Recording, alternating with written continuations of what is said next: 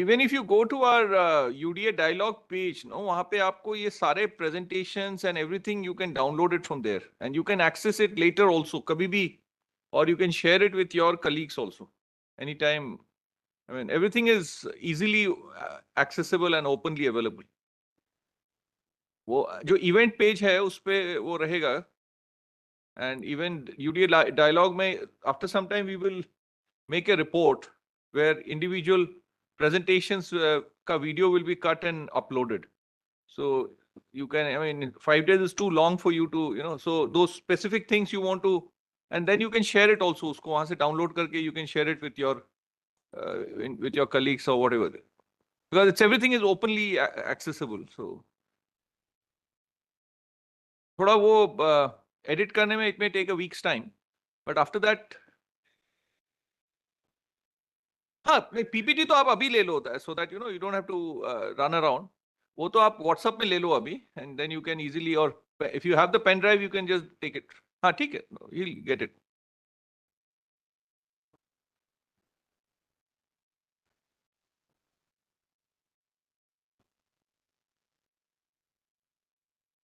Today we have done a slight change.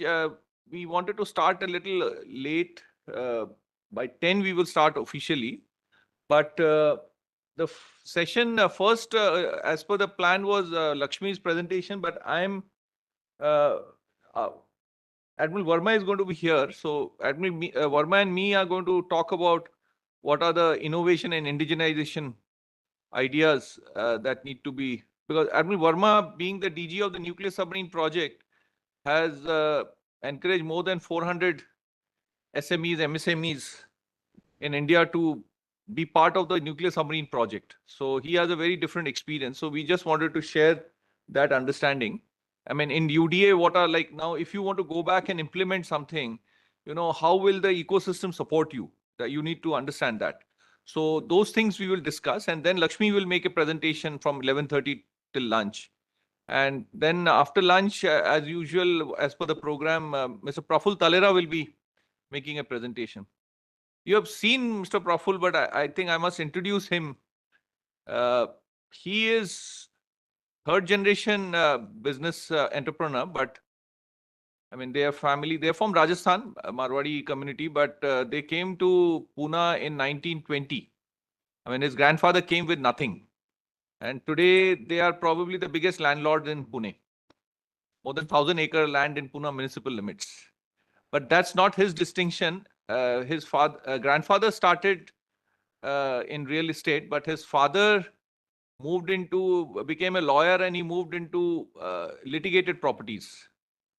But then Praful started the logistics business, and he's probably the pioneer in India. He was instrumental in getting the just-in-time inventory management to India for the first time. A lot of people have talked about just-in-time, but nobody could actually implement it on the ground. So for the Tata Motors, he implemented it way back in 1998 and gave them a savings of 800 crores for an inventory of 4,500 crores, which is remarkable. And to that extent, Tata Group was really surprised that something like this can happen. So in such big corporates, as you know, they hired Arthur Andersen as a consultant to confirm that what he's saying is right. Arthur Andersen charged them 17 crores in 1996 just for proving that. And Arthur Andersen took everything from him. This is how, big players play. 17 crores in 1988, you imagine what it is.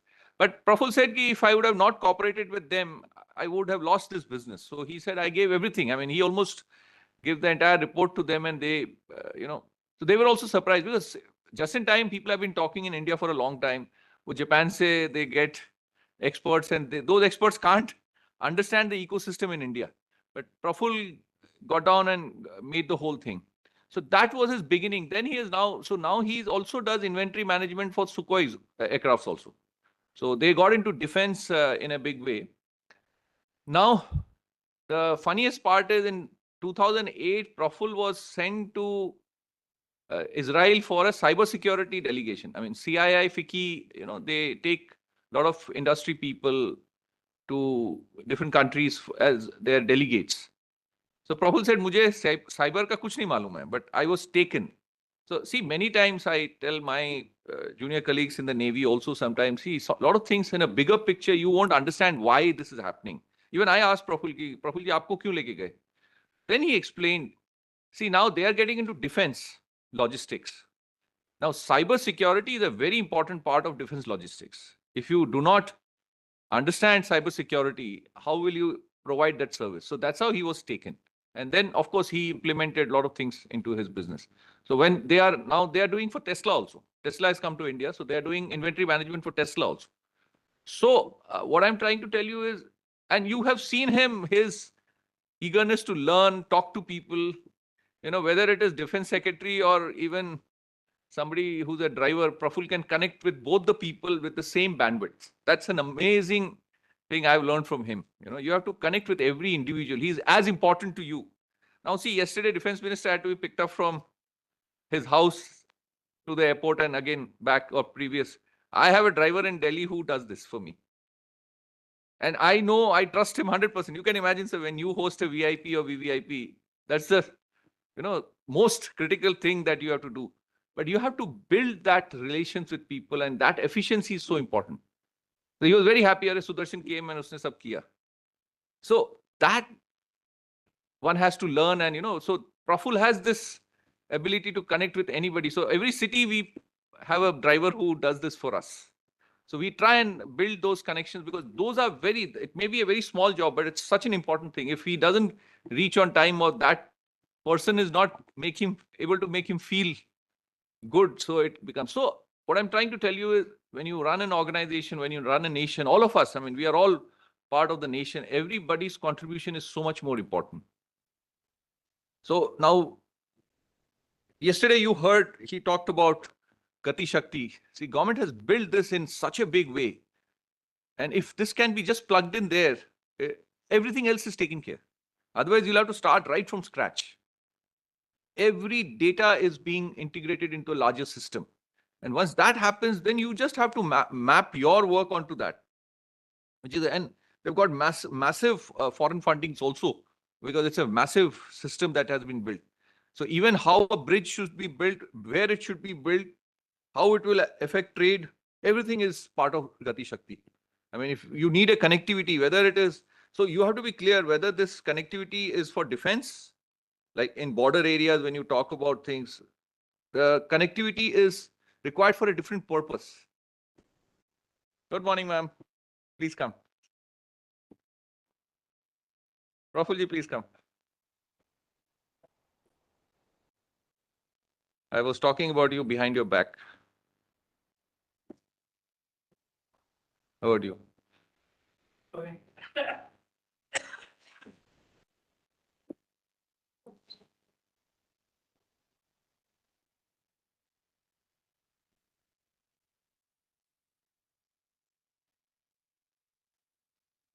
We'll start at 10, Prafulji, for today.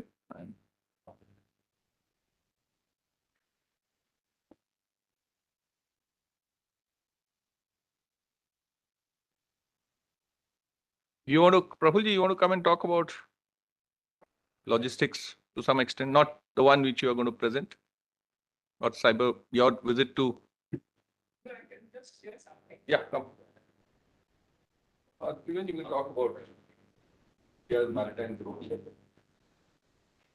I think if you talk. I can talk about logistics. Yeah. Maybe, yeah. Kindly pay attention. I have requested Prafulji to. Hello. Good morning. Good morning, everyone. Yeah. I've been involved with logistics for all my life, actually. I started working. It's been 41 years I've been working full time. And see, it's very interesting. I'm a student of history. I mean, not that I learned it formally, but I just learned by myself because I'm interested. And now the armed forces, logistics is a military word, right? And do you know what is the Hindi word for logistics? There's a word in Hindi for logistics. Yes, you can take guesses. Anyone? Haji? Apurti? See, the Hindi word for logistics is rasad. जब फौज लड़ती है तो रसद पहुंचाई जाती है. हाँ, and it's not just it's a Urdu word, but it's a Persian word. So when I researched, because I was doing logistics, I researched logistics, and that's when I found out. See, it's a Persian word, and in Marathi and in Hindi is the same word, because the court language of Shivaji's Darbar was Persian, Farsi. See, the Maratha, I mean, in Maharashtra, they pride themselves a lot with Marathi to the level that it's become very chauvinistic. But the language at Shivaji's Darbar was Farsi. And in most courts in India, in most darbars, it was Farsi. So, so I studied more about what Rasad is and all. See, the Persian Empire was a huge, far-flung empire, right from Bactria, like Afghanistan, right up to Turkey and into Greece. And they could move a message 2,500 years ago, a message physically across the empire within 7 days. Can you believe this? We can't move things in India across India in 7 days, even now. But the Persians could move a message across the empire within 7 days. So when I went to Iran, I found out more about what Rasad and how did it come about. See, the word Rasid, receipt in English, comes from Rasad. See, if you go into the etymology of words, the word receipt comes from Rasad, Rasid. And so they had developed the Met department of ancient Persia was called the Rasad Khana, because they would map the stars to know what are the seasons and when they could move the Rasad. So the Met department was called the Rasad Khana in ancient Persia. So coming back to Rasad, then see, the one of the best systems of Rasad in India of logistics is the Dabawala system of Bombay. You know, the Dabawalas in Bombay, if you know of anyone who's lived in Bombay, knows about the Dabawalas. They move about 2 lakh boxes. That's 8 lakh moves a day without a single error. It's a better than Six Sigma operation. It's a better than, and they don't use computers. They just use a color code. And come hell or high water in the monsoon, you know how the monsoon is in Bombay, it still works. They pick up your dabba after you leave home, so their wife can cook you a fresh meal. They'll drop it in your office, pick up that dabba again, and drop it home before you reach home. And they do about 2 lakh dabbas a day. It's a fabulous operation. I mean, you can't even, and the best part of it, this legacy of the Dabbawalas in Bombay comes from the Maratha armies. It comes from the Maratha army. So this is, it's been a very interesting journey, because I just been out of curiosity, I learned all this. You know, I went in a defense delegation to Russia, and the Russians took us to a restaurant called Moscow 1812. So I asked them, what is the significance of this number? So they said, sir, this is the most important year in the history of Moscow and the history of Russia, 1812. I said, what happened then? So they said, this is the year when Napoleon came and conquered Moscow. Napoleon was the most powerful man of his times in Europe. And with almost 500,000 men, he went and raided Russia. And the Russians realized that if they fight, they would die. How do you retain Moscow? And how do you retain Russia? So what they did is, you must be knowing, they followed the scorched earth policy. They themselves burned down Moscow. The Russians themselves burned down Moscow. And they poisoned all the freshwater sources. And they burned down all the farms around Moscow. So this guy lands up, Napoleon the Great, lands up in Moscow with 500,000 men on September 14, 1812. And he sees Moscow burning. Generally, it's the invaders who burn down the cities which they conquered. Here it was the other way around. And he gives a big victory speech, but who's listening?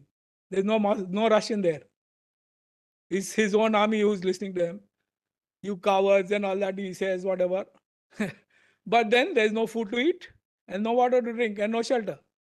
And the Russians use their winter as a weapon. They use their winter as a weapon and denial of logistics, of food and grain and water. And barely, see, he had conquered Moscow. Once you win, you have to keep possession of that territory, right? But barely he could keep possession of Moscow for 34 days, and he ordered a retreat. And when he was retreating, the Russians attacked. And in this one campaign of Moscow, more than half his army perished. 6 million men, 600,000 people had gone into soldiers, French, and only 1 lakh came back. And they say Moscow 1812 was the beginning of the end of Napoleon. 1814, the Russians were in Paris. And as part of his diplomacy, Napoleon had gifted a horse, a very beautiful stallion, to Tsar Alexander. The uniqueness about that horse was one eye was black and one eye was grey. And on that very horse, Tsar Alexander rode into Paris. And the name of that horse was Eclipse. So they say that this was the eclipse of Napoleon. 1815, Napoleon was exiled, and thereafter he died after the Battle of Waterloo and all that story. But 1812 was the end of the Napoleonic reign. So again, it's a lesson in logistics. The same thing the Russians did in the Second World War, but they didn't let the Germans come up to Moscow. They burnt every village, town which came in the way, and even now they blew up the dam in Ukraine, right? The Russians blew up the dam. So logistics is all about Rasad. Rasad nahi aaye to aap ladenge ke. See, Napoleon's most famous words: the army marches on its stomach. The army marches on its stomach. You can't fight unless the soldier eats. You know, during the possession of Moscow, they slaughtered their own horses to feed the army. But you can imagine how much 500,000 men will need to eat every day. And a Fauji eats much more than a normal citizen because his output is so much more. Huh? It's so physically demanding for a Fauji. So this is Rasad. This is Rasad. So when I started doing this business, I was working with Tata Motors. So, and I just out of interest read about JIT, just-in-time inventory systems. And everyone said it can't be done in India. It's not possible. JIT was done by Toyota first time in the world. The Japanese did it. JIT means basically if you have, say, producing 5,000 units today in the first shift, you get only 5,000 kits or material for 5,000 cars, units. You don't have a single screw extra. So if the plant shut down, there is no inventory in the plant. Zero inventory. And that's why it's called just-in-time inventory. So that's what Toyota did. Then the other Japanese companies caught on. Then the Americans caught on. So it's a process. So when I proposed it for Tata Motors, they said it can't be done. We've had Japanese consultants, everything. I mean, huge resistance. But ultimately, I could prove it to them that in the Indian legal system, it can be done. And we gave them savings of 800 crores on a turnover of 4,000 crores in 1999 to Tata Motors. That's what gave Dynamic Logistics its claim to fame, and that's how. But then I'd gone for training in the port of Singapore in 1985 to learn about containers, the shipping containers and all. So it was a very interesting course. Singapore, I mean, I was surprised, like the trainers who were training me in Singapore were people who had been trained in India, in Pune. One of them was from Pune. I mean, Singapore has got such a huge lead over us now that we can't even imagine. Yes, but it's a tiny little state, but super high tech, very, very, state of the art. So I learned a lot, and then I tried to set up a dry port here. Ultimately, I tried in Chennai, it failed, but then I could set up one in Pune. And despite a delay of 13 years, after 85, in 1988, I could get it going in Pune. And despite this delay of 13 years, we have still remained the first mover of setting up a dry port in the private sector in India. Then because of my interest in logistics, I realized, see the air cargo complex. We set up the first air cargo complex in the private sector in India. It's in Pune. We are working with 180 airlines now. So basically, what my view is that all working capital, irrespective of which business you are in, doesn't matter whether you are in food or pharma or fabric or furniture, all your working capital is either locked up in your raw material or finished goods. And if the money cycle is not playing out fast, you're losing money because inventory carrying cost is there. Sometimes, and all the chori, all the losses, all the theft, everything is with inventory. Because inventory is money. See, I can just flick off something, sell it off in the market. It's money. See, I can't mention names here, but there are companies, top-notch companies, where the physical inventory in the warehouse, there are a few crores of inventories missing.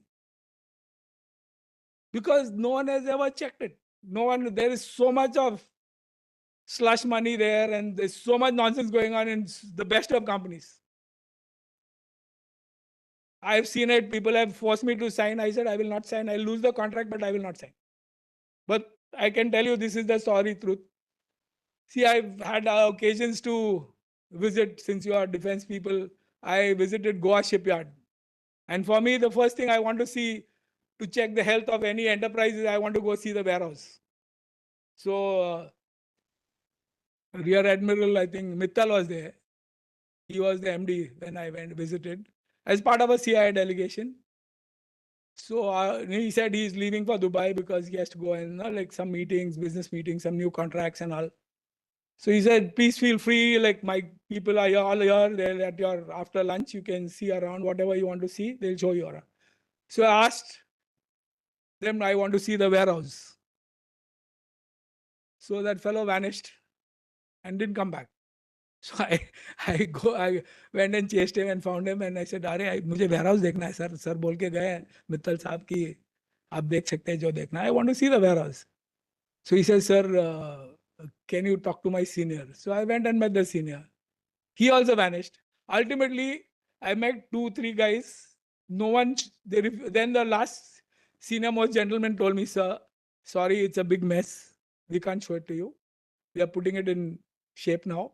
When it's in shape, we'll call you back. Till date, I've never got a call. I never got to see the warehouse of the Goa shipyard.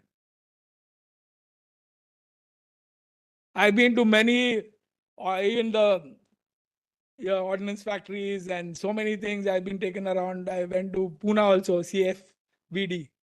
There also, it's a sorry state of affairs. I feel ashamed that logistics is a military word and our Indian military is so way behind there. And it is possible to do it. I met General Chet also from the integrated headquarters who was in charge of logistics. So, see, in India, we have the capability to do it.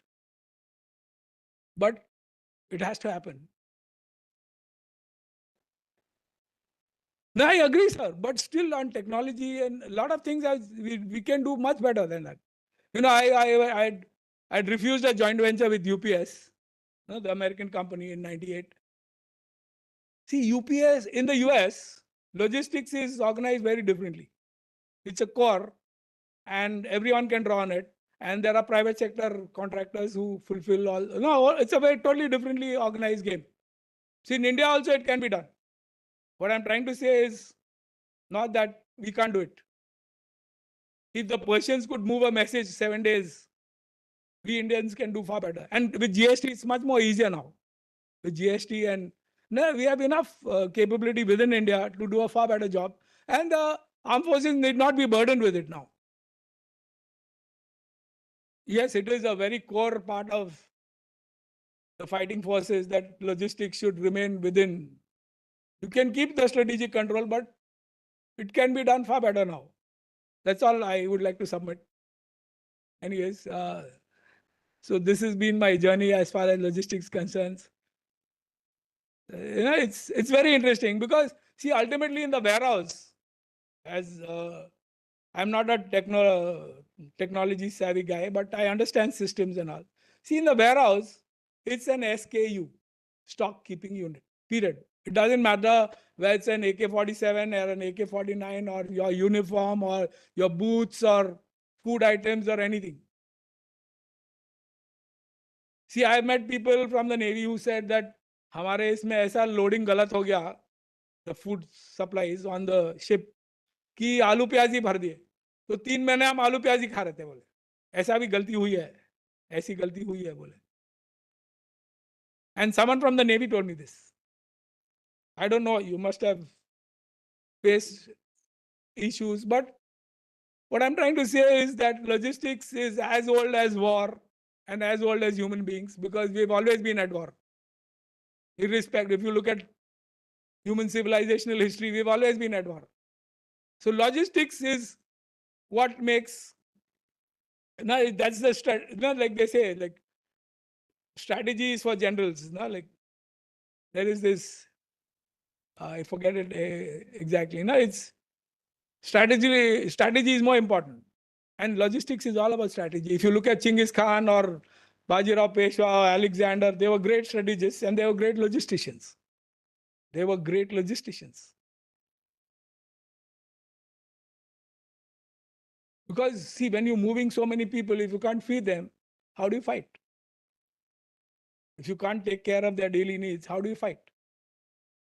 So for me, it's great. Logistics has become every transport. I feel very happy when I see Lakshmi Transport having become Lakshmi Logistics. Every transporter has changed his name to logistics. You see any truck on the road anywhere today now, everyone is proudly, and I'm happy, they're all jumping onto the bandwagon of logistics. But logistics to me is like, to give you an analogy, your human analogy, is 3 parts. The human body has 3 parts: the head, the torso, and the limbs. Right? Very simple. See, the head is the systems, because it's an IT-enabled service. The torso is the warehouse, where all your vital, the digestive system, the respiratory system, everything is here in the warehouse. And the limbs is the transport. So it's transport, warehousing, and systems is what modern day logistics is all about. But see, a system is much more than the sum total of all its parts. See, in a postmortem, they like just open up and it's done within 5 minutes. What they check is the torso, right? So, see, the thing is, now if these are not fused together, you can't have an efficient logistic system. All 3 systems, if you have the limb separate and the torso separate and the head separate, it's not a body, a functioning body. So same thing is happening in so many companies. I see it across the board, across so many organizations. There's so much of dysfunction. I've been to this tent thing here. What is not the tank battalion here in Pune, in Kirki. There's parts lying on the road outside. They can't get trucks in time. They can't move out things. It's a very sorry state of affairs. Not everywhere, but there are, and things can be far, far better. Anyways, so this is what logistics is. The Dabbawalas, Moscow 1812, the Persian Empire, and that's it. I can go on for the whole day. Logistics is a very interesting subject, but that's it. Any questions or anything I can answer if you have.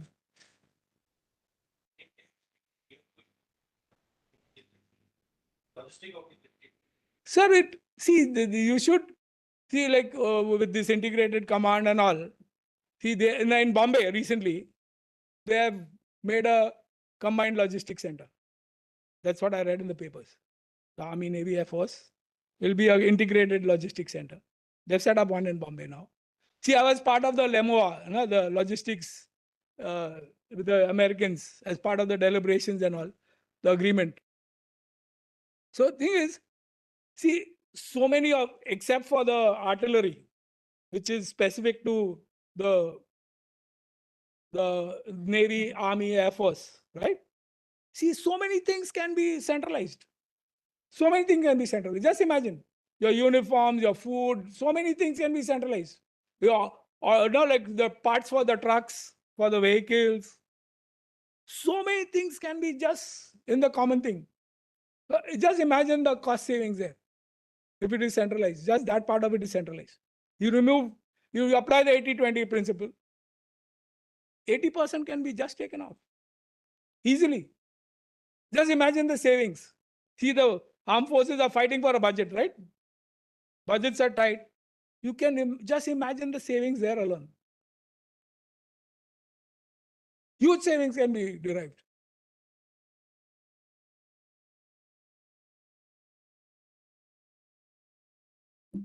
Anyway, we can talk later. Thank you.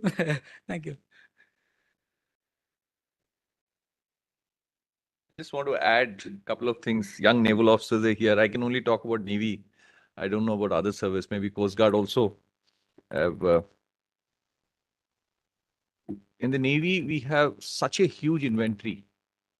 We have got equipment from. If you look at the Russian system, the small motor, it is fitted on the ship also. It is fitted on the submarine also. It is fitted on an aircraft also. It is fitted on a truck also.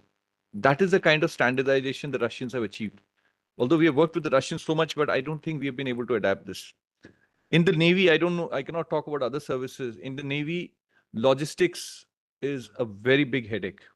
In fact, Profilji and me were at the highest level in the Navy. And when he just was with me for MRC, but the whole discussion, I'm talking about the highest level in the Navy.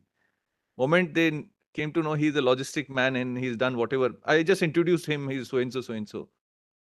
Our entire meeting got hijacked and we went into logistics, how to manage inventory in Navy. It's a big problem we are still facing. What you don't realize, for managing that thing, the kind of inventory we are maintaining is mind-boggling. And still we don't. Gentlemen from the dockyard, you will know. You understand what I'm saying, right? It's a huge problem. What you want, it's not there. What you don't want is available in abundance. Massive abundance, it is there. And off camera, I'm talking about a lot of times, just to get an NAC, future commanding officer, you must listen to this. A lot of times in a hurry, we get an NAC. How do you get an NAC? You demand an item which is not there, knowingly, to get an NAC. You see, you have to understand, yesterday I was so happy when my young ASW officers spoke about something. It relates, and that's probably, off camera, we are not here to discuss Navy, but I'm just talking, we have a little time. Many times, now what happens when you do this NAC business, you demand something which is not there. See, the logistic department is also doing their work, right? So at the end of the year, when they drop the list, what was required, they find all these things for which they gave NAC, actually we never required it. Dummy, we built the thing. So in the next cycle, they demand that more. Yes. And what does it do to the system? See, we all have to be blamed for it. We all are part of the system. None of us are out of the system. And that is how the system gets your critical spares list whenever you're going for an overseas deployment or whenever you're going for something. Every year we've been formulating and nobody does it seriously. Why? It is such an important thing. You should stop every work and do this. But aisa nahi hota hai. And that adds up. So what me and Profilji discuss is that if you can honestly fit the data correctly, you do not need the top consulting companies. Navy has hired everybody. And the problem is not solved. It is your honesty. You have taken out an item, you put back that item. It's like even if you run a shop, it's the same thing. But that honestly, you have to manage it. That is what is required. That's the case with everybody. That's what he said. Because we think that this is the least important. What he was trying to emphasize is We think that logistics is the least important work. That's not. Please. See, a lot of defense personnel go and do their IIMs and like management and all. In management, Peter Drucker has said that warehousing, like is the like inventory management is the last dark continent in management. It's like the Africa which has yet to be discovered. This is Peter Drucker I'm quoting.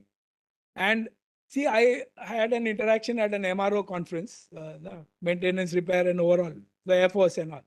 See, there's huge inventory lying of the BRDs, the base repair depots of the Air Force, at different locations across the country.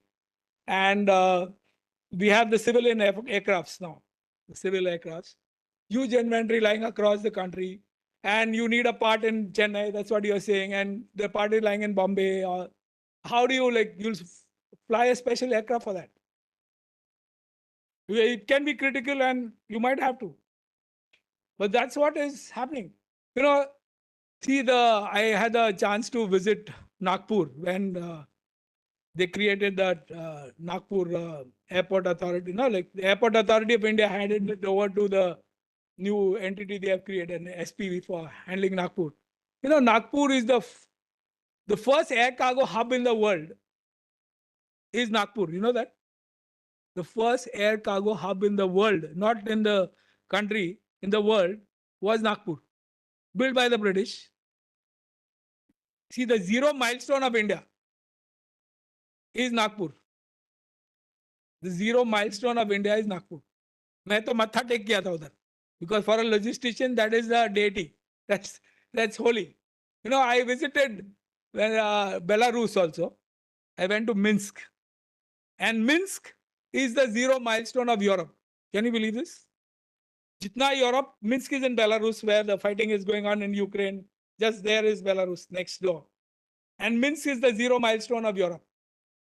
See, this whole fight of the Western Europe and Eastern Europe, which is Russia and Belarus, and a whole part of Russia is also in Eastern Europe, is Minsk. तो मैं मजाक में ऐसे ही बोला था, अरे यार मैं मत्था टेकता हूँ. So the manager of the delegation said, Praful सही में करेगा तू मत्था टेकेगा? मैं बोला मेरे को कोई शर्म नहीं इसमें. So मेरा फोटो भी है मिन्स्क के zero milestone पे मत्था टेकते हुए. Because for a logistician, see, zero milestone is, why is it so important? Because everything is equidistant. See, you can cover all. You know what is the business model of Blue Dart? DHL Blue Dart? They have 4 aircrafts. They have 4 aircrafts. One is positioned in Bombay, Chennai, Kolkata, and Delhi. And they have a cutoff time of 7 o'clock in the evening. So if your parcel doesn't reach Bombay by 7, it won't fly. At 12 midnight, all these 4 aircraft meet in Nagpur, coming from all 4 locations. Suppose now you want to send a parcel from Chandigarh, right? So it has to reach Delhi by 7 in the evening, right? And you'll get loaded and come to Nagpur. And if it has been destined for Pune, so it'll go from Nagpur to Bombay in the same aircraft, which they change they have a 100-kilometer radius, 200-kilometer radius around Delhi, Bombay, all these 4 cities. And that's how it goes. So the parcel goes Pune, Chandigarh, Delhi, Nagpur, Nagpur, Bombay, Bombay, Pune. And you'll get it next day. Because see now this sounds a very complicated route to reach Pune, right? But why is it cost efficient? Because those 4 aircrafts are loaded both ways. They are not going empty. So it's a very cost efficient model. It looks very complicated, but it's a super cost efficient model. See, going forward, I'm in the container business. See, there's a huge container yard in Tughlakabad in Delhi, ICD Tughlakabad. Now the massive containers, trainloads of containers going into North India, going to Tughlakabad, and the customs is done there. The customs facilities, generally customs are always at a port, at an airport or a seaport. Now this is called a dry port. What is the difference between a dry port and a seaport? There is no sea. So the biggest dry port in India is in Tughlakabad. And going forward, I put my neck on the block. The biggest dry port in India could be Nagpur, because you can move cargoes to the eastern seaboard, western seaboard. Good morning, sir. Good morning. Please come. No, you're not. Thank you. We can talk. Thank you, sir.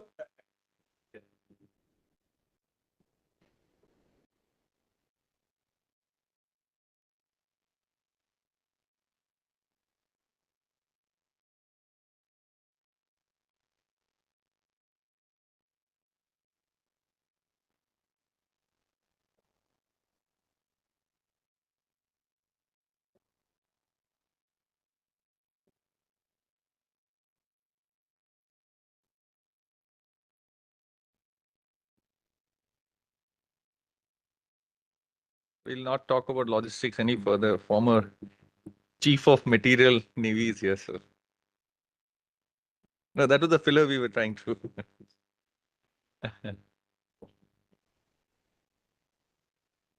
Okay. Welcome everybody to day 4. We will start day 4. I think we had very good last 3 days. We had interactions with the best of resource persons, and I'm personally very pleased and delighted that even the participants participated with a lot of energy and enthusiasm. I hope you have learned also and you have found it interesting. And it's important that you go back with some inputs that you can apply in your day-to-day work. So today, our first session, there's a change here slightly, as I had mentioned earlier also. I have preponed the second session to now. We're going to talk about indigenization and innovation. So I request Admiral Verma sir to please come on.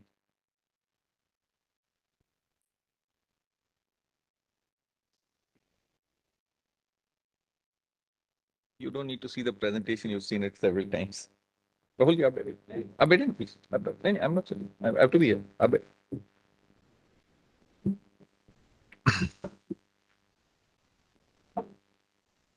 I think Prafulji, more than me, is appropriate to sit there because he has been part of, no, I mean, to be honest, he has been part of many innovation delegations, many innovation summits himself. So it makes a lot of sense that he's also here, and I would also request him to give some comments. So, but since our topic is UDA, I would like to focus my attention on UDA. So can you go back to the slide, please?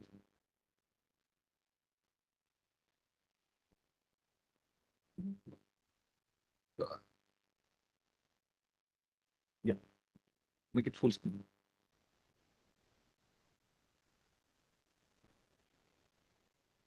So in the context of UDA, as we all know, it is a new subject and our concern, as we have been discussing, that we have been running to the West, and the West, of course, does not understand the tropical waters, whether it is in the river systems, whether it is in the marine. I mean, a little bit of my experience in the Navy also, I can say that we have bought a lot of Western equipment, but they are definitely not able to give us the optimal performance that we desire. And the second part is under the SAGAR vision, if India can sort this out and we can be a major leader in the entire Indian Ocean region or entire Indo-Pacific as well, because the Indo-Pacific by definition is the tropical waters. Next, please.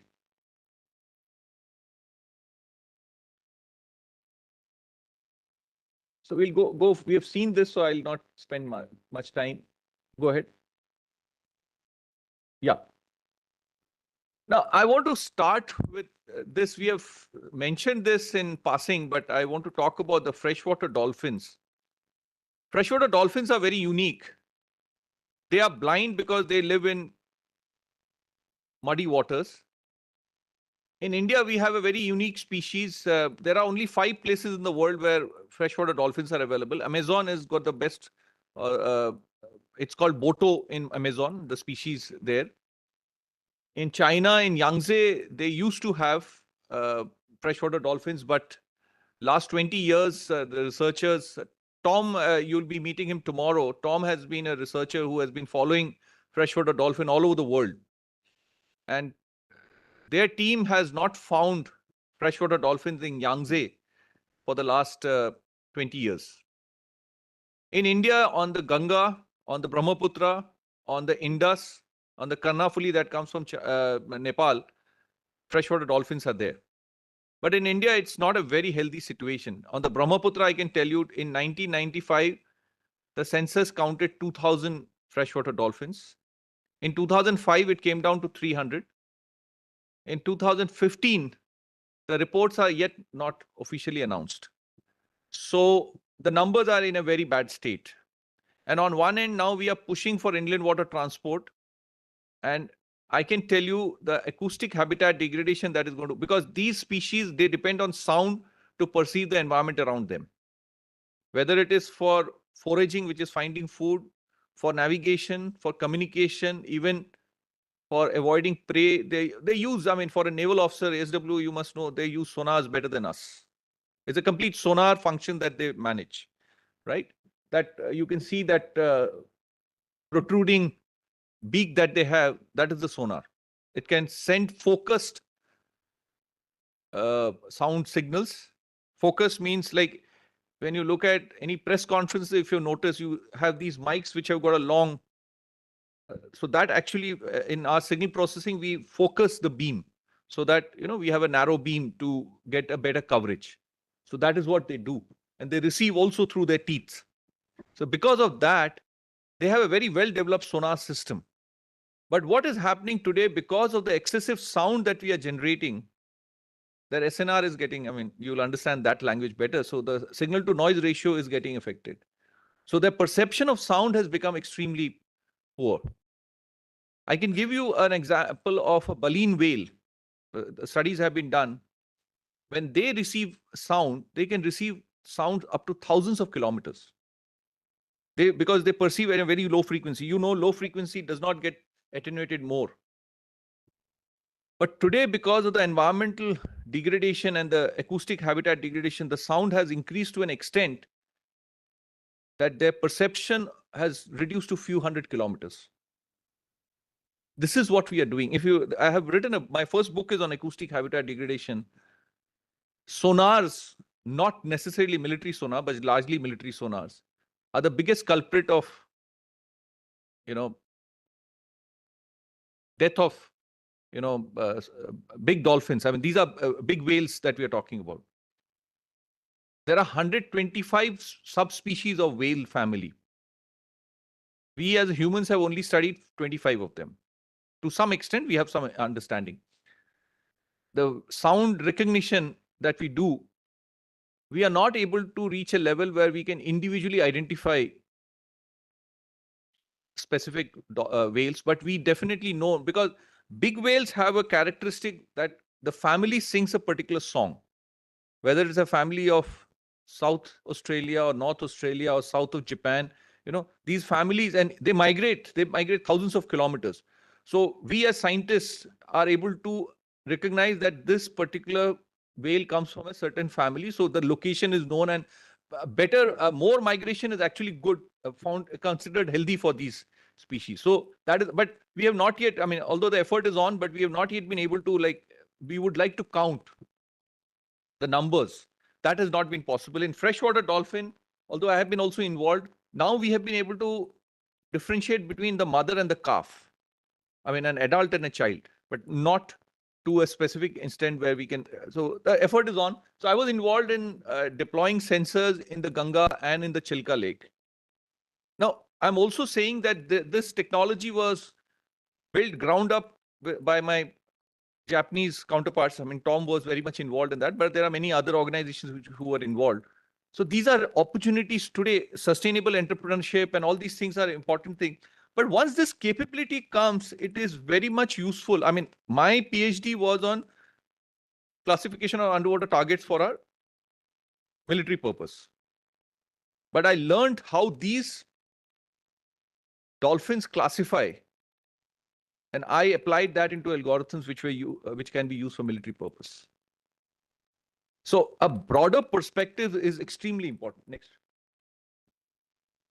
Now, these are some of the recent incidents. First one is a 42 feet blue whale stranding in Alibag, June 2015. The next one is 50 feet bride whale stranding off the Mumbai coast in January 2016. And the third one is 90 short fin pilot whale stranding off Tuticorin. That is September 16, not Jan. I'm sorry, there's a mistake. Now, these are recent instances, and I have written about it. Now, these big whales are not supposed to be seen north of Sri Lanka, but we are seeing stranding off our western coast. This is purely because of the massive anti-piracy operation which started in 2009. All of us know in the Navy, we've been doing that C-115. Yesterday, when Roger Pine was talking about C-115, 112, these are the, the command structures that the US Navy has formulated, and there are, I think, 22 countries which are part of it, and Indian Navy is also part of it. Because of this and the, bunching of merchant ships, the entire shipping lane has shifted towards the coast. And that is what is disturbing the migration of the marine species. And this is causing massive amount of, the last sighting of the western coast was in 1915. And now after 2015, we have started seeing strandings in our coast. That is a serious acoustic habitat degradation in our waters. 2018, there was a RTI and we found that there were 80 big whale standings of the Maharashtra coast alone. That is how severe this issue is. I wrote Hindustan Times had done a full page article on this, and I had contributed to it. Next, please. This we have discussed, so I think I will, next. So even, when we talk about this water quality, water resource, you have to also understand that now on one end, we are saying the water is reducing, but you imagine the same quality of water comes to your washroom also, and the same quality of water comes to your kitchen also. How does it happen? We have to have some segregation, right? Now, and also the water is coming to your kitchen, you have no understanding of what is the quality of water. On what parameters are you saying that it is consumable domestically?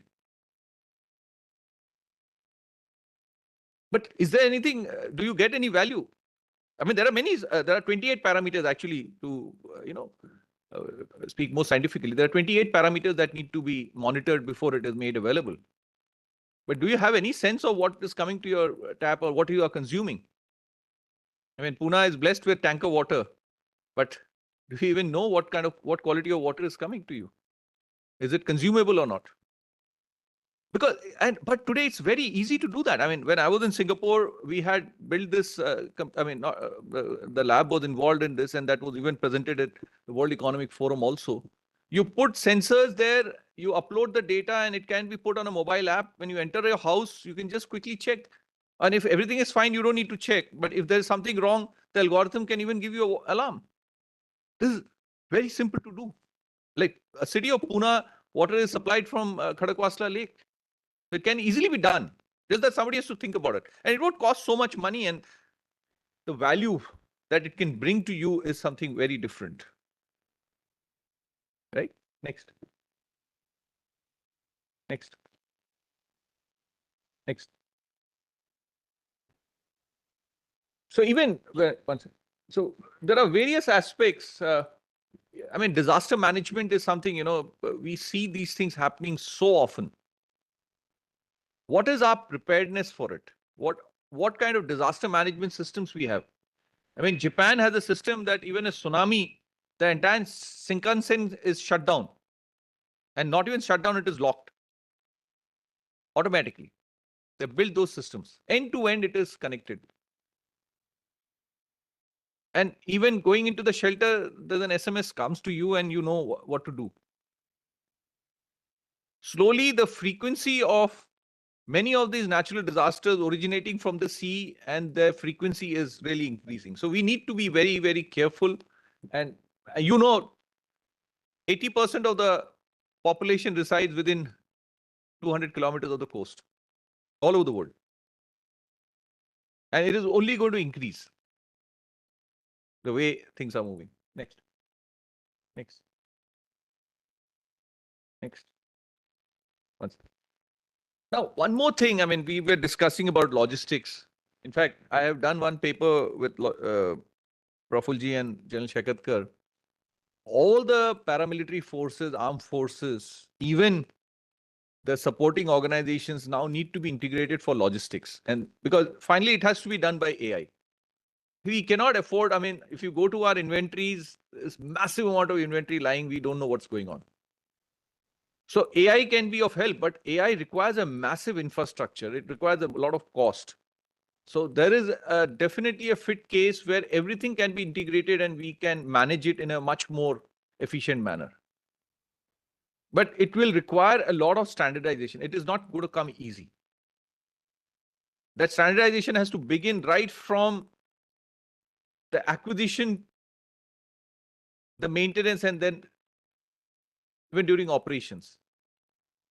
So that's not my subject, but what I'm trying to bring here, what we talk about in UDA is pooling of resources and synergizing of effort. Now, when we talk about underwater radiated noise, acoustic stealth is such an important subject for military. Anybody, whether it is Navy, Army, even Army operates in the Pegong Suk Lake. And the Chinese are there in a very big way.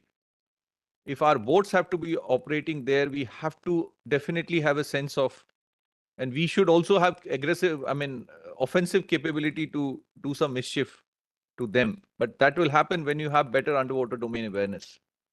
I've discussed this at a very senior level. So what I'm trying to say is that the same kind of technology, same kind of know-how that applies in underwater water acoustics is also applicable to acoustic habitat degradation. It is also applicable to ship now, even for the ship design and ship building also, those standards have to be applied. So we need to be very careful how we can integrate. See, your Navy will always be concerned about data security and all that. You don't have to share the data. Your financial data is all available, right? But still, your confidentiality is maintained. There are enough ways where, you know, what is important doesn't have to be in the open domain, but a lot more other things, it can be made far more accessible. So in this case, you can see the basic thing remains the acoustic capacity building. And how do you maintain the stealth of all our platforms? Next. We talked about sediment management. Sediment management is required for water resource management. It is required for inland water transport. It is even required for our armed forces or paramilitary forces who have to deploy in water bodies in the frontline areas. How will you deploy your platforms there? How will you move your strategic assets if you do not understand the sediment pattern? You won't be able to plan it. You won't be able to move it technically. Next. So this is what I have tried to build, you know, how you will have a user academia industry partnership. Today, there is in India, there are already enough schemes announced: Make in India, Skill India, Startup India, Digital India is already there. No new schemes are required. Only the core capability required is robotics, signal processing, modeling and simulation, and data science. You just need to customize this, have the right kind of expertise, core expertise, and then you can drive policy, technology, and capacity building. Because without the user involvement, no solution can be provided to the user. Many times I've seen outsourcing where we think that the outsourced partner will do everything for us. It doesn't work like that. You have to be first able to define the problem very, very precisely. Sometimes we fail in that, and then we don't know what's going on, right? And the same thing, see, so many people can benefit out of this. We talked about underwater search and recovery. We talked about so many other things. Everything gets integrated into this. Moment you have an underwater domain awareness, everything else becomes part of it. Next. This we have discussed, I think, umpteen number of times. So this can be mapped. I mean, you can have an MSP for everything. Whether it is water quality management, water resource management, whether deployment at in any water body. Everything can be mapped through an MSP. Today evening, there'll be a presentation by Jay and Sridhar on the MSP tool that we have built. And that is an answer to everything that you want to do. And yesterday, Honorable former Defense Secretary talked about the Gati Shakti thing. I mean, when I thought about it later, it is a phenomenal infrastructure that the government has created. So the MSP can be just mapped onto the Gati Shakti platform. And every user, every data source will get automatically connected to that. Next. Yeah. So when we talk about various mapping, habitat mapping, species mapping, resource mapping. Now, I want to give you an example. In 1988, when the first Chakra came, it was supposed to be deployed, INS Chakra, the nuclear submarine that came, it was supposed to be deployed off Visakhapatnam. When the submarine sat down in position, the entire sonar screen got blanked out. There was a discussion and, somebody said, one of the master chiefs looking at, ASW sailor, he said, sir, blast transmission karenge, theek ho jayega. Everybody is looking around, how do you do a blast transmission in a submarine which is deployed in operation? But the captain obviously thought for a while and, then he said, okay, that is the only way, then we'll do that. And exactly that's what happened. They did a blast transmission, everything was fine. You know what was the cause? They were sitting on top of a snapping shrimp bed. Snapping shrimp is a creature of this size of a finger. When it produces sound, it produces sound of the order of 200 dB, reference 1 micropascal. Right? The biggest mammal on earth, blue whale, produces 196 dB, reference 1 micropascal. Big whales are in few numbers. Snapping shrimps are in millions. One snapping shrimp would have few millions of snapping shrimps.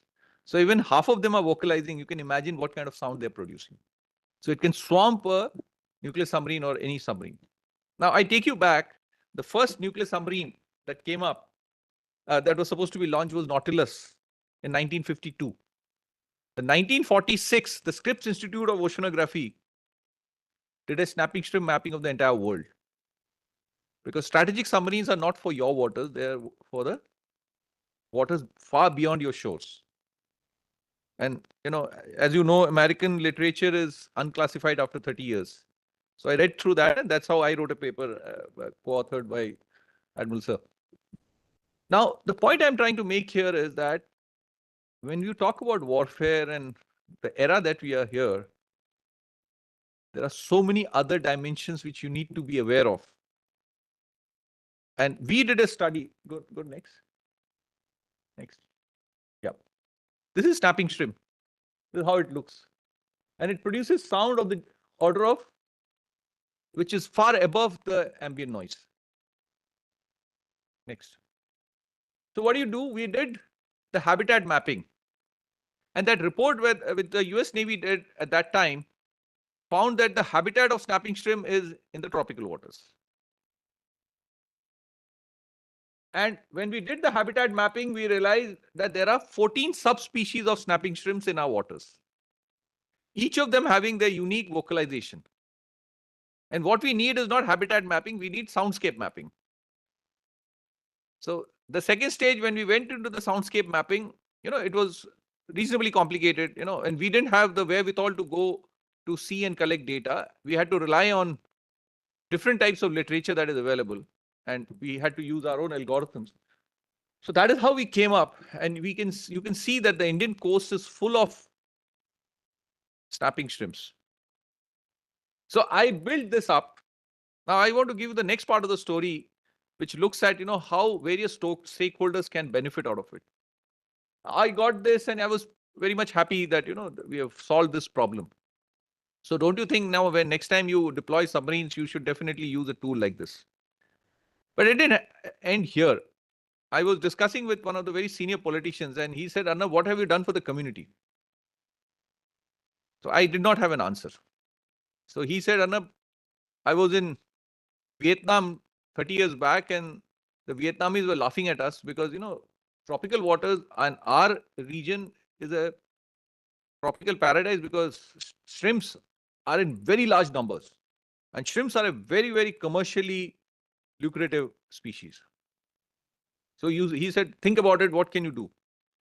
So when I thought back, see, we have already done everything. The entire underwater parameters are mapped and, we have so much more understanding. So what we did in agriculture, there is a thing called APY analysis. Area under cultivation, productivity and yield. So we applied the same thing for shrimps, not snapping shrimps, but for shrimps. So we took, Slok has presented that work on the second day. So we just converted this knowledge into, or this framework into that. Taking underwater parameters and how different interventions can be done, how different planning can be done. So the entire habitat mapping has been translated to that. And this is a very good tool for managing, in shrimp, there are 2-3 very important interventions that are required. One is the feeding intervention, when you should, because, beyond a point, if you feed, it doesn't help the metabolism, it doesn't increase the size. So at what stage you should stop? And the second is disease outbreak. That's a very serious problem. So how can you predict any outbreak of disease and what interventions can you do well in time, right? So this whole thing has been now converted into that, and we are getting good support on this. Next. Next. Yeah. So the entire, this, go back. So as I had, no. Ahead. Yeah. So, as we have said, there are 3 kinds of opportunities that are there. Top-end data scientists, domain experts, and field deployment specialists. So when we want to integrate the local community, they will come in that field deployment specialist. Those people who have grown up in the coastal waters, they will be so much comfortable with water. They should be deployed for all kinds of field deployments. And some of our, people from the Navy or people who have certain, because now if I take my naval colleague for any deployment at sea, a lot of things I don't have to tell him. He's trained to manage that. This may not be possible by anybody else who's not used to these kind of things. So we have to just kill them appropriately. We have to tell them what to do, how to do. And that won't be, we have defined a lot of training programs in this, and we can easily manage this. Next. Next. So there are various, where all it can be done, water resource management, whether it is freshwater reservoirs, groundwater management, river sediment management, and water quality management. There are various aspects that need to be covered. Inland water transport, the navigability, 20,000 kilometers of waterways are coming up. You imagine how much data is required. Right now, we have very little data in this. And if such a massive project has to be managed, we need a massive amount of digital transformation. Next. Community livelihoods, fisheries, aquaculture, benthic resource exploitation. Like seaweeds is something which is coming up in a very big way. A lot of people are talking about it, but we have to do it very, very scientifically. And we have to also understand, a lot of private entrepreneurs have invested significantly, and now because of the Biodiversity Act, they're stuck. A lot of money is stuck in that. So how do you manage it end to end? Policy intervention, technology intervention has to go hand in hand. Sustainable development goals, so of course, this has to be managed. A lot of digital transformation is required there. Oil and gas also. Like yesterday, Dr. Ajay Kumar was talking about the oil and gas sector. Next. So we do these programs. I think I'll just quickly. Yeah.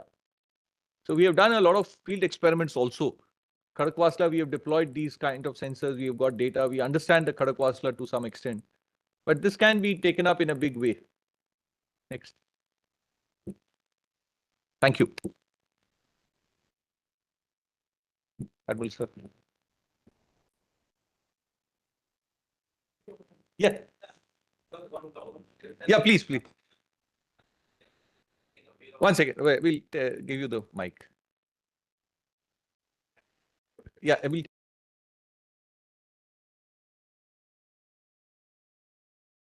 Aware of the tropical water and the performance of the sonars. One natural doubt which has come into mind are the performance of the eco sounder, which are fitted in every naval ship and the civil ships also.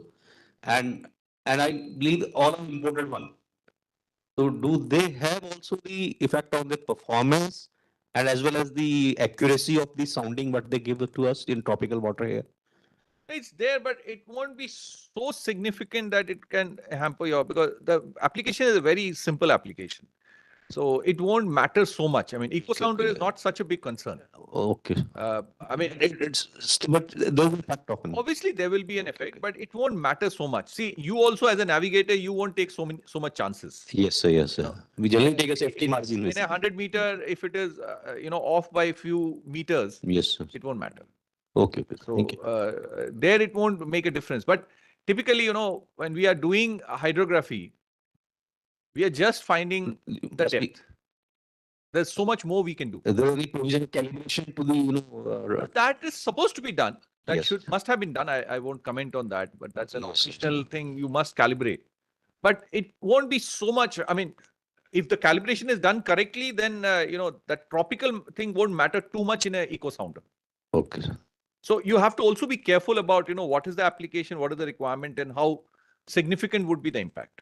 Thank you, sir. But in other areas, yes, there can be issues. Yes, please.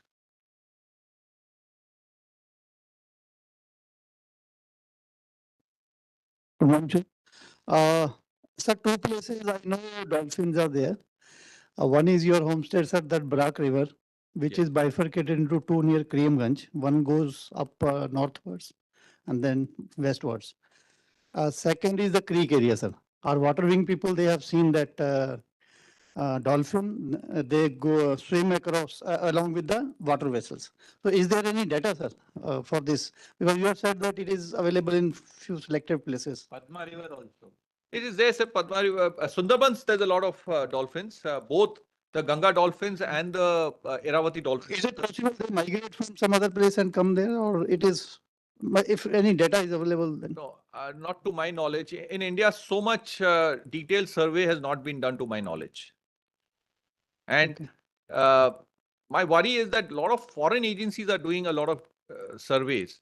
Whether it is available with our agencies is something I'm not sure of, which should be there. And, but see, it has to come from a consciousness of our people who are operating there should also use that data and take care of certain things. I mean, we work with the UNESCO, and the UNESCO head of natural sciences, Benno, is a close friend. He said, Anup, our biggest partner should be the armed forces all over the world, not just in India. I mean, he's a global diplomat. So he said, we try, but it's very hard to make them part of our thing, which is earlier, first time when he said this, I laughed at him, but now when I look at things, because see, you have the access and you have the resources. Even, if we can get some data from you, it will be far useful in terms of, Now, it has to be done in a much more scientific manner. data collection is there now, sir. There are some firm has approached to count the dolphins in that area. What's happening is these are being done by smaller NGOs. Even many times worry is these are all foreign funded NGOs. So now, if I want to say work on a dolphin research, there is no agency where I can go and put an application and take permission. It is only after I have done half the work, then, some agency will come and say, with whose permission are you doing this? Then if I ask him that whose permission should I take, he won't be able to answer that question. That's a worry. There has to be some central agency or some single window thing where, I go and say, okay, I want to do this. These are my intentions. Can I do this? That doesn't happen. But once I'm halfway through, but in that, some people get away because, but there what happens is a lot of them are foreign funded NGOs. And then once they get the data, what do they do with the data? The government of India has no clue on that. So that is something worrying. And, when environment becomes part of our larger operations planning, that will be a very fantastic thing. That will be a matured India that we dream of. So second point is that regarding logistic, this making clause, sometimes it becomes procurement of technological solutions, like you were trying for ATVs, and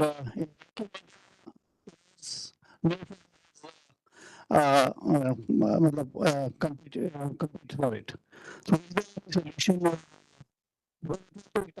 Check that level, that high advance. Verma sir will respond. Thank you, sir. Right, yeah, sir will respond when he comes here. This question, sir will respond when he comes. One question I want to ask. Sir will answer your question, sir, when he comes here.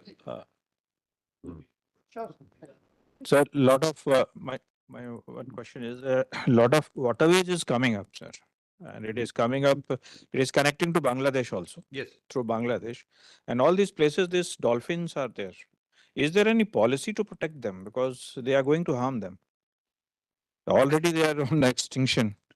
Sir, I'll tell you, in 2009, Honourable Prime Minister Manmohan Singh declared the the Brahmaputra dolphin as the city dolphin of, national dolphin, national mammal or something like that he announced. I mean, Honourable Prime Minister of the country did that. But unfortunately, that has not translated down into what you're saying. See, before one can, like what Sir also mentioned, before we can do something or we can manage anything, any issue, first you have to measure that issue or whatever. Unless you have, see, nobody can prevent armed forces or any development process to happen. All we are saying that we have to navigate this in a more nuanced manner. That is all we can do, right? How will you navigate in a nuanced manner unless you have the data? I mean, that's what underwater domain awareness is all about. Yeah. Yeah, that's a very interesting thing. Thank you, Prafulji, for reminding. See, in Chilka Lake, in the 90s, all these, like even in the Brahmaputra dolphin also, the locals kill the dolphins for oil. And that oil has some medicinal value. That's what they say. Now, to prevent that from happening, the government said that we will involve them into something, which they can also benefit. So in Odisha, they started what is called a dolphin tourism. Now, for dolphin tourism, that is the only state in the country or only place in the country in Chilka Lake where the government gave licenses for boats. Earlier, there were no mechanized boats on Chilka Lake. Now, see, if you have to carry people, you have to have some mechanized boats. The small boats won't work, right? So the government officially gave licenses for motorized boats in the Chilka Lake. After 4-5 years of this already happening, or I think 10 years later, I was doing some work. I mean, I was part of a group, not alone. I was still a serving naval officer. I had gone there. So the Chilka Development Authorities had some meeting with me and I gave them a proposal. And in the first thing I said was these boats are extremely harmful for the dolphins. There are two reasons. One is the blades are also, because see, once you give license, they try to cut corners. There are when you have to manage this properly, you have to also specify what kind of design of boat is allowed, what is not, and all that. Nobody goes into those details. Anybody comes, license is given. They use some very cheap boats with a long protruding propeller with a propeller blade, and that propeller blade was cutting those dolphins and killing them. Okay, that was one part. But my specific area of interest and my specific area of understanding is the noise that this dolphin makes. Iravathi dolphins are also very unique. Iravathi dolphins are called facultative dolphin. They are unique in two ways. One is that they are blind and they use sound. The second is the facultative dolphin word comes because they survive in fresh water for 6 months and salt water for 6 months. Imagine how evolved a creature it will be. And we are just killing them. And now when I gave a proposal that this boat is a bad idea, how can the government accept it, which uniquely took so much credit for licensing a boat, which is bad for the environment? I mean, it is so much counterproductive to what they have done. So they quietly said, "Ki, sir, aap chhod do isko." And it's continuing. That is lack of awareness. You're doing something which is counterproductive to the cause itself. I mean, we have done a lot of study that frequency band is precisely overlapping with the dolphin hearing. I mean, the sound source path receiver model that we keep talking about. The source sound and the victim are exactly in the same overlapping frequency band. And it is, when we talk about sound, sound is also a pressure wave, right? Underwater, speed of sound is 5 times more. So the pressure is that much more. The initial thing is that you may get you may have hearing problem, but the next stage is you can get disoriented, and it can cause rupturing of your eardrums, and that's happening. And just ignoring my proposal was the easiest solution to it. So that is something we need to be aware of. So, I mean, we have to have a lot of, understanding, and we really need to mature to a large extent. We'll come to you, sir, after. Yes. Sir, you already answered my question, which I was about to ask you. The dolphin study you mentioned at Ganga and the Chilka Lake, sir. I wanted to know whether the dolphin of Chilka Lake is a saltwater dolphin or it's a freshwater dolphin, or how it is behaving, because the lake is somehow connected to the sea, I believe, sir. Mahanadi. So when in the monsoon, when the Mahanadi is flooding, it floods fresh water into it, and where in the dry season the water comes in from the sea. Even that thing was later on. It was built, I think, 40 years back. When gastric dolphins are also seen in Haldia and Sagar Island, near the Sagar Island. Yeah, that's that Ganga dolphin coming down. Thank you, sir. Question.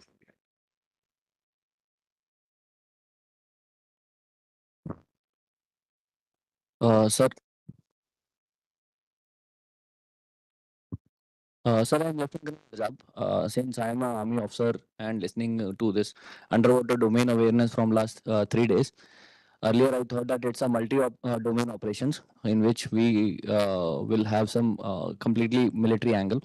But this 3 days workshop had been quite enlightening on the other fronts also.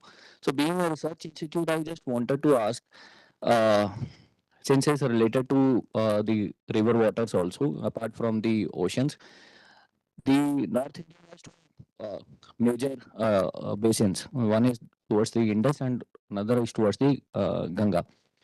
And in the Indus part, we just have one region from which I happen to belong to is Punjab and all. A very small portion from the entire Indus basin, which is productive for agriculture. And initially, it was thought that okay, Punjab can sustain based on the groundwater itself, and rest of the rivers have been diverted through canals towards Rajasthan to again build up the agriculture sector in that part. So, build-up of this question is we generally have strengths and weaknesses of our terrain as we study in army also and in the defense forces. So some strengths are natural, strengths and weaknesses are natural, and we tend to accentuate them. We tend to use them. We tend to study them and then use it to our benefits. And other strengths and weaknesses are artificial.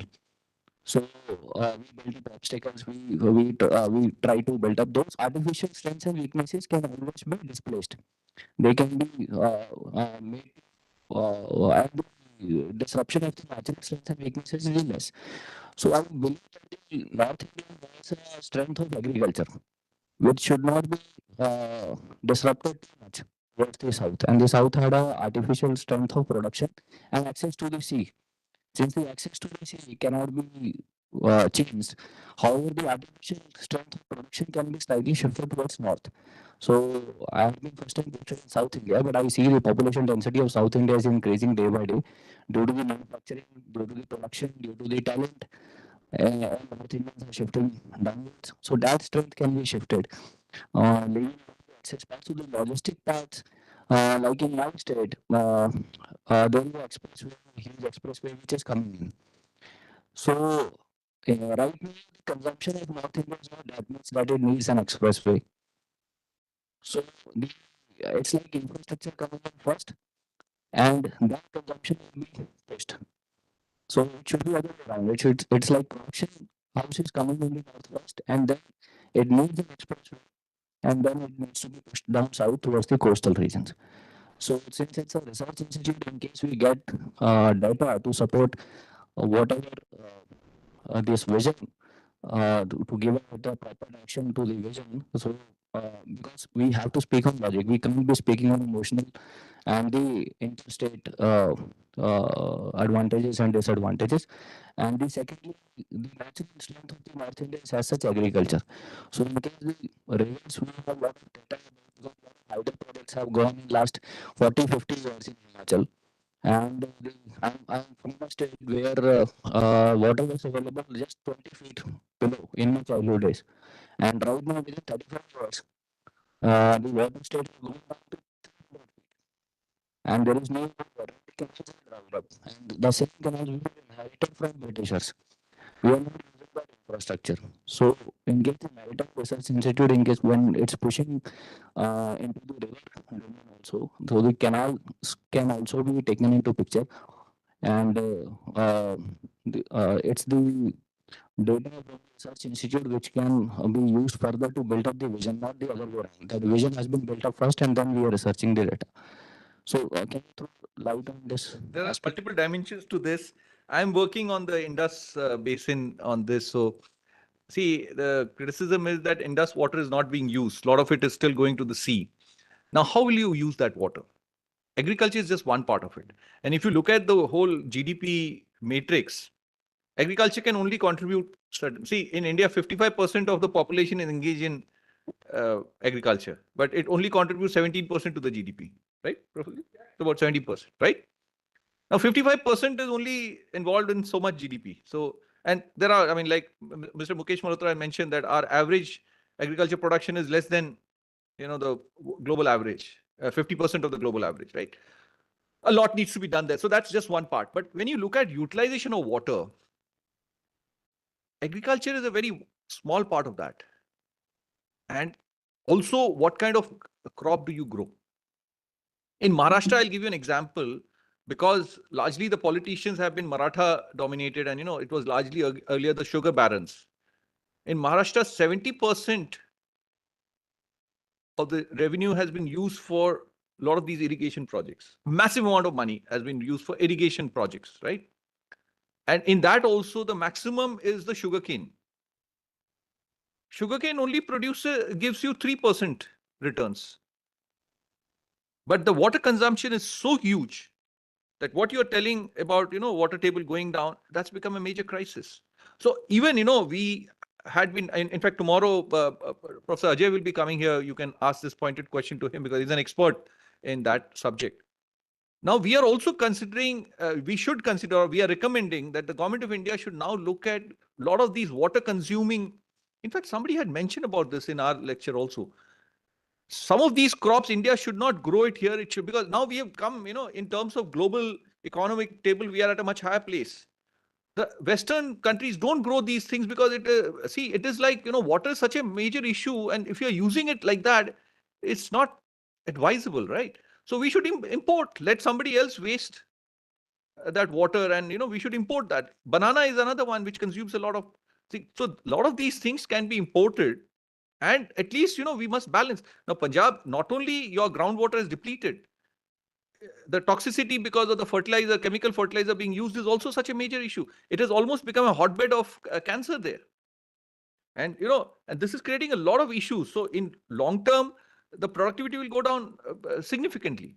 But the larger issue is that how do you balance it with industrial growth? Because you have to definitely earn. Now, see, there's a big problem of water. After all this COVID and all this, the semiconductor, and plus the government is also now conscious of a semiconductor. What is the biggest bottleneck for semiconductor industry? Water. In India, it is only possible in Northeast because I showed you the map. The water is excess there. Nowhere else it is possible to have semiconductor. In Gujarat, they have done because they have done the Kapasera project.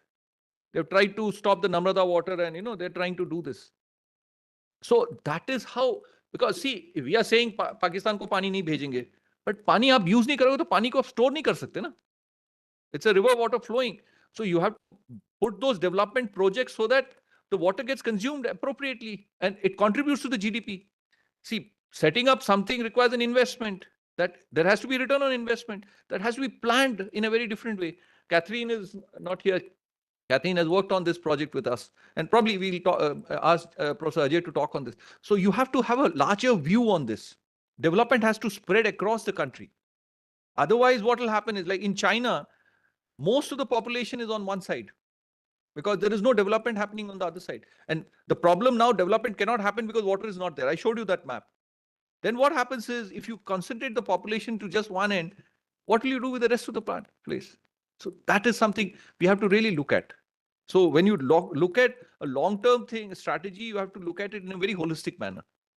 Agriculture is good, and agriculture. Now the biggest problem that we are facing is the farmer's child doesn't want to remain a farmer.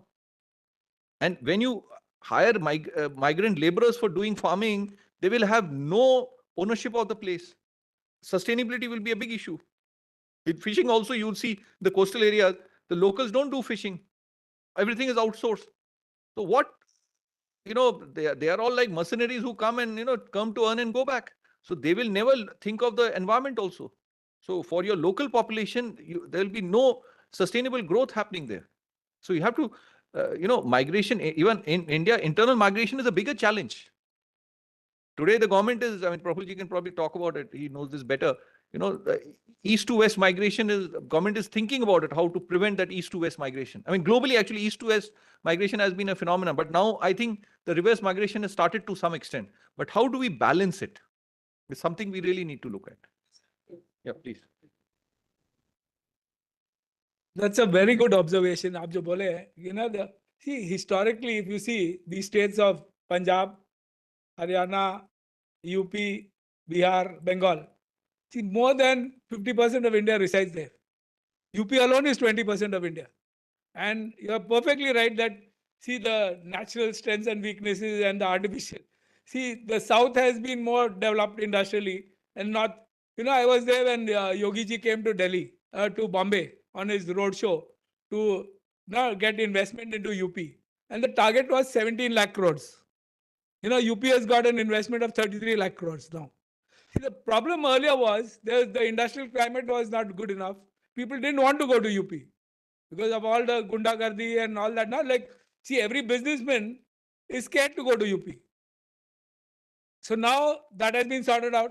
I've heard Yogi ji saying in Bombay at the Taj, he says, UP में जितने भी गुंडे हैं, या तो वो अंदर है, या वो बहुत दूर है, जहाँ से आ नहीं सकते. That means they have been taken care of and sorted out. मर गए, मार डाले गए. So now, see, the problem again is logistics, like you mentioned. See, this is all the landlocked part of India. See, earlier, even during the British days and much earlier before that, the Ganga was a lifeline. There was so much trade happening on the Ganga. Today, there is no trade happening on the Ganga. Hardly. There is no water there at so many patches. So now the national waterway number 1 is Ganga, which is almost 10% of the total 20,000 kilometers. No? So unless you reduce the logistics cost, see, our logistics cost is almost 15-16% of our GDP. Now, if we don't get it into single digits, you are not competitive globally.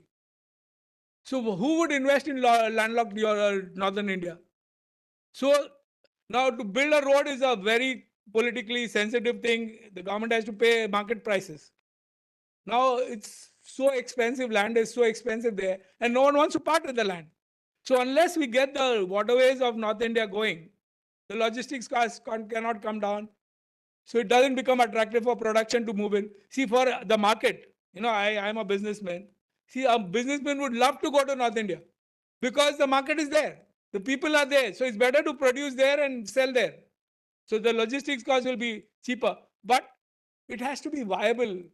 It's not just the people. There's so many other factors, the industrial climate, the skills available. See, a lot of things have changed during the COVID. A lot of migrant labor went back home. And they have been mapped. Mind you, a good thing which was done is their skills have been mapped. So that is what Yogi ji was offering. We already have so many trained people because they are all trained in Western India, South India. See, if you go to South India, even Punjab, the labor is, like he said, is all Bihari, right?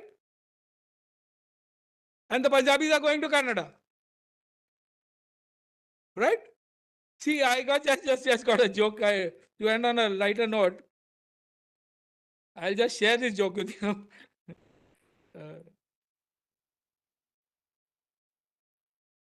that why is it raining so much in Dubai? Right? So they're saying, why is it raining in Dubai and not in Kerala? According to leading meteorologists, it rains depending on the clouds. As the clouds come over Kerala, they only see Bengalis. So they think it's West Bengal and move on. Once the clouds reach Dubai and seeing all the Malayalis, they think it's Kerala and start raining. So sorry, I mean, I just wanted to end on a lighter note. But this is, you are perfectly right. This is what is happening. Now, how do you balance it? See, for India, it's not wise to put all the development. See, now going forward, see all the Lok Sabha seats, we are into election season. See, they want to do a full recalibration of the seats.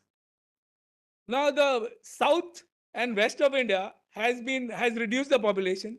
The north is, the family planning failed. But now should they get more more Lok Sabha seats going forward, and the south be punished for performance in reducing the population? See, these are very, very naughty, very thorny questions which we as a people have to answer as Indians. We all have to answer, because it's a very lopsided growth, and it's evident in the election also. See, the north-south divide is evident in the elections. I hope I've answered your question to some extent. We can talk later. Thank you.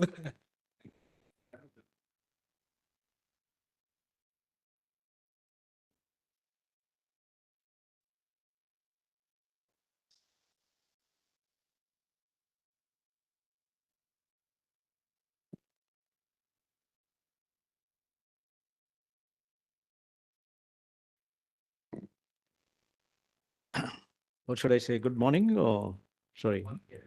Yeah, still.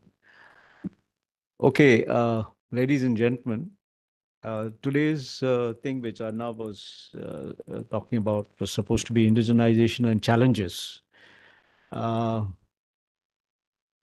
biggest challenge is first is to understand why do we use this, sorry, stupid word called indigenization. What is indigenization? Is there something anybody knows what's the meaning? Fauji's will know because we use it a lot in the thing. What is indigenization from your mind? How do you make it home? By using Ludhiana method?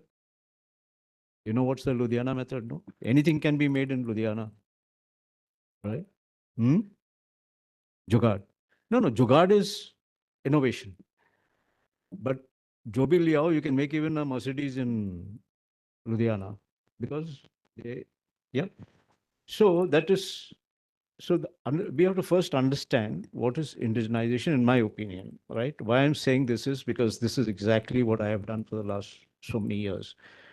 But I still not been able to explain to admit the people. That's why they make this, that we will be AtmaNirbhar in 2 years, right? AtmaNirbharta is self-reliance. So there's a difference between indigenization and self-reliance.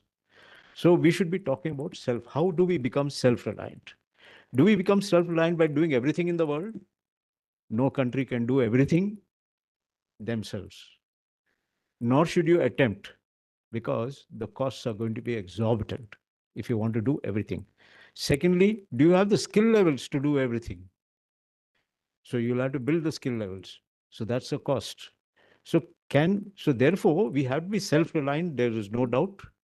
We have to map what are the most important things where we should be self-reliant and first attempt that. So I would like to use the word self-reliance rather than indigenization, right? So what are the challenges? You know, whether even if you, I think, and I'll tell you what is indigenization, which also has been done. I'll give you an example of indigenization. The torpedo tubes, right?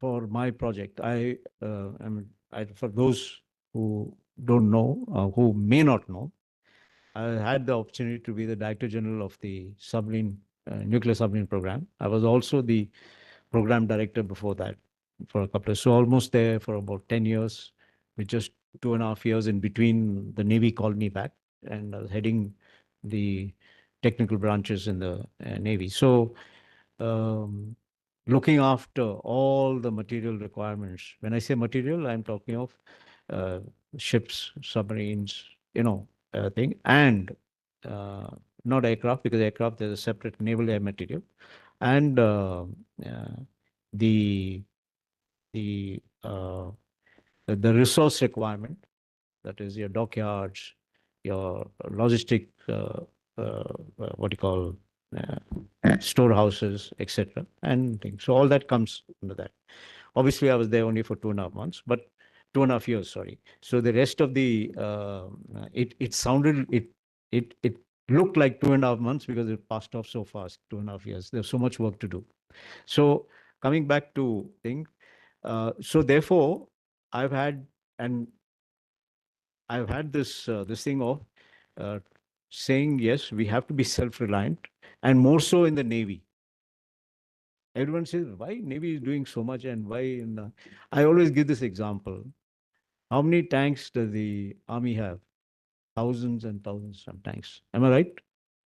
Right? And of course, they are fielded everywhere, etc. How many ships do we have of a type, like a frigate? 4, 8. So if one ship goes, 1/8 of my resources is gone. So I have to be self-reliant, which means I should be able to look after that resource here. Because suppose I have to send an item back to wherever it is for repairs or thing, it's not possible. So it was a necessity for the Navy to be self-reliant. And that's how we started very early in the 69, 68 when we started, by doing, as usual, first you do transfer of technology, then you use the people inside to develop the knowledge, etc. So I said, I'll give you a thing about so-called indigenization. Indigenization is making it in India, right? Thing, right? But making in India somebody else's product, right? That's the way to go also. I'm not saying that's bad, but finally you have to be self-reliant. So I'll give you the issue of a torpedo tubes. The submarine torpedo tubes for my first program were imported, right? And like good Indians, we imported little more than we wanted, right? And one tube was put through all kinds of tests, because we have to first understand what is the material of the tube. So we went for material structure, broke it up, this, that, etc. We, of course, got one team. L&T was given this job. Why? Because they had done a torpedo tube of a western source for surface ship, but nobody had done this. And these tubes, as you know, most of our submarines were coming from the east. So we broke this up, etc. And then we made our own analysis as what it should have. And why is that? You see, the other thing is the why. If it is supposed to have strength, why? If it is supposed to have this kind of material, why? Is it anti-corrosive, this, that, etc. So it was not just, thing. So we went through the why of that material being used, right? Having done that, we now knew why you require that kind of a material. First is, can we make that material in this country? That is the easiest. Once you know the composition, DMRL, etc., can make the material, and we can do that. The next thing was, okay, I'll make a tube. How do I test that this tube will actually push my torpedo or my missile out, right, at the correct speed, etc.? So I must have a testing facility. So, but where do I test it? Because I have not told the guy whom I got this from, that I'm going to do this kind of a thing. Having done it, I don't know what torpedo and what missile I'm going to use, say, for my third boat. Okay, so this should be able to even think. That means I must understand what this tube does, and therefore I have to have a range where I can test it. We built a range. We built a range in a place called Talegaon. But you'll ask me, where is the water, right? So again, you have to innovate. So what we did, we made a test tube, not a test tube, a tube. Yeah, because when people think test tube, we all go back to our school days. No. A tube for testing. We call it a test tube because we're going to use it for testing. So that there. Then we built the requirement to push any the object, which is the submarine, not the submarine, the torpedo or the missile out, because they also launch missiles. Now, where do I launch it? There's no water. So the other thing what we did was, fortunately in this place, L&T Talagaon, we got a big hill close by. So we dug 25 meters into the hill, right?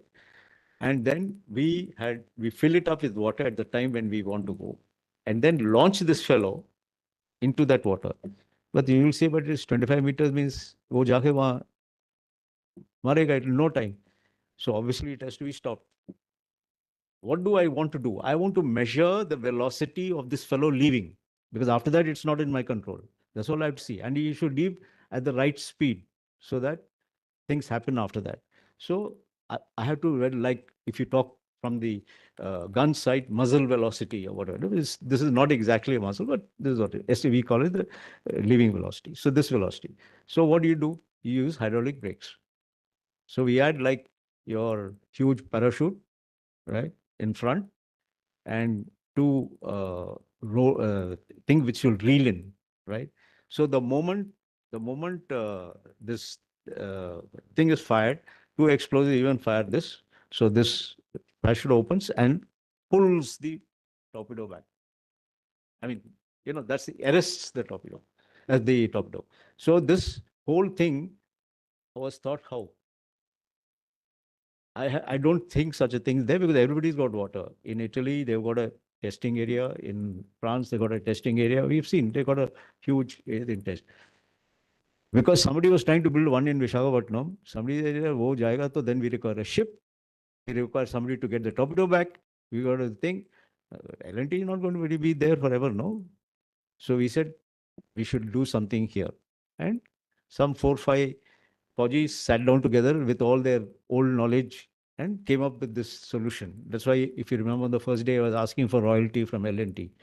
So we did this thing. And today it's a facility is available to the nation. NSTL is using it. Everybody's going to use it. So when we are talking of thing, the first challenge is people think, how do we do here? Everything is there. So the first challenge is in the mind. So we have to, and the mind is very fertile, right? But I'm your boss. You come up with an idea. That's DRDO's job. Yes or no? Do you get these kind of reactions? I know it. It happens very much in the Navy. So the question is not anybody's job. It is our job, because finally it is meant for us who are in the forge to work. Right. And I told you the reason why we need it, because if you're going to depend on somebody outside, he can close the tap or he close the thing. All of you know what happened in 2000 when we had that 2K, when we had that problem. I was at Naval Headquarters at that time, and I was in a joint committee with the Army, Air Force, and Navy, where we had to find solutions, right? And I went around. We went to the field, Northern Command. So when I went there and asked what is the thing, all the GOC INC said that my problem is of today. I am not bothered about 2K. Which is true, because I can't expect you to think. So he doesn't even know what his problems are, because nobody's told him that this is the type of thing. So asking a stupid question like from a GOC is, what's your problem? Is my problem is of today, not your high flown bloody thing. So so that is also the job, because you are supposed to fight today's battles that come to you. Somebody else is supposed to do that job, but who's that somebody else? Again, you only. So we have to have these so-called groups who should look at it, and we can't just leave it to the industry or thing. Why should industry do anything unless there is something for it, right? Like I was telling you, L&T, right from day one, they were part as our partners, right? And you have to do that, either build that chap or build anything, etc. So the next challenge is finance. You can't spend more than, I'm just being ridiculous, 200 rupees or so, something like that. What comes for 200 rupees? You don't even know what you want, no? So how can it not cost more than 200? Because you are also making a budget. not knowing how you're going to, how much you're going to spend. So there has to be a, they should allow, there should be policies that allow you to go about it. Third thing, if you're doing something, as I said, indigenization is not replicating, but coming out with your own ideas. So if you're coming out with your own ideas, there's a development, right? So when first you want to do, I won't even say too much of research. In development, when you want to develop something, like if I have to find out what is this material, right? I have to go to a chap who knows how to find what is the material, which means I have to have some kind of contract or something with him. I should be allowed to go to him, not go to three people. In our thing, no, you have to either these days, everything you put in what is called gem or something like that, right? The question is that those are the policy challenges. So those policy challenges, it's not that the government doesn't understand, right? We, in the users, we have to understand and make the government tell them, we know that you know, so please give us this. So it happens. My program, which I think is an example which I was telling even when you were going for your battle tank. I got the people from DWE. You got a weapons, no, weapons and equipment directorate under the ADG. So I told them this is the only way to go is like this. Use whatever has happened here because some great guy before us thought about this and went. If they use that, which is everybody is a stakeholder, right? So if everybody is a stakeholder and there's a failure, everybody is responsible for the failure. If you're going to do something for the first time, you should expect to fail. Who's going to look after that failure? So all these things should be, looked into, and then you understand what are the, so these are the various challenges come because nobody wants to go for something which they are not sure. So self-reliance Atmanirbhar can come like that, not by just deciding that we'll become Atmanirbhar in the next 5 years without knowing how to go about it. But can it be done? Yes. It has been done. I'll give you an example, another example. Why I think like somebody asked about echo sounder. I shouldn't forget that. He's not, you asked about it. You are in Indian Coast Guard. I remember that because you're sitting on the left of me in the Coast Guard. Now, echo sounders are made in the country now, right? Yes, you're absolutely right. We used to get echo sounders from outside, and it was worth buying it from outside, but it has to be calibrated, right? You should know what you're getting is right. So we used to calibrate it. If you go to the weapons department, there's a method of we calibrate it not in the water, we calibrate it in air. And Arnav said it, 1:5 is the things. So that's the range, and they're quite accurate. I've done it when I was a commander in my this thing. So echo sounders are there, foreign echo.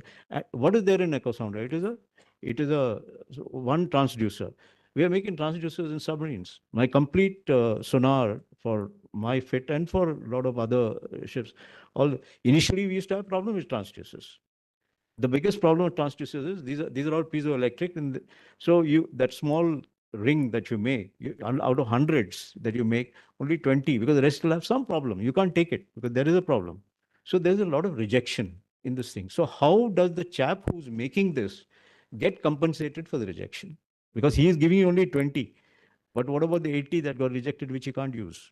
So once you close these gaps, the availability increases. Today, those gaps have been closed because we know that when you go for this will be the rejection. So we have to pay him for the whole lot, including the rejection. Then only he will manufacture. And only thing, make sure that the rejection is not because of his bad quality work. It's when a ceramic, it's ceramic crystal, no? So the ceramic settles, there are some air gaps, so they can't be used. So in spite of the best way you do, and still you have, then you should be able to, I think. So today, now the echo sounder which is there on a submarine is totally Indian. And that's not the type of echo sounder that we use on the ship because it is part of the sonar, which gives you the depth all the time because you should know what the depth is all the time. So echo sounder is not an issue, but I'm worried that the Coast Guard raised it. Because Coast Guard ships we used to do the thing before in the dockyards. So I don't know why it is not being done now. So you should look at it when you go back. What's happening to the echo sounders in your why it's not. But the possibility, the feasibility is available. Even I'm sure it is NSRI also is available, NSRI portal also. It's a very simple way of calibrating, right? And in a repair in an echo sounder is nothing. Once the sensor goes, you throw out. Rest is electronics, and that's very easy. So next is somebody asked about Make in India or something, you know. But yeah, so you're absolutely right. Make in India is what? First question is that. What is Make in India? Will that chap come and make it in India? Or are we going to make it in India? If we are going to make it in India, do we have the skill levels to make it in India? You know, these are the things that are covered. Unfortunately, this make in and buy and all that, I think it's very, pardon my saying it because it happened after I left. So it requires a lot more tweaking, right? So yes, everybody wants to do it in India and we should do it. Do we have the capability? I'm saying yes, enough. Now, I'll tell you why this program, the nuclear submarine program, succeeded. You know, what was the, what do you call that? Demarche or whatever you call it, main, this thing given to the program in 1984. ATV, the ATV that was set up to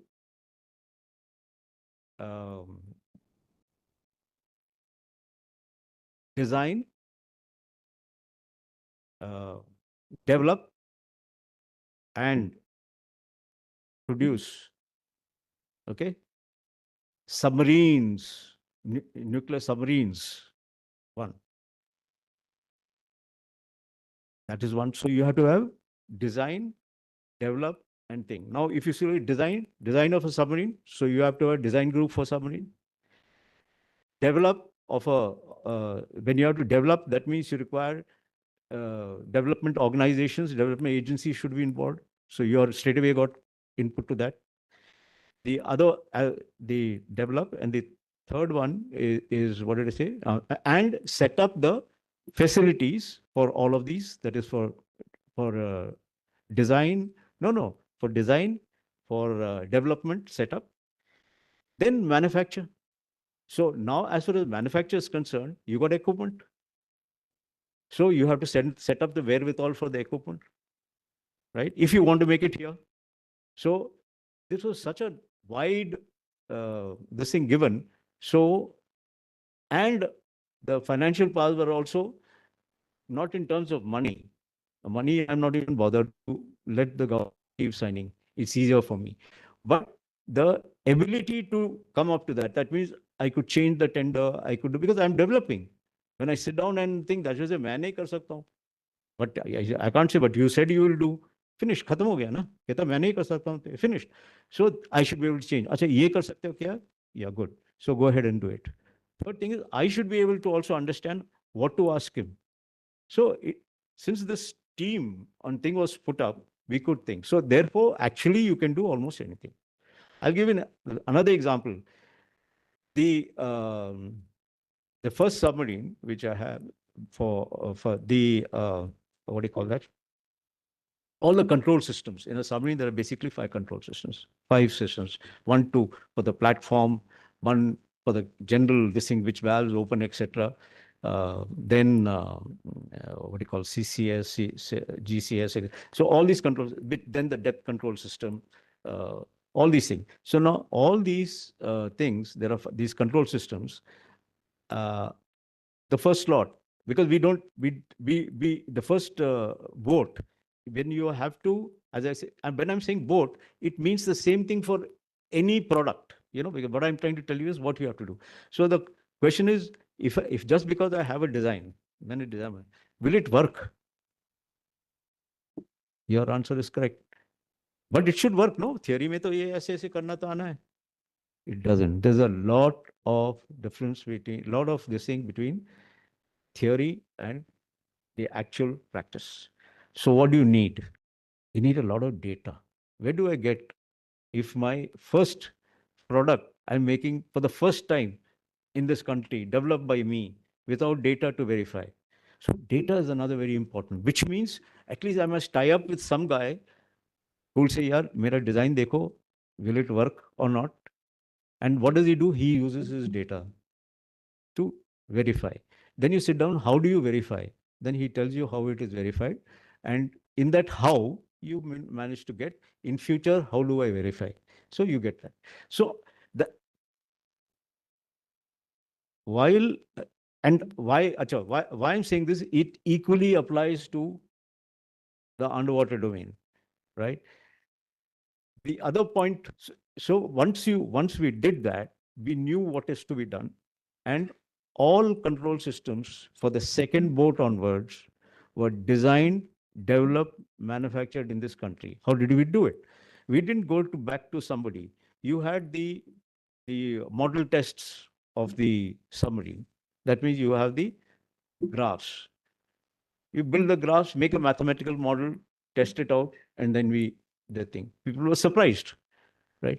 And since now we are working in the 21st century, should we do the same thing that the other guy did? No. Now you can use the tools and the electronics and the thing that you have today. So it's a totally new one which we have made, right? So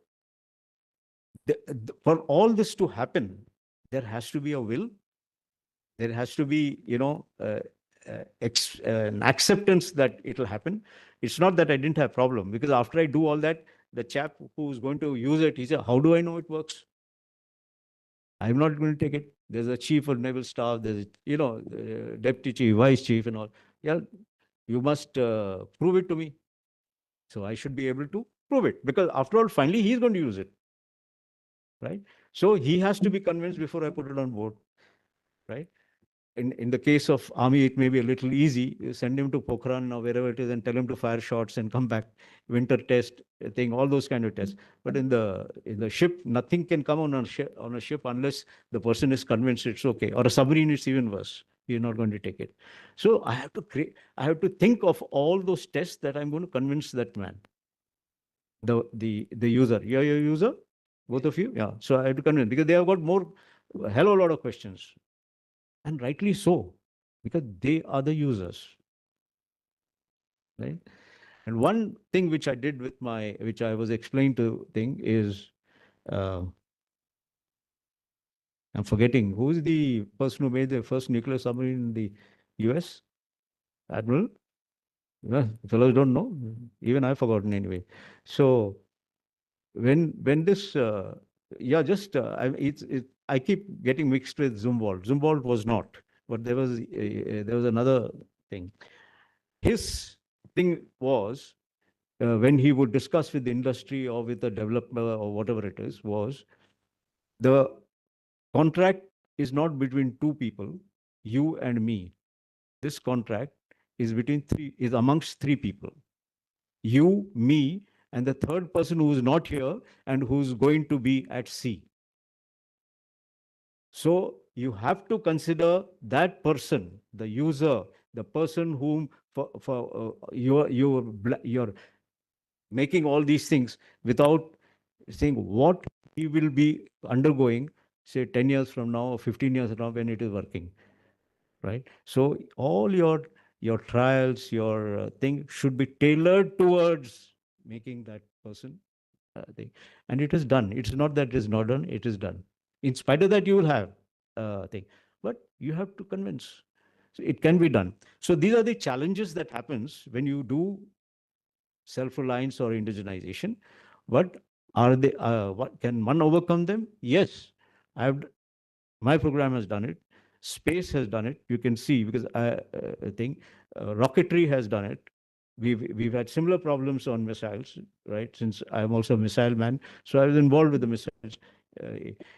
Getting it accepted, whether it's Barak, Shirak, or whatever it is. When I'm taking it from those guys, right? I ask questions, right? Because now I am representing whom? This guy who's going to be at sea. So I have to think like him and ask him those questions and convince him, because he's going to ask me the question when I'm going to put it on board. Correct? And rightly so. So indigenization, when we are talking of in this field of strategic, these things have to be kept in mind. And I believe it can be done. It has been done in this country by these people. The second submarine is only 5 equipment were not Indian. Even the steel now, though it is not in the third and fourth, even the steel now is being manufactured here. And for the future ones, the steel was manufactured, but we did not know how to qualify it. You know what's a qualification? Because it's going to be used underwater. There'll be a lot of pressures up and down. So we didn't have how to qualify it. We know that it has to be done, but how to qualify? Because I told you, data will be required. So next time when I had to do something like that, I said also qualification will be done for this kind of steel in my country with my chaps. So today, for the future one, I'm doing the qualification. I apply the same qualification. But now that I already made the steel, which I cannot put on a submarine, what do I do? By the way, so INS Vikrant, sorry, not Virat, INS Vikrant, the complete flight deck is my submarine steel, which was made in India for us, but which I can't do in a submarine because I don't know how to qualify. So then the qualified ones, which is the lesser thing, today naval shipping is not importing any steel. Do you people know? Because that steel, which we have made for the submarine, is being used for the ships. And it is being made by SAIL and one more organization in Gujarat. We gave it to one civilian one. Right. So it can be done, and it is happening in the country, but it is happening quietly. Now, knowing that all this is happening, how do you bring it into the, into our scheme of things, into our policy, into a thing, etc., to do it? So those are the challenges. So I hope I have managed to tell you that it is possible, it is challenging, but it can be done. That was this thing of wanting to. I was supposed to actually, I was chairing Arunav's session, but I missed out some points. So I thought, let me talk just on Indianization. And any questions on that? हम कर सकते हैं, कर भी सकते हैं, और करके भी दिखाया हुआ है. So we have to ensure it can be done, right? And also please remember, I am always, the user is God. Whatever he wants has to be done. I'll give you a small example. There was, when my boat was being launched, we had some sweating in one of the, you know what's sweating? Bubbles, coming up in one of the castings. Now, I couldn't do anything, but I have to do something before I put it to sea. You can launch because he'll be here, but I have to do something. So sometimes when you really think hard, भगवान भी बोलता है यार ये तो बहुत सोच लिया, कुछ तो करें इसके लिए. Yeah, it's a fact. It was an intervention. Somebody from India who was working in one of the laboratories, NSTL Visakhapatnam, had left and gone to the UK and was working there. Somebody told somebody that, sir, this fellow was doing this kind of work before he went. We tracked him, we got him, he was doing it, and he was working for the British Navy. So that's divine, no? So, and then he came on his own and told us how this can be done. And the beauty about it, I told him, how do you verify it? He gave me mill specifications on how to do this job, because they do it for things. So I got the mill specifications for the job. Okay. And we did what he asked us to do, A. B, we tested it out, not this, but equivalent, because this is already, put on the ship is equivalent. In spite of all that, no thing, can't convince the user, because suppose it happens, correct? So now how do I convince? Because either I have to cut the thing and take it away and put a new one, right? Now the question is why it happened, what has happened is later. Pehle to isko karo. So then get the best people in the country. Baldev Raj, late Baldev Raj, he passed away in Pune only, a scientist from IG Car. He was, when I was working as a program director, all of you must be knowing my prototype is in Kalpakam, where we are training people, the submariners, etc. So that prototype, he was there at that time, so I was interacting with him. So he was, now he is no more. He was the best NDT, non-destructive test person in the country, and he was in the Prime Minister's scientific, group or whatever it is. So somebody told me, you go there. He was working in Coimbatore, as he was the Coimbatore group of, what is that called? Institutes. No? He was heading that as a chancellor. So I went there, and he also said he also had a similar problem on some space thing where he was asked, he did the work and he was asked to convince. So we did that, and then he then finally gave a report that whatever Admiral Verma has given, I have gone through, etc. He sent his people from IG car on board. They carried out some test thing. First, you have to normalize. You have to make kaise test karenge isko. Then you make that thing, come back, test it, prove it. So he said it's proved. But then he told me one more thing at the end of it. See, now everybody will be convinced, but that fellow on the ground will not still be convinced. Though the CEO was convinced because everything was done in front of him. But people sitting in naval headquarters will not get convinced that easily as a user will get convinced because he can see it. So what he said is, you have to, and by the way, that particular thing was, there is more water coming through the tail shaft than even this thing, but notwithstanding, nahi hona chahiye. So we had to do that. So what he told me is put a dew meter. So he designed a dew meter from Kalpakam and gave us to put a dew meter. I said, sir, dew meter dal ke, one more thing, no, to, he says, you prove it to them, put the dew meter. Thing is, he has to convince here. No, abhi dew meter hai, lamp aayega. So, thing.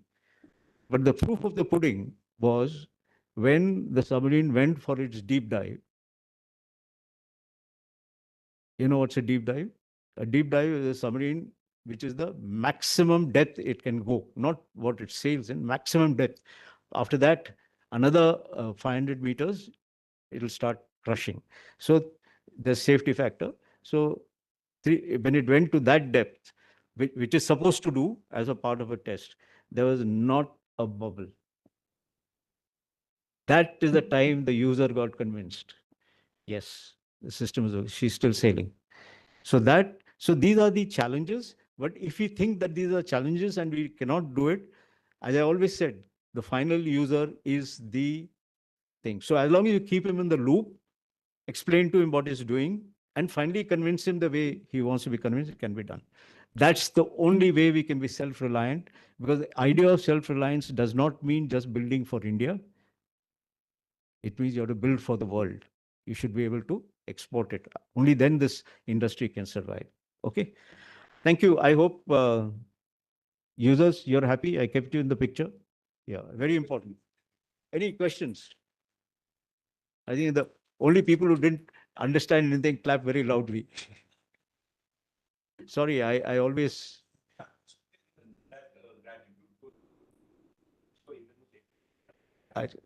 Yeah, any, yeah.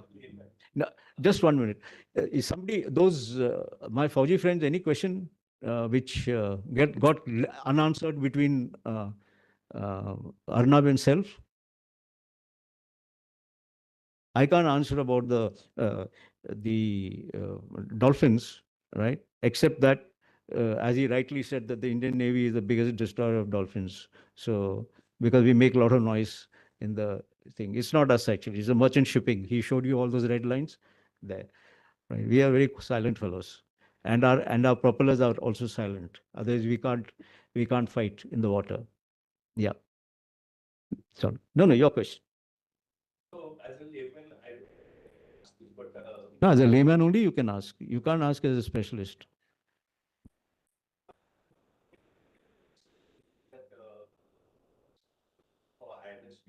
Virat. Sorry, Vikrant. Yeah, I one IAC one. That's Vikrant. What are the which are required for submarine? Yeah. No. You see, the question is the pressures are different in a submarine. When I'm testing it, I can take the steel to whatever it is. But when the steel is made in a particular when it is put in a particular shape, is a different test. Second is the hog test, because that's what happens to any when it goes down and comes up, it becomes like that. Even very slightly, you will not be able to measure. If it does like this, it'll go on. But the pressures exerted at different depths are different. So, and it's not just once, it is on and on and on throughout its life, isn't it? Because it'll go down, come up. So these tests, secondly, all the so-called welding tests and all, you can do it here. But what happens to this weld thing when it goes down? What is the additional test I have to do that? So those kind of tests, we managed to get it for the, when we, this also was a big thing. But then, as I always say, it's not divine help. Everybody wants to help. Even thing. So I got somebody to help me to agree that I will do the job for him, provided he gives me the money. I'm talking of between the two things. Because the Navy's budget is Navy's budget. Why should I give it to anybody? But if I'm doing the job for somebody for the thing, which is also for the Navy, by the way, but it's your job, no? So I'll do it, provided thing. So we did that and we managed to get it. So it requires a willingness. And if it has happened, it's not because of me. It's happened because the system also contributed to make it happen. Otherwise, it wouldn't have happened. So I always tell, I've had chats with, when I find, but it has trickled. You see space, you see the missile, this thing and thing. I was very happy to hear the other day the MIRUs have gone into thing, which is something I was involved with. And we know how we managed to get it and what, because we don't even understand. No? MIRV means there'll be so many. Where do they go? What should be the distance between, one thing and the other? So those things, understanding also requires. So it's happened. It's happened. There's enough knowledge in this. Now what I want to basically say, there's enough knowledge. The industry is capable, because my board consists of 200 SMEs, one PSU, and at least 10 to 15 major companies, right? So all of them have been brought together. They all been thing. Now we got to keep using them. Don't now import a submarine. You made a nuclear submarine in this country. You made a thing. Don't import a ship. We've been making ships for, and which we have done. Now we are making ships, and we even the ships which we are making abroad, we are sending our equipment. Our sonars are going and say put our Kayo systems are going. We say put this and send it back to us. So it'll happen, and I hope that one day we start exporting to everybody. Now that you've missed your tea, you can go straight for lunch. Thank you so much, sir. We are very, very fortunate that we have a person like Admiral Verma here, who brings not only a big a breadth of knowledge and experience, but a lot of depth and understanding, for this country. Now, whatever little I know about submarines, they say a submarine is the most complex piece of equipment built by human beings. Even the rockets to the moon or the Mars mission are not as complex as submarines. And India never built a submarine. And the first submarine we built was a nuclear submarine. And that too under Sir's guidance. Sir was project director for 10 years in the program.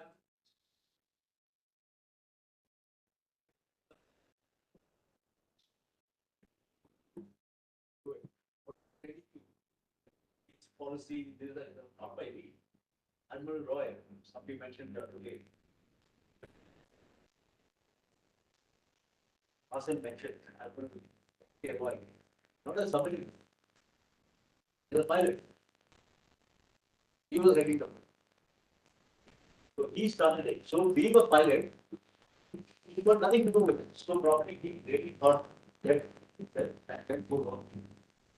Which, and I think after I can share with you. I took it away. I said, "Why?"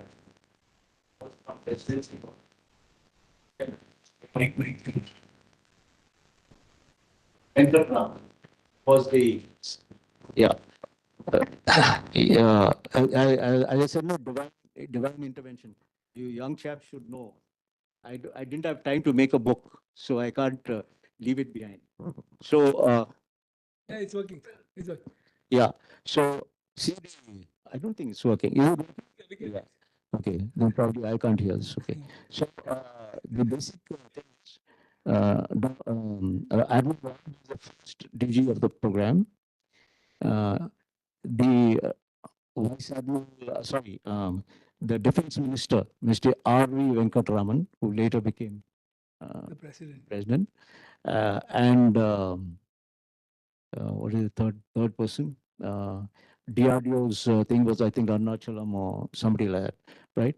So all three studied in Presidency College, not at different times in Chennai, right? And Admiral Warren could speak Tamil, so he solved that problem also because he studied there. So all these policies got written and accepted fantastically with the government. So that's why I said that the project had added divine intervention, even while working, even while starting. And I was fortunate to be one in the cog, one cog in the wheel, right? That's all. So I feel embarrassed when somebody says I did it. No, the team that was built by my predecessors, when I say team, the team people change, but the rest of the thing was fantastic. So this can be mapped to anything which we want, which requires challenges, right?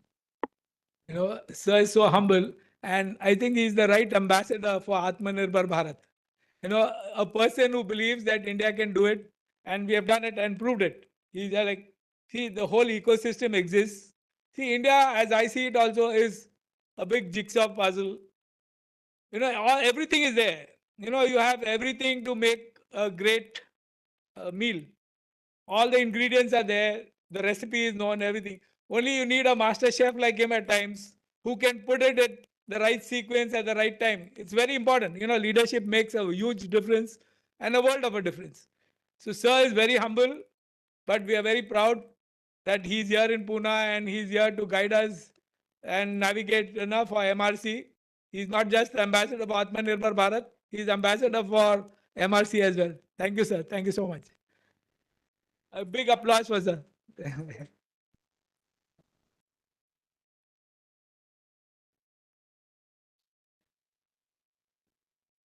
Thank you so much, DSP Verma sir, for your kind words and for the insightful presentation that you made. And thank you, Prabhu sir, for always being there with us. Now we are going to head for a break. Arnab sir had to step out for some urgent work. And next, after the break, we're going to have a presentation by Miss Lakshmi. I'm personally looking forward to that, ma'am. Currently, we have a break and then we come back after 30 minutes. I think at 12:30 we'll meet again. Thank you.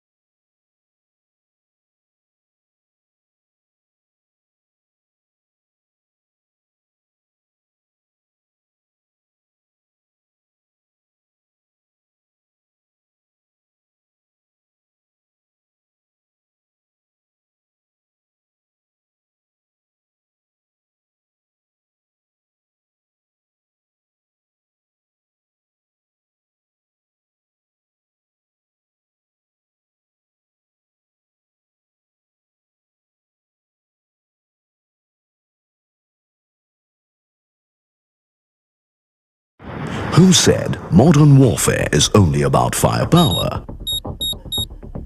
Modern warfare is all about smart electronics. Be it land, air, or sea.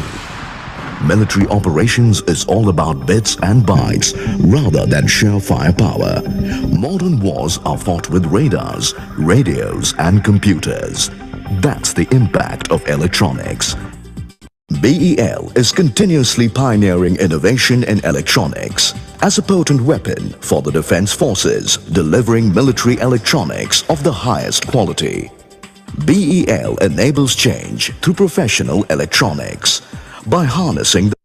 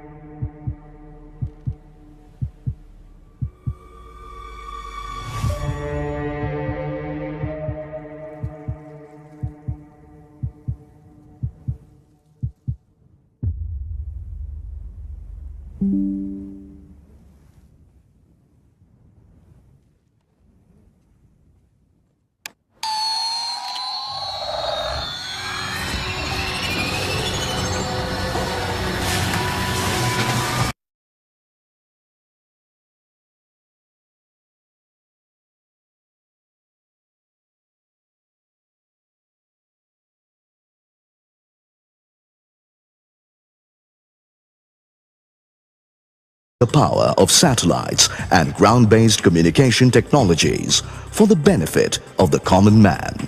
Armed with 9 high-tech manufacturing plants rolling out over 350 quality products, BEL has grown into a multi-product, multi-technology company. In any strategic army operation, timely and efficient communication brings success. Thanks to our secure handheld mobile radios and manpacks, vehicle-mounted equipment for ground-to-ground, ground-to-air and ground-to-sea communication, which enable efficient communications during critical missions and situations. Modern warfare relies on intelligent electronics to counter the impact of enemy weapon systems. Our electronic warfare systems for signal and communications intelligence, electronic countermeasure and electronic support measure have become the most important weapons in the arsenal of the defense forces. BEL's command control communications computers and intelligence systems, popularly known as C4I systems, enable optimal management of firepower through artillery command control systems and secure communication via integrated secure digital communication networks. What's more, when you have to hold ground during enemy aggression, battle tanks take center stage. And our tank communication systems help achieve higher reliability while gunning for victory. The Indian Navy relies on BEL for efficient communication during war and peace. C4I systems as well as radars, sonars, decoys and sonar buoys help the Navy achieve control over the high seas. BEL's 2 decades of expertise in optoelectronics is well known. Thermal imagers, night vision goggles, binoculars and laser rangefinders meet the surveillance needs of the defense forces to resist enemy infiltration and helping in paramilitary operations. Our electronic voting machines have made Indian citizens vote with confidence, ensuring free and fair elections. A developing economy, India's various technological needs are addressed by us. Our solar technology helps light the remotest of Indian villages and, of course, manage the burgeoning traffic across cities. Our e-governance systems help state governments to reach out to the people quickly and efficiently. while our air traffic management systems ensure safe takeoff and landing of aircrafts across airports in the country. At BEL, R&D and innovation is a way of life. Each BEL unit has its own R&D setup, focusing on product-specific requirements, supported by 2 central research laboratories at Bangalore and Ghaziabad to explore futuristic and cutting-edge technologies. Tie-ups with external agencies like DRDO helps in joint development of products. This multifaceted R&D approach allows us to drive innovation and change consistently, and all our units are ISO certified.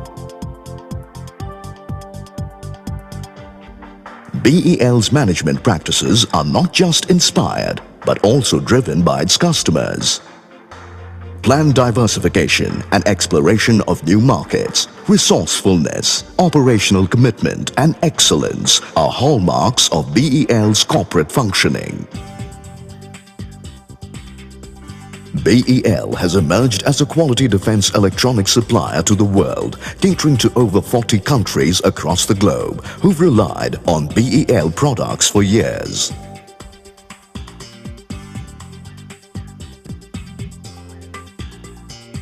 As India consolidates its leadership position in the new economy, there's only one Indian company aiming for a global footprint in professional electronics, and that is Bharat Electronics, India's pride in defense electronics.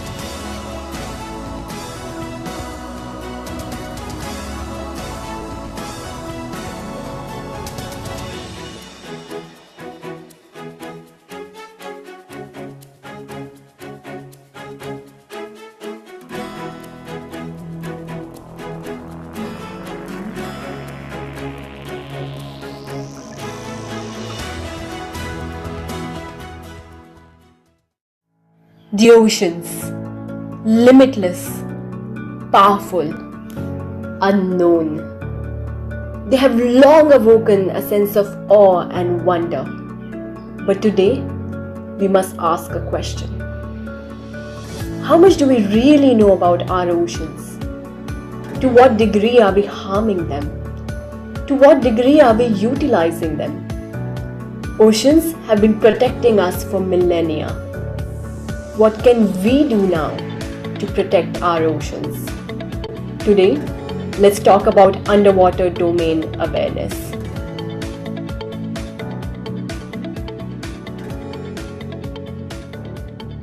There are typically 4 stakeholders when we talk about the UDA. The national security apparatus, whether it is internal security or external security.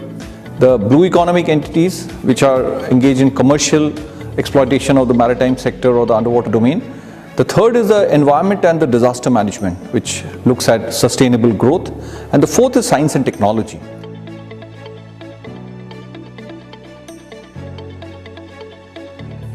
National security apparatus is a key stakeholder of underwater domain awareness framework.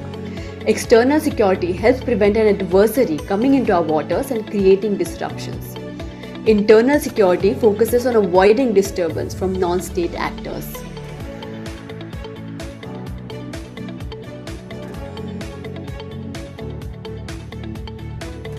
There are tremendous opportunities in blue economy, be it in shipping industry, deep sea mining, fishing, oil, gas, and many other areas. But first, we need to understand the underwater domain to steer blue economy growth in an effective manner.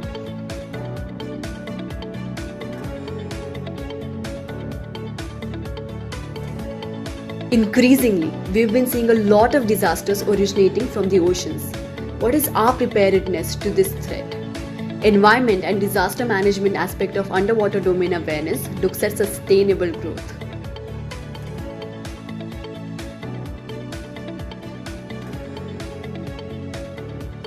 Science and technology is the driving force behind all aspects of underwater domain awareness. It deals with understanding the ecosystem that exists. Understanding the interaction between components is extremely critical to steer a sustainable growth model.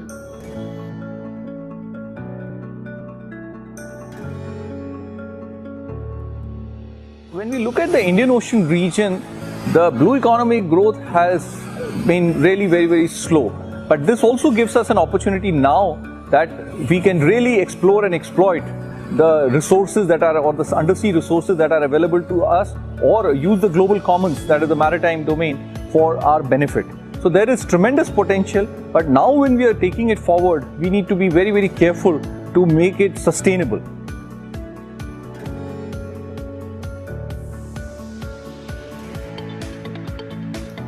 The tropical littoral waters have some very unique characteristics and equally unique challenges.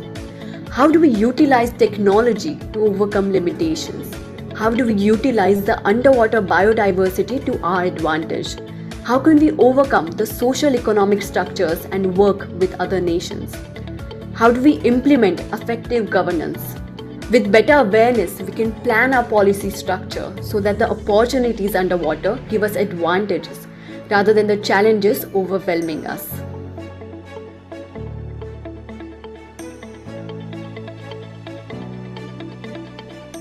The UDA framework developed by MRC has two main focus.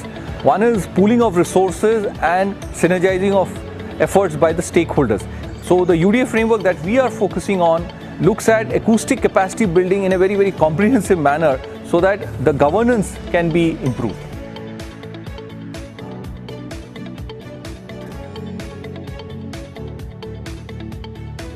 In 2015, India unveiled its strategic vision for the Indian Ocean. SAGAR, Security and Growth for All in the Region. The vision emphasizes on the importance of maritime security and maritime cooperation. The Indo-Pacific strategic construct has redefined the importance of underwater domain awareness. Huge opportunities lie ahead in the Indian Ocean region. The underwater domain awareness framework can lead the path to the future.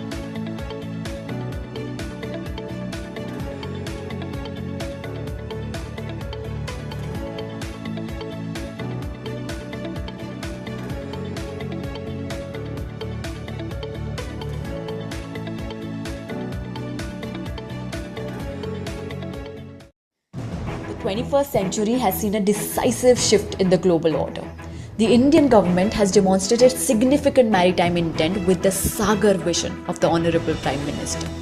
This maritime focus has resulted in multiple mega projects by the Government of India, like the SAGAR Mala, Bharat Mail, inland water transport, multimodal transport, the deep sea mining mission, International Seabed Authority allocation.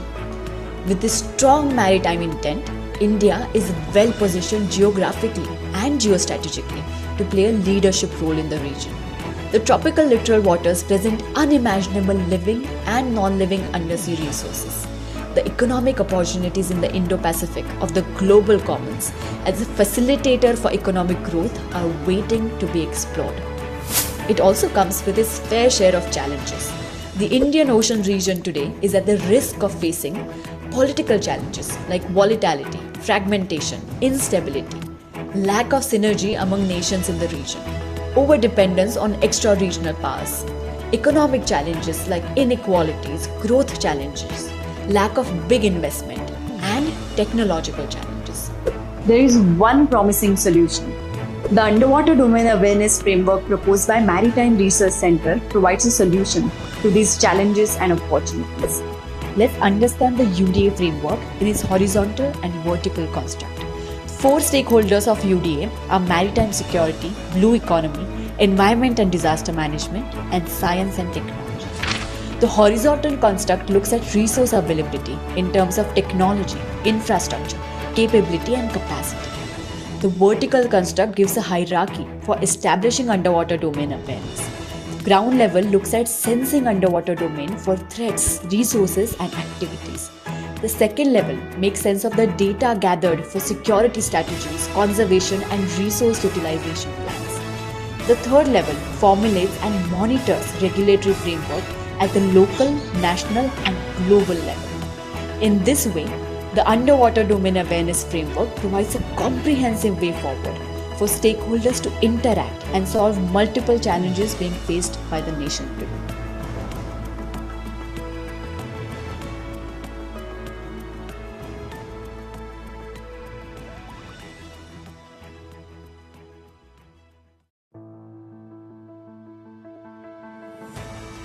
Indian oceans have been protecting us for millennia. Now it is time for us to protect our oceans. Let us start conversations, strive for innovations, and vote for protection of the Indian Ocean region. Introducing Maritime Research Centre, Foundation for Underwater Domain Awareness.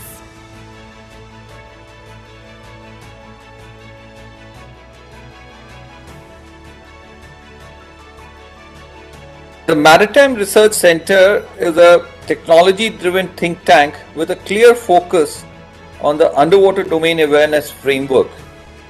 Typically, what we look at in the underwater domain awareness framework is the pooling of resources and synergizing of effort across the stakeholders.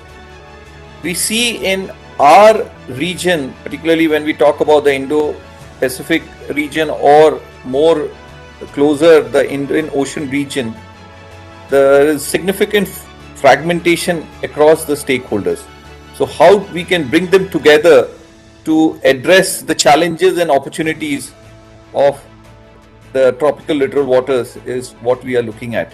Here we drive policy interventions, technology interventions, and also acoustic capacity and capability building so that this niche domain can be taken forward in a very, very seamless manner.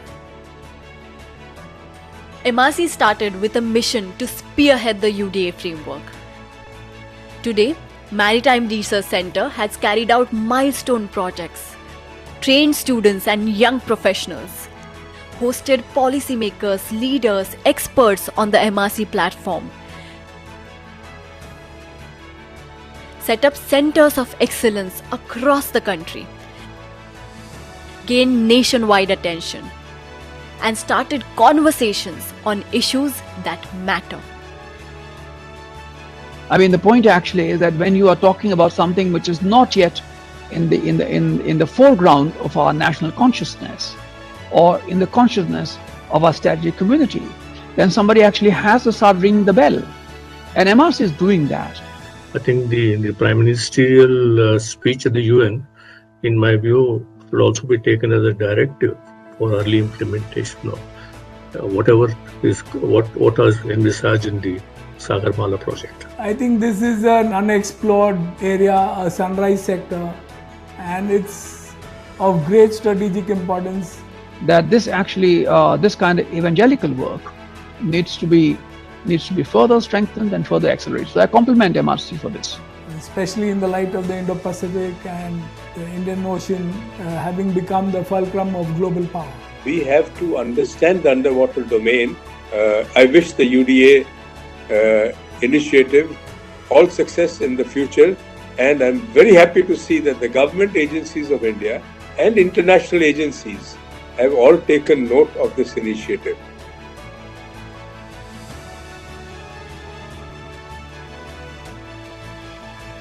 Maritime Research Center is building the future of the underwater domain. Join us in our mission today.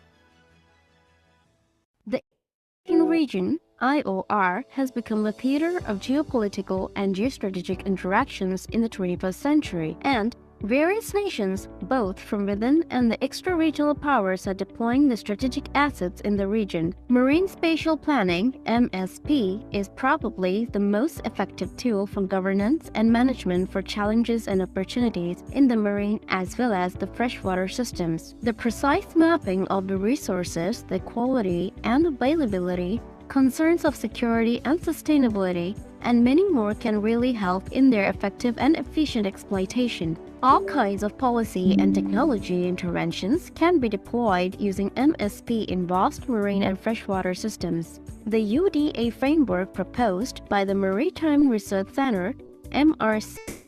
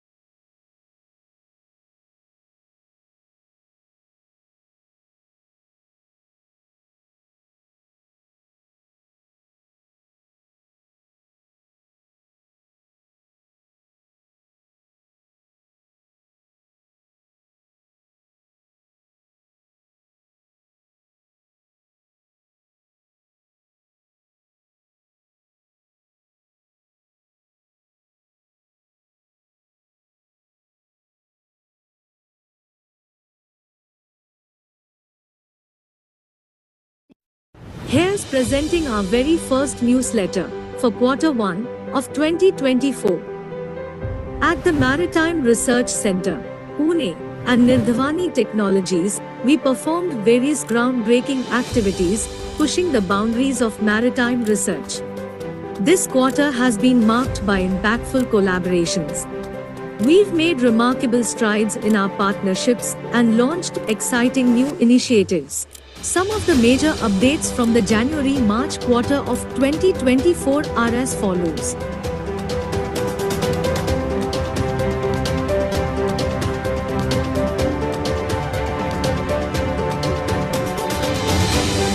None of these remarkable strides would have been possible without you, our valued supporters. So, we invite you to check out our latest newsletter. Learn about our latest projects, groundbreaking discoveries, and upcoming events. Stay informed, stay engaged, and be a part of our journey towards a better, more sustainable maritime future. Thank you for your continued support. Together, we are making waves.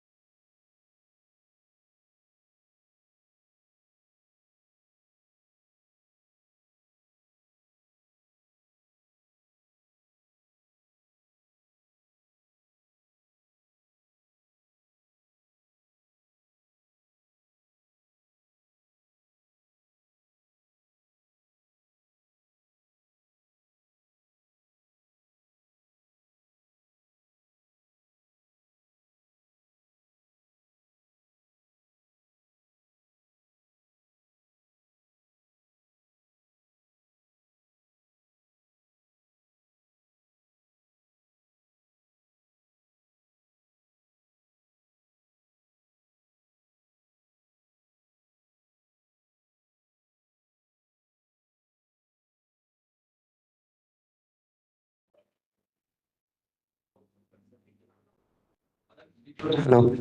Hello. Hello. Hello. Check. Check.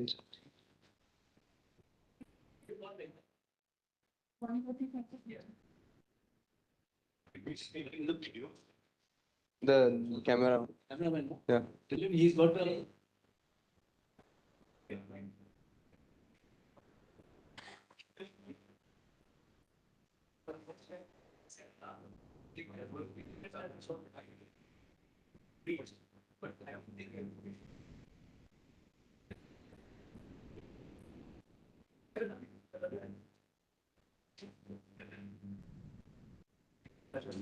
Hello. Hello. Check.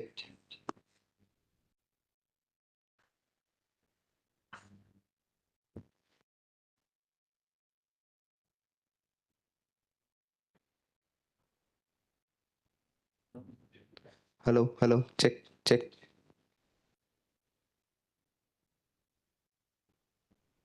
Hello. Hello. Check. Check. Check.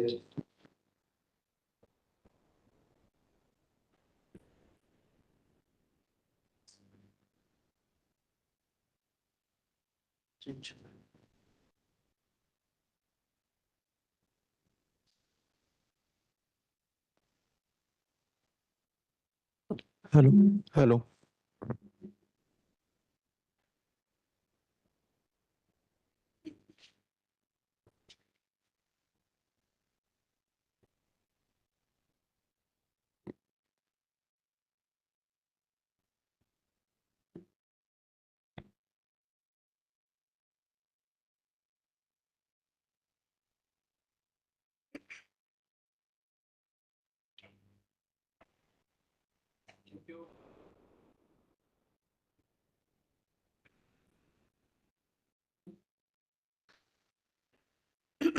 Can I start?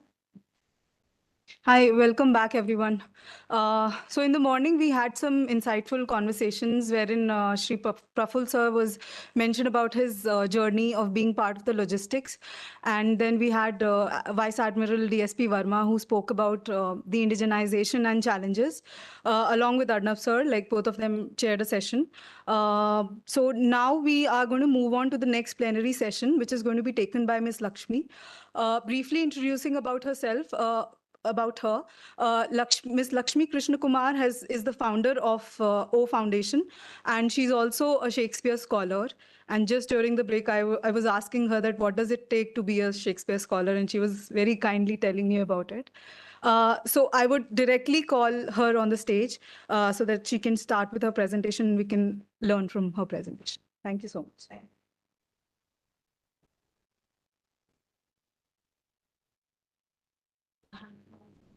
Okay, that's on. That's switched on, right?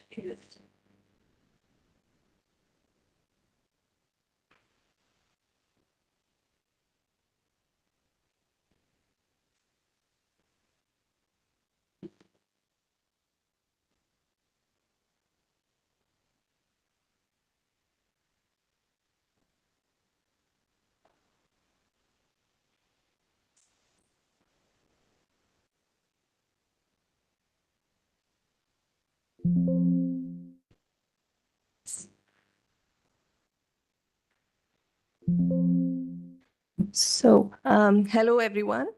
Can we start from the first slide?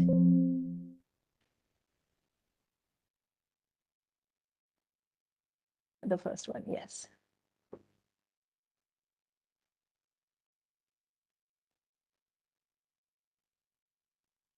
Okay. I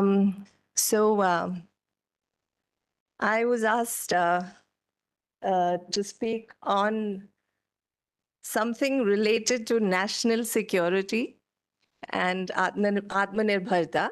And I'm here going to talk to you about ancient Indian literature and Shakespearean literature.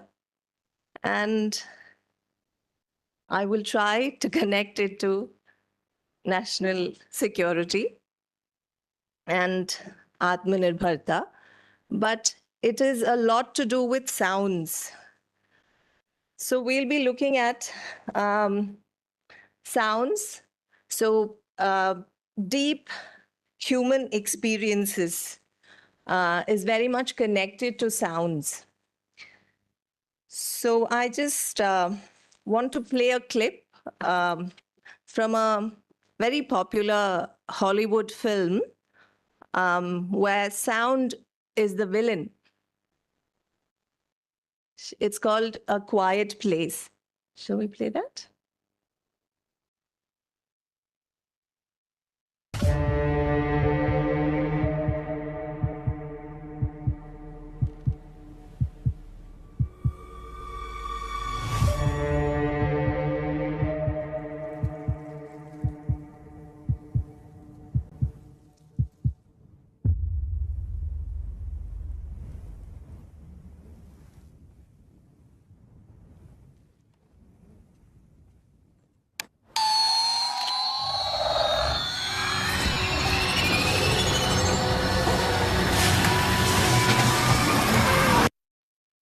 Okay, I don't want to take you through a lot of horror in the very beginning, So what happens in this film, I don't know if any of you have watched this film. You have. Anybody else? Okay, I'll just tell you, you have. Okay. So it's about this apocalypse where there's this invader from another planet, which is extremely sensitive to sound, and it's blind. It will attack and react to sound. And it has come about a point where there are very few humans on planet Earth, and they have to move around stealthily, extremely quietly, so they aren't attacked by this creature.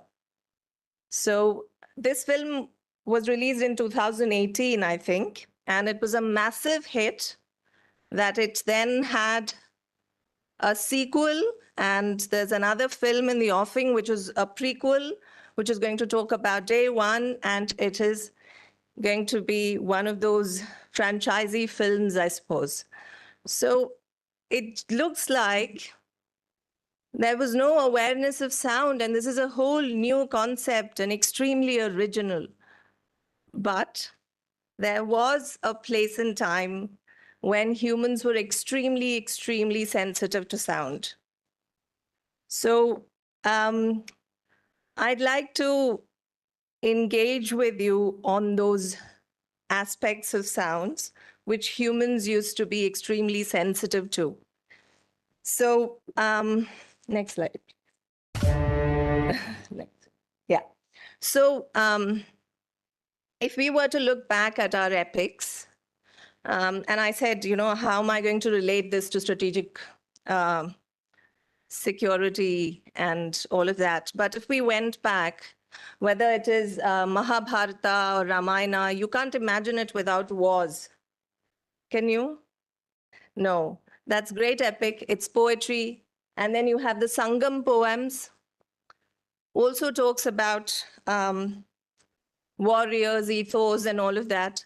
That's from Tamil literature, ancient Tamil. And I'm talking about Geoffrey Chaucer's Canterbury Tales. Also talks about the 300-year war. And so there are wars. And then, of course, Shakespeare's plays, the history plays, Othello, so many other plays, whether it is, now I don't know, I just see, that's what, you are not a Shakespeare scholar, you can't remember any of these plays. So all of this, so many plays with wars in it. But what I want to get to in all of these is that the way war is talked about, or defending is talked about, or any sort of things is talked about, you might not like it, what I'm going to say, but the poets always showed the after effects, the atrocities, what the civilians were going through, and all of that when there was a war. And also, war was also very metaphorically connected to topics, and not in the direct sense. It is a possibility that we can take it directly as well, but shall we just get in deeper into the metaphorical and symbolic aspects of those? So next slide, please. So this is a scene acted many years after Shakespeare's time, very recent. So this is King Henry IV talking to his son, Prince Hal, who became Henry V, the next king. So this is a history play from Shakespeare.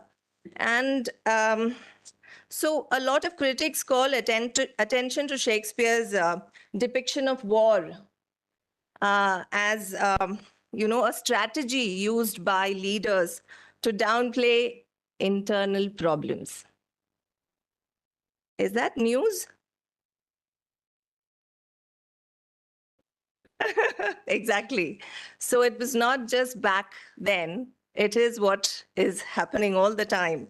So this is what King Henry tells to his son, to busy the giddy minds with foreign quarrels. So that is what happens, and that is a way of looking at defense and war and all of these things in literature. Now, we are going to get into, just covering the initial bit of defense and all of that, but let's get into the very intricate matters of words and poetry, because a lot of the literature was written in verse format, in poetry, not as prose so much. So, next slide, please. Next one. So, I'm going to discuss a bit from ancient Indian literature about sounds, which is going to look at ancient Indian scriptures. And I'm going to call the people who authored those ancients. Okay, so in this whole session, they will be mentioned as ancients, and from the earliest, one of the earliest surviving literature, that this is what we have. Next, please. So these are the aspects of sound according to the ancients. So this is vibrations, which meant in Sanskrit, which was called dhwani, this neer dhwani, of course, you have here. And the second aspect is time, which is kala, or in Sanskrit, it is also called kalam, and so is it in Malayalam. I know because I'm a Malayali. And word, that is padam. In Hindi, it must be pad, must be familiar with that word. So now, let us just consider this. So dhwani, that is vibrations. So sounds, whether audible or inaudible, whether it is within the frequency range of human ears or not, there's always vibrations around us. Always we are immersed in it. It's a completely and a perpetual phenomenon among us, right? Any contesting that? No, right? That's how it is. And so, while air is the medium for us human beings, sound, the medium underwater is water. And of course, so they are extremely, although our awareness of sound has declined over time, the underwater life is still very much dependent on sound. So whether you call it a villain or not, they have to use that to survive, mate, propagate, everything. So now let's just look at so vibrations. So there will be speed, and that is, and when it is said, it is calculated in decibels and hertz, the vibrations. And so Shakespeare's text and the ancients used a lot of vibrations to compose. So the next aspect of sound is vibration plus time. That is kala. So if I have to say anything, I need time as well, along with the vibration. So the vibration and time. So anybody here is interested in poetry or any sort of poetry writing, reading, any interest like that, you would know that poetry, whether in Indian languages or Western languages, there are meter, there's rhythm, beat. Forget poetry. What about songs? There's always beat and rhythm to all of that, right? Those are two different aspects of composing, songs, poetry, or any of these things. So kala is the time plus the vibrations, dhwani. And that, in Shakespeare's writing, Shakespeare wrote in many different ways, prose and verse, but his preferred style of writing poetry was called iambic pentameter. And iambic pentameter is iamb means heart. Pentameter, penta is 5 meter. Okay, so 5 beats of heart. So heartbeats, 5 heartbeats is how Shakespeare composed. So he composed as da-dum, da-dum, da-dum, da-dum, da-dum. That's how it was composed. So Shakespeare composed like that. Indian poets, let's say Kalidasa. Kalidasa also composed in many different metrical styles. And the Indian poetry composition was very, very different. It was extremely, extremely sophisticated. And the metrical templates were very, very different in India. And it had to be passed down orally. So it had to be coded for it to be composed like that. So it was very mathematically oriented. So now we have talked about these metrical templates. Kalidasa composed, for example, Meghadutam was composed in the metrical template Mandakranta. So for just guess, what would Mandakranta be? Anyone wants to try? What does that mean? What is Mand? Slow, exactly. And Kranta is speedy, a little fast, quicker. So the cloud would move fast as well as slow. And it was the wind that determined how that was going to move. So Meghadutam was composed in that pace, and it was a metrical style developed just for that poetry by Kalidasa. So now we have talked about vibrations and we've talked about time, and then comes Padam, that is word. Now, so just the word now, I just said now. So I've said no, oh, and it needed vibrations and time. So the word now is there. So in Sanskrit, when this was composed, it was important that these vibrations affected or impacted people positively and in a certain way. That was why it was extremely important that how did it sound? Like you might be chanting mantras, you might be chanting a lot of different things. You know, it is not a supernatural phenomenon. It is science. It is about the frequencies and how it affects you. So even if you get the meaning wrong, what was important back then was getting the sounds correct. So the vibrations you're giving out is accurate and correct, and it serves the purpose for which it was composed. So that is how sensitive we were to sound groups. And that is how these were composed. So when time and vibrations come together, we have word, and meanings were not the primary thing. It came later because you experience, it was experiential. So even when you're reading a poem or anything, whether it is Shakespeare, Kalidasa, the sound groups will give you an experience. So you should just be able to listen and feel, read it out loud and feel what the sound groups and the vibrations make you feel. So have you been thinking of poetry or music like that? So that is the essence of sound and how extremely sensitive. You know that we have singers who sing and glasses shatter. It is the impact of sound and vibrations. So it affects us. There is an impact.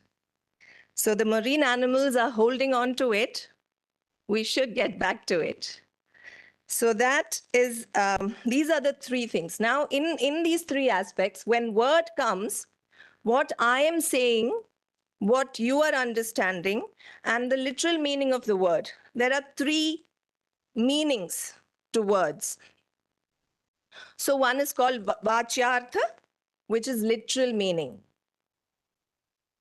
Meaning, arth, the literal meaning of the word. So vachyartha, that is the literal meaning. Then you have the lakshyartha. So if I'm saying something, I intend for something for you to understand. That is my lakshya. That is my intention. This is what I want you to understand. But do you receive it like that? I don't know. You might not. And that is the third one. So that is Vyatnarth, which is perceived meaning. So it doesn't have to be poetry. It can be anything. You know, we speaking to each other, misunderstanding, this is not what I meant, but you understood this. Oh, come on, we're not going to speak to each other. What the hell is happening? So all of these things, it's because words carry so many different meanings. So these are the three things. And the ancients were very particular when they were composing. And they stuck to these three rules. So when we continue, I know I went a little overboard with this, but this is going to be the theoretical spine for this session as we carry forward into more of Shakespeare. I don't know if you're ready for it. Yes? Okay. Three? Very good. Yes, yes. Thank you. So let's, did I speak about Guru? No, I didn't. So because these three aspects were very, very important, the role of a teacher, Guru, was extremely important. Extremely important. And this is very different in East and West. East has a culture of Guru, where the Guru is respected in a way that there is a Sanskrit line which says Mata, Pita, Guru, Devam, which is mother, father, teacher, and then God.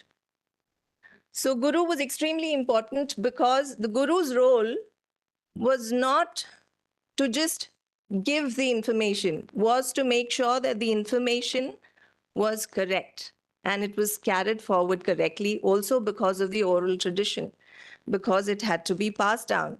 You know, the colonialism ruined literature of a lot of different regions of the world, right? Latin America, if you look, you know, North and South America, the Native Americans lost everything. They were made to lose all of their literature during colonialism. Like that, all over the world, that was a thing.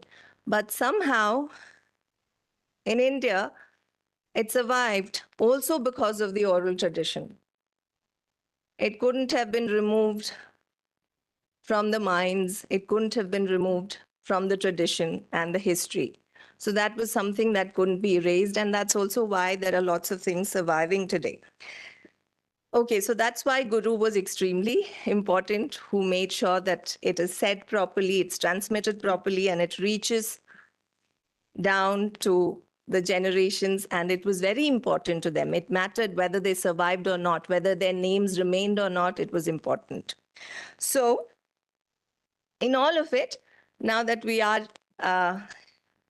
we've talked about all of these things, we are talking about security and defending and preserving and protecting. So next slide, please. So we could look at protecting lives and protecting resources. Next one. And here, one important aspect of resources could be protecting soundscapes. So now in soundscapes, you know what soundscapes are? Soundscapes, okay. No, so every region or different regions will have different sounds, you know, which could be contributed by these three factors. So you have geophony, biophony, and anthrophony. Okay, so geophony are all those, the surround sounds, everything. From, exactly, all of those, which is not biological, not by the organisms, by everything that's happening around, and which would include wind and tremors of the earth and rains and thundering, and all of these things would form the geophony. Now you have biophony, which could also include humans, but it is primarily the sounds of all the other living organisms. Your birds, you have all the mammals, the animals making noises, your domestic animals, all sorts of things. So that would be the biophony, right? And then you have anthrophony, and I'm sure you know what it is by now.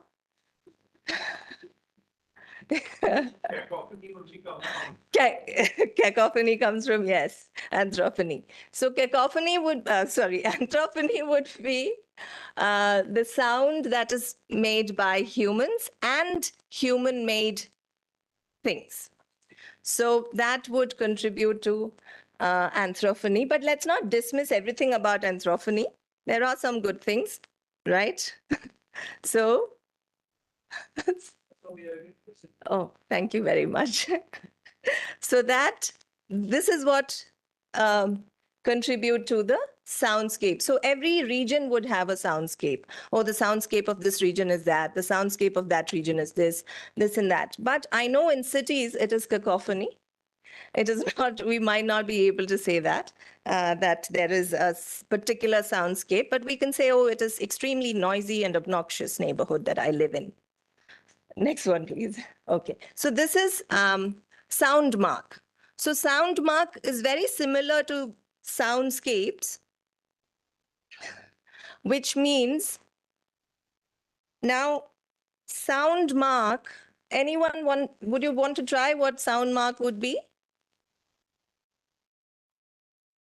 Okay, so landmark.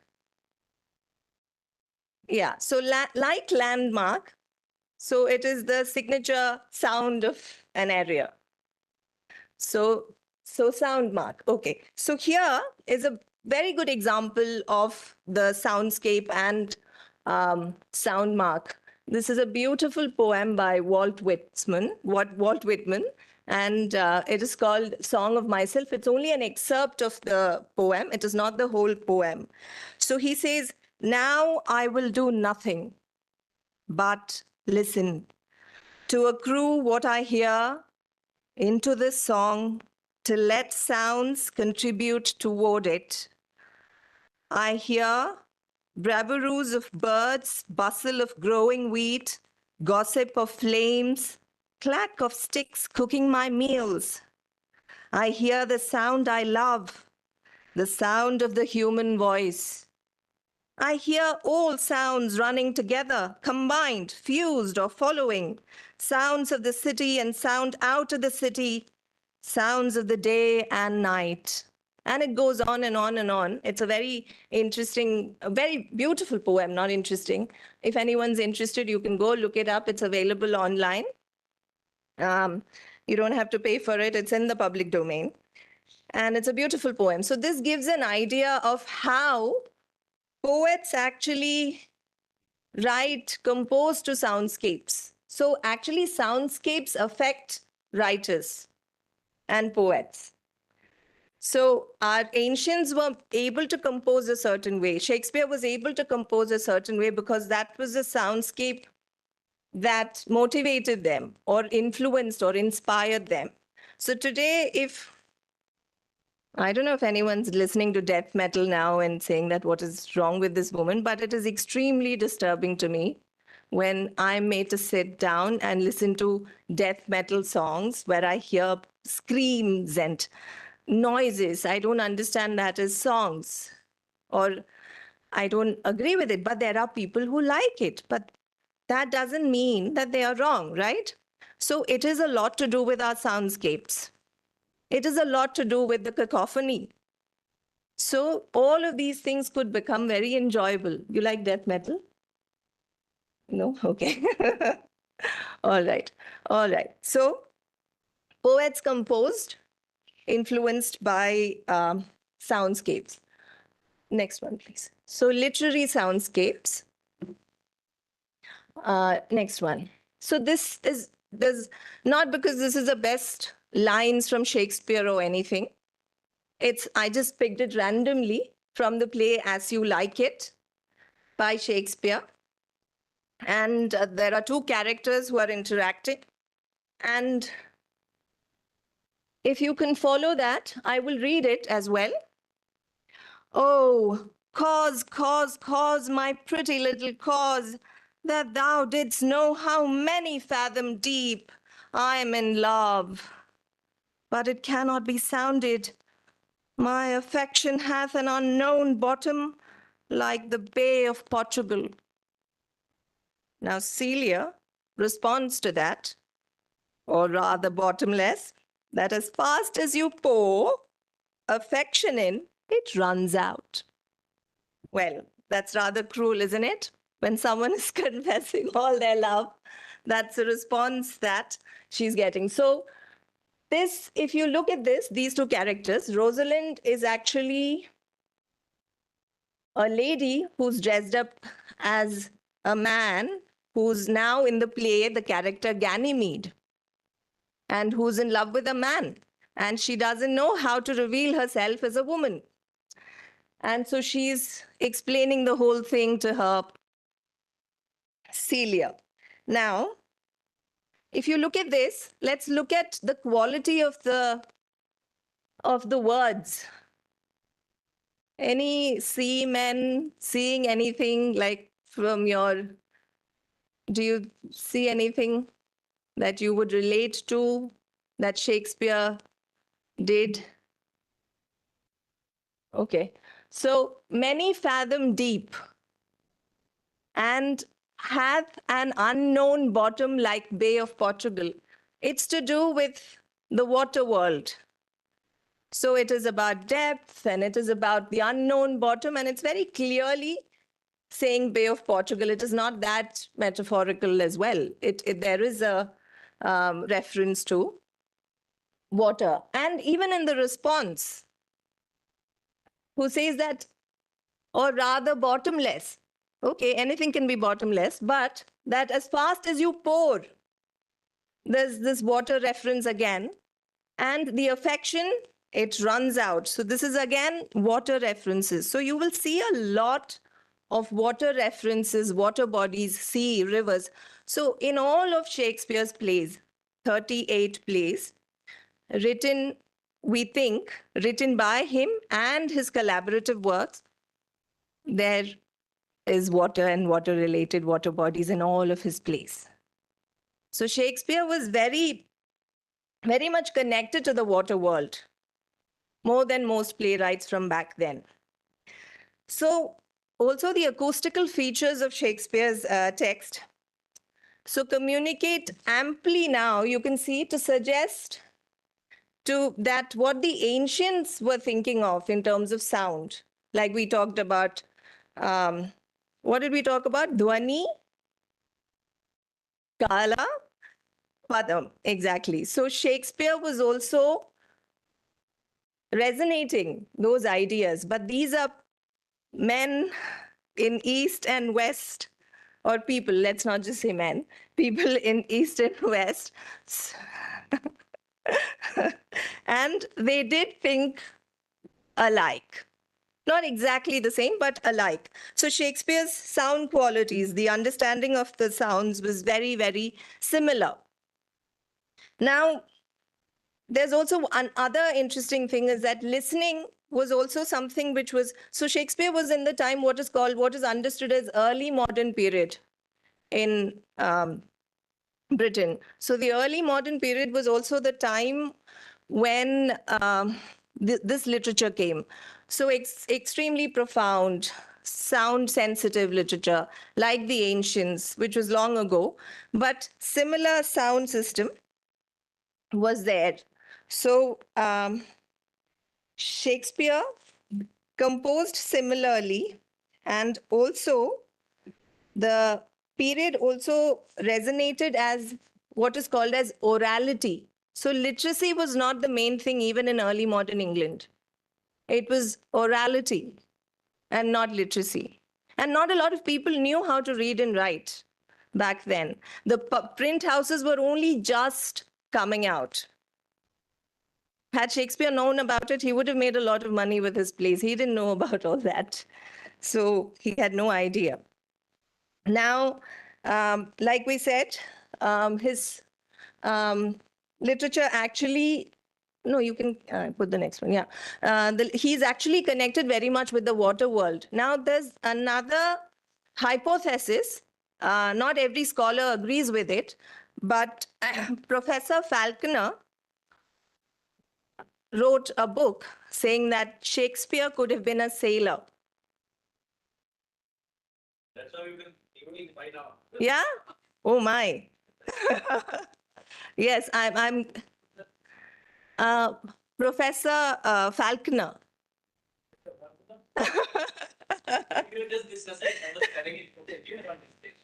So Shakespeare had what was is known in the literary circles as the lost years. So there was a period we knew Shakespeare was born in Stratford-upon-Avon, and then we know Shakespeare's time in London as a playwright, as an actor, and all of that. But there were some years we don't know. We have no idea. This is not known. Historians, literary historians, lots of people have been working on. So these lost years, Professor Falconer says, he could have been away as a sailor. Because do I think so? Oh, you think so? Okay. Because I don't know. I'm not an expert. If you say yes, then yeah, there's another paper maybe. in some of you, not in me. Shakespeare could have been a sailor. So I can read out the name of the book. Shakespeare and the Sea is the book, but it has gone out of print, sadly. But that was a book in which he discussed at length about why Shakespeare could have been a sailor, because his understanding of the nautical world is exquisite. When Professor Falconer did his research and wrote the paper. So now again, we know that Othello was a general of the Venetian army. The character Othello. Have you watched Omkara? Huh? Yeah. So Omkara is the Vishal Bharadwaj's adaptation of Othello. But sadly, Vishal left sea behind, the sound world behind, and made an Omkara without all the atmospheric literature that Shakespeare had. No water around here. Yes, we will have a session with Vishal Bharadwaj about that. So this is the premise of the thing. So you know that in that film, Ajay Devgan is very jealous, and he's extremely angry, thinking that his wife, Kareena Kapoor, is playing the character Desdemona, Othello's wife, is cheating on him. So he's overcome with anger, jealousy, and rage. And this is how he reacts to that. He says, this is Iago, who's the villain. I think Saif Ali Khan, Saif Ali Khan played that. So he's saying this to Iago. Never, Iago, like to the Pontic Sea, whose icy current and compulsive course ne'er feels retiring ebb, but keeps due on to the Propontic and the Hellespont, and goes on and on. Now, again, you will see a lot of the sea and ebb, and all the language used is of the sea. As I haven't actually watched all of that Vishal Bharadwaj film, but I would be interested in seeing how they worked out the sound bits in all of these things. So here, the sea is compared to the steadfastness, his extremely determined will to take action against his wife, and it is like a sea, he's enraged like that. But that's not the only sea that Shakespeare writes about. Shakespeare's seas are also deceptive, unpredictable, and he writes about the merchant marring rocks, sea storms, tempest, shipwrecks, and all of those things. And there are mentions of almanacs and calendars which can't predict what's going to happen at sea. So there is all of these things. And shall we go to the next one, please? And it carries on. Now, shipwrecks are a common feature in Shakespeare's plays. So so these are, I've just taken very few. There are many, many, many he talks about. So this is where he talks about, this is from Richard III. Now, Clarence has a dream, and he wakes up from his dream and he says, "Methought I saw 1,000 fearful wracks." It's actually the corruption of the word wrecks. 1,000 men that fishes gnawed upon. So there are these very scary imagery and all of these things. So this is the understanding, and there are this knowledge is very much there in the general population by then, for his audience to understand what he's talking about. That is also very important. He was a very relatable playwright. And then in Twelfth Night as well, there is this mention that the rude seas enraged and foamy mouth.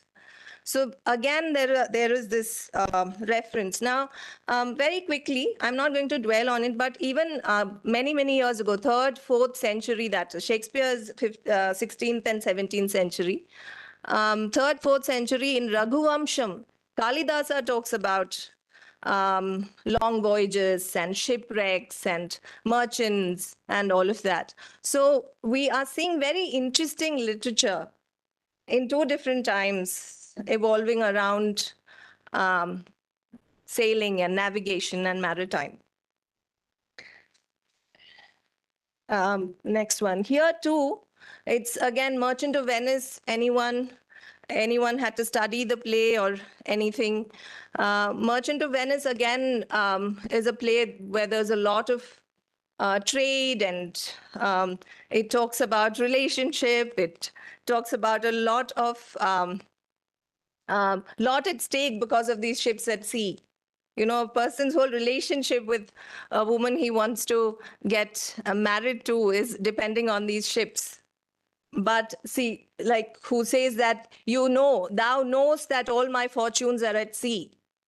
And these are the places, and India is one of the places mentioned here, which shows about the trade relationship, which had been even before that. For them to know very well about it, it is centuries before the 16th and 17th centuries, 8 centuries before that. And then later they get to know that all of that is wrecked.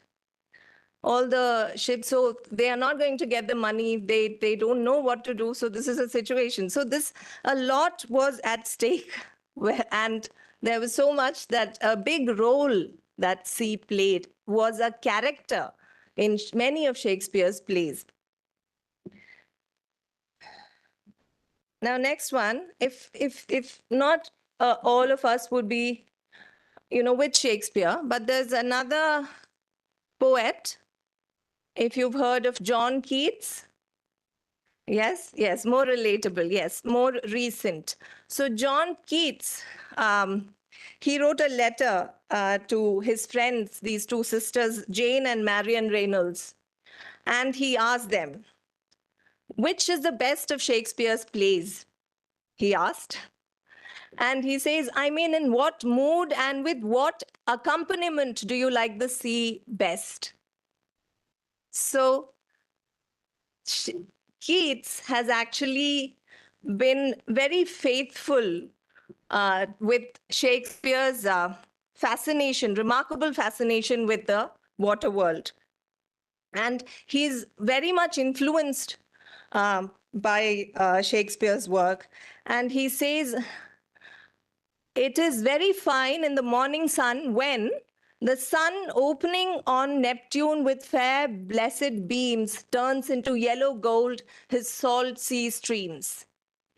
Now see, he's written this from memory. He may have by-hearted a lot of Shakespeare's plays because salt sea streams, actually, it is salt green streams. So we can tell he's just memorized and he's remembering and writing. So that's why there's an error.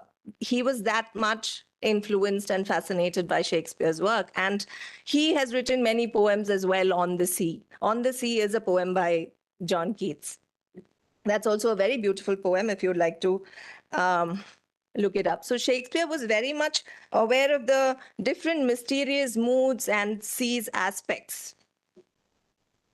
Now,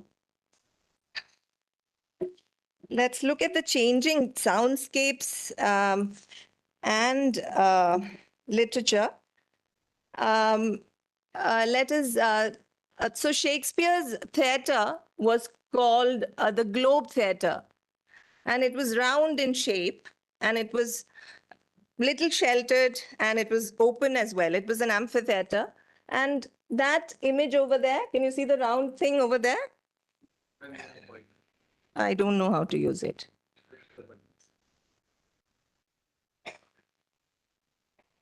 That one? Okay, so this one. Oh, this is very good. So this one is the Globe Theatre. Now, this is a present-day London image by the Thames. This was reconstructed. There was a fire incident where the Globe Theatre had burned down because, of course, there were no fire health and safety and fire safety measures back then. So it burned down, and later it was built, and there are plays staged over here even today. And do try if you ever go to London.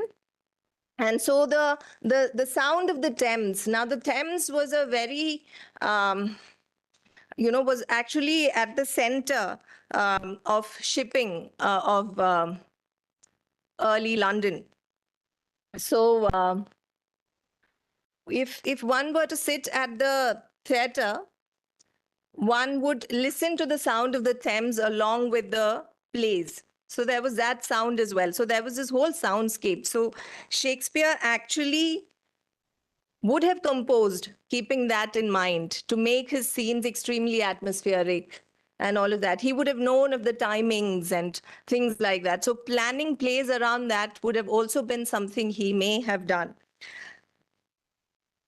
So in all of this maritime trade, we can understand that it was a huge and flourishing industry. So Shakespeare makes numerous references to the sea, and he talks about trade, there's diplomacy, and relationships and everything that's taking place apart from the other aspects of sea. And if you're interested for some Kalidasa bits, I can throw some of those things as well. So Kalidasa as well writes in Raghuvamsham about trade, and he mentions about different parts. And of course, it was not India as the way it is today. So he talks about different regions. He talks about the Pandya country, which is Tamil Nadu, that was known for its precious stones and pearls. And he talks about elephants that were caught in Kalinga, Odisha, and Assam in Raghuvamsham. He talks about the forest of the Himalayas, which were known for the resins. So these were all part of the trade and the maritime things. And then he also talks about the Yela Mala in Kerala that were known for spices such as cloves, cardamom, and black pepper. And these similar references are also in Shakespeare's plays of these similar things that came to Europe as well from these regions.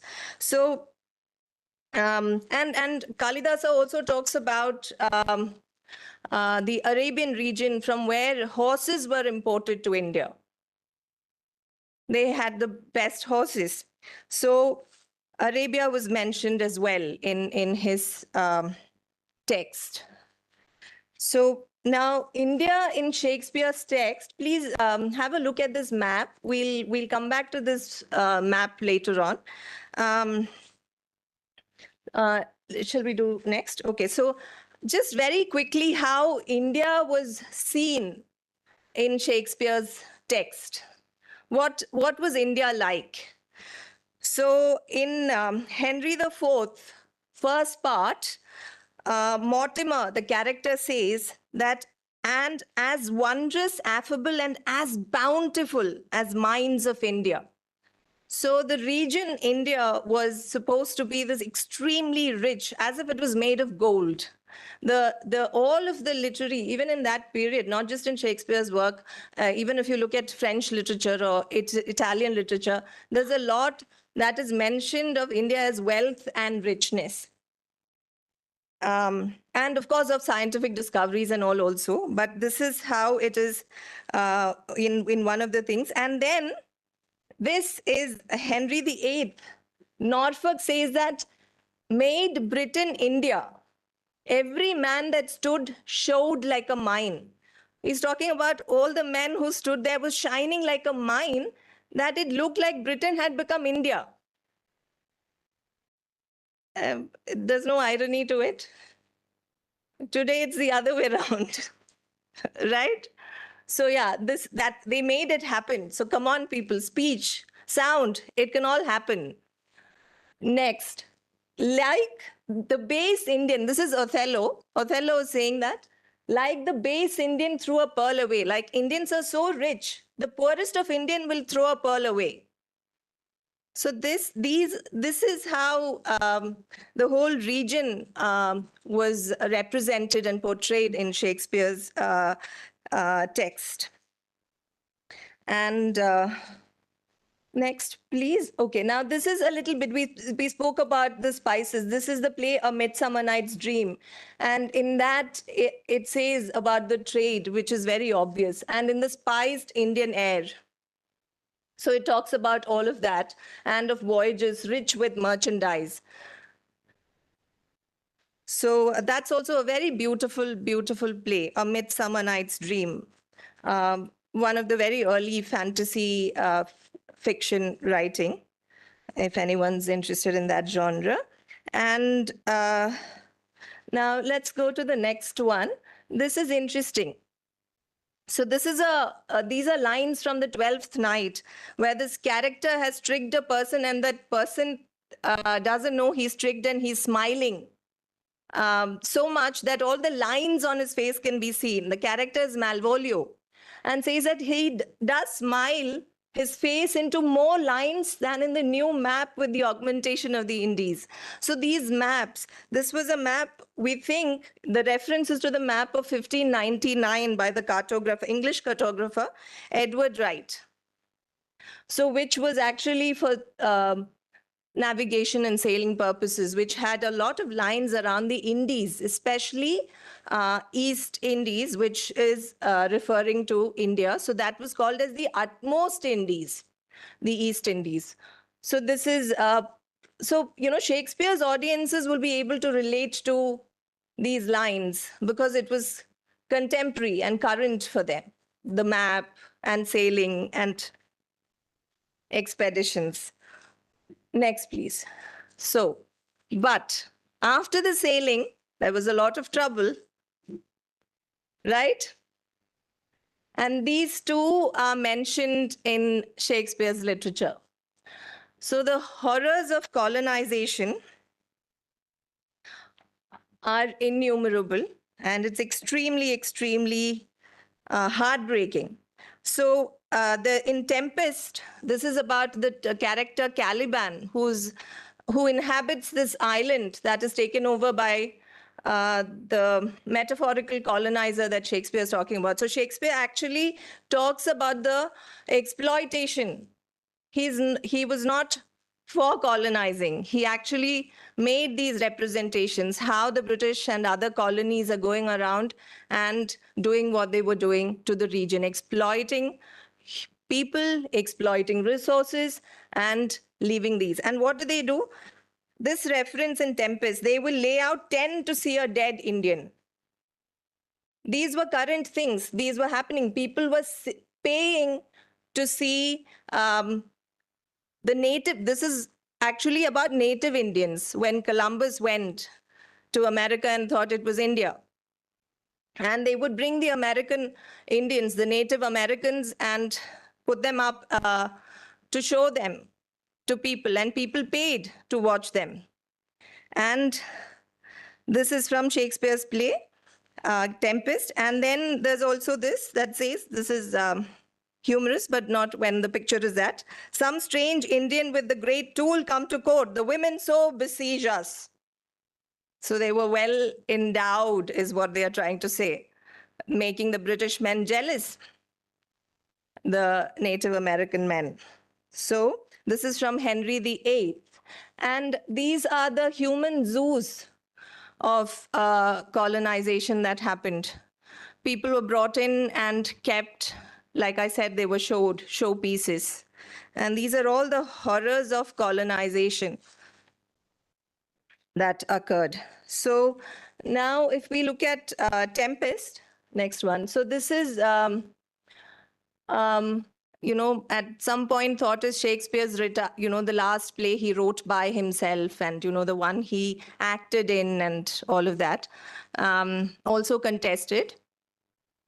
Shakespeare played Prospero. So the character Prospero is like a colonizer. The oppressor comes to an island, takes over the island, and the inhabitant of the island, this person, Caliban, is made the slave, and he's abused, he's beaten around, he's not treated well, he's not fed well.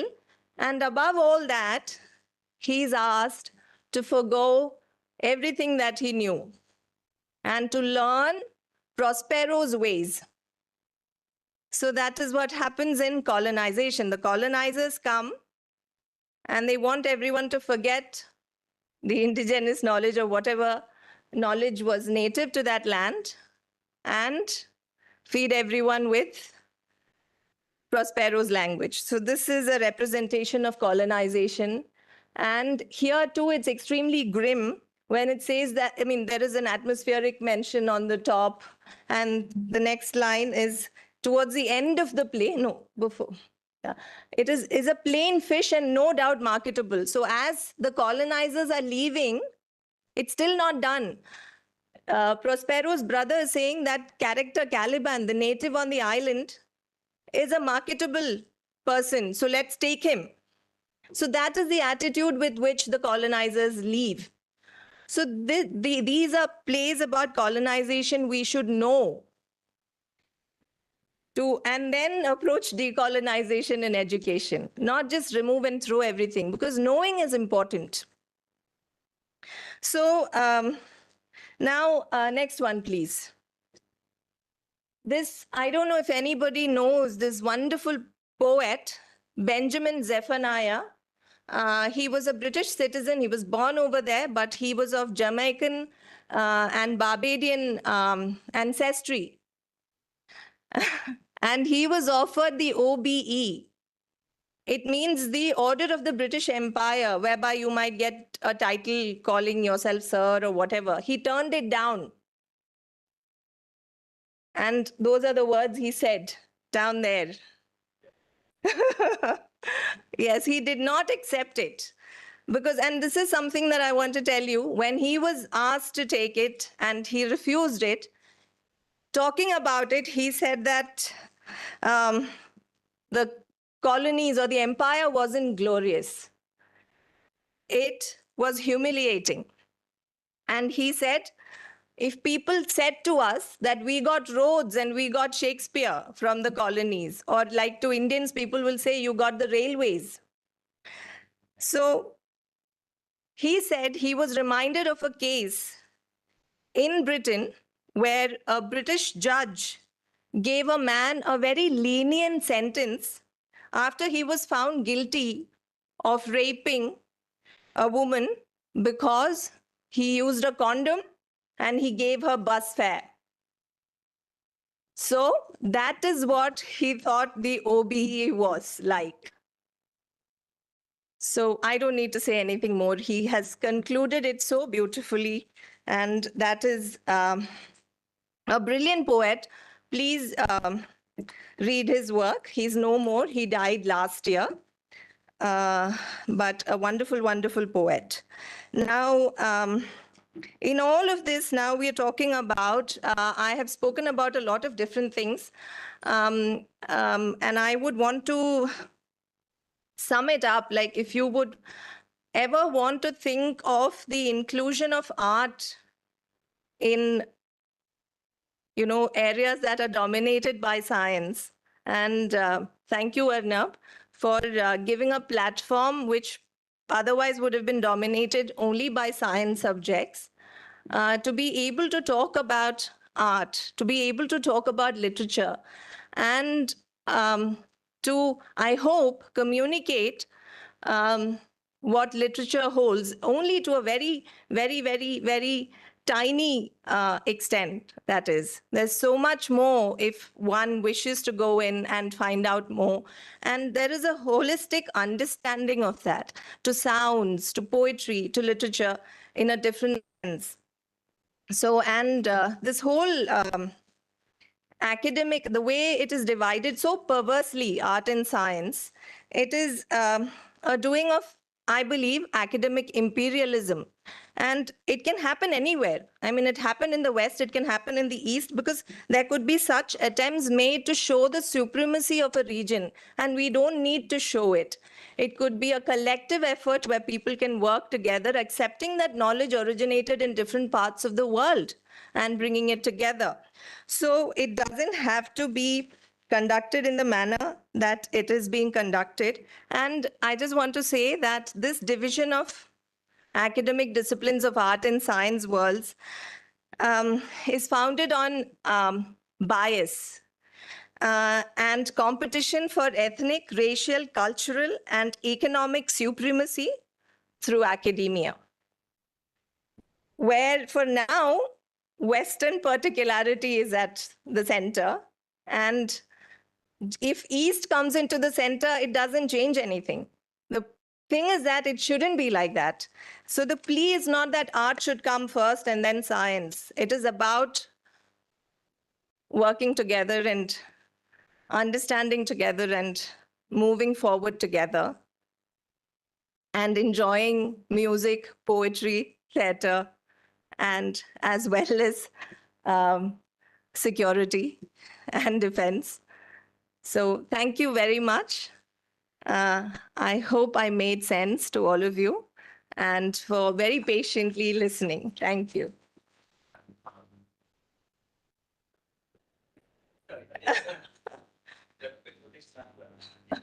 No question, but it's observation. Thank you very much for taking you such a deep study in such a very simple way. We could understand it. Like the sound and relating sound to the sea, and then sea to the Shakespeare. And today we feel really very proud that we belong to the same profession with Shakespeare if he had been a sailor. Because we are also sailor. So we feel that हमारी community का person was such a great poet. हमारी जात का है. Number one. And secondly, one I would like to add all this naval guys soon. We use ROR. You know, ROR is the rules of the road. We call the International Regulation for Collision at Sea. Abhi bhi usme sound signals are used for communication. Till now, it is by it's IMO convention, and till today, the sound signals, all naval guys, they said it is used for the prevention of collision at sea by all modern ships and all defense ships also, sir. So sound is also related to the marine navigation also, ma'am. Till now. Yes. Thank you, ma'am. Yes. Thank you. Anybody here? Oh, we're done. She came back for that. Yeah, so the other day we had attended a Marathi film festival, and the director said something very important, that if you make a film based 100 or 150 years ago, the first thing you have to tell the cast, you have to speak slowly and simply. And this got my mind thinking, and I saw another YouTube video of a person, scientist, who's saying the main thing the human race is in contention with is not the us and them narrative, but that the complexity of life is going on increasing. So if you look 50 years, 100 years ago and today, our planet was more beautiful and less complex. Yeah. And when we are talking about Dhwani and Kal, the vibrations are taking place too fast today. Yes. And the visual media is accelerating. Yeah. An Indian mystic said, a mind that is fast is noisy. A mind that is slow is Guru. A mind that is still is Parmeshwar. Yes. Very So that was the thing, is that in the face of this complexity, how do we keep a stillness within ourselves? Earlier, the environment used to support our stillness, like in the Bastar pre-civilization community. I think that the importance of art is it can bring us to this stillness in a way that science cannot. So science can protect and maintain us, but art is a remembrance of where we came from. Thank you. Thank you for your. Yes, just one point I want to make. But the whole effort is also to not have that, distinguish between art and science. The understanding is that when we talked about Dhwani, Kala, and when we talked about Padam, it is also science, right? So it is art and science is an adverse impact of colonization, and it is for academic imperialism, and that was not how knowledge was, and knowledge evolved, or knowledge was transmitted. This is a recent phenomenon. It can actually be done with, and it can be taken out, and we could go back to the very basics and work it out. And Shakespeare, when you say back then, a lot of people today say that Shakespeare is so difficult to understand. Don't talk Shakespeare at us. So it is as if, oh my goodness, but Shakespeare was the most popular playwright of his time. And everyone went. So there was this whole class system. If we had caste system over here, so there was class system, and people actually had, so in the Shakespeare's Globe Theatre, people sat in different areas according to their class. So the nobility, so the people who stood and watched were called penny stinkards, because they paid 1 penny to watch Shakespeare's plays. Then you also had the more knowledgeable, the erudites, the scholars. You also had the nobility. And the nobility, people who were very well-dressed, would sit behind. They couldn't even watch the play. They were coming to show off how they looked and how they were. So this was a place... yeah, but not from behind. So people can see them, and they were distracting the play with their robes and fineries. So this was actually, so Shakespeare's plays appeal to everyone. So he was not trying to dumb anything down for anyone. So if people who were not, who couldn't read and write also watched, and it was a full house. It was extremely packed. So it was not as complex, but today it seems complex because a lot of the words have become archaic. These words, thou and thy and thine, are not used. So we think, oh my goodness, it's too complex for us. But if we give it some time, it'll be easy peasy pie, and it's not as bad as we would think. Thank you. Thank you, Lakshmi. I think what's important is, sorry, I missed the main part of the presentation.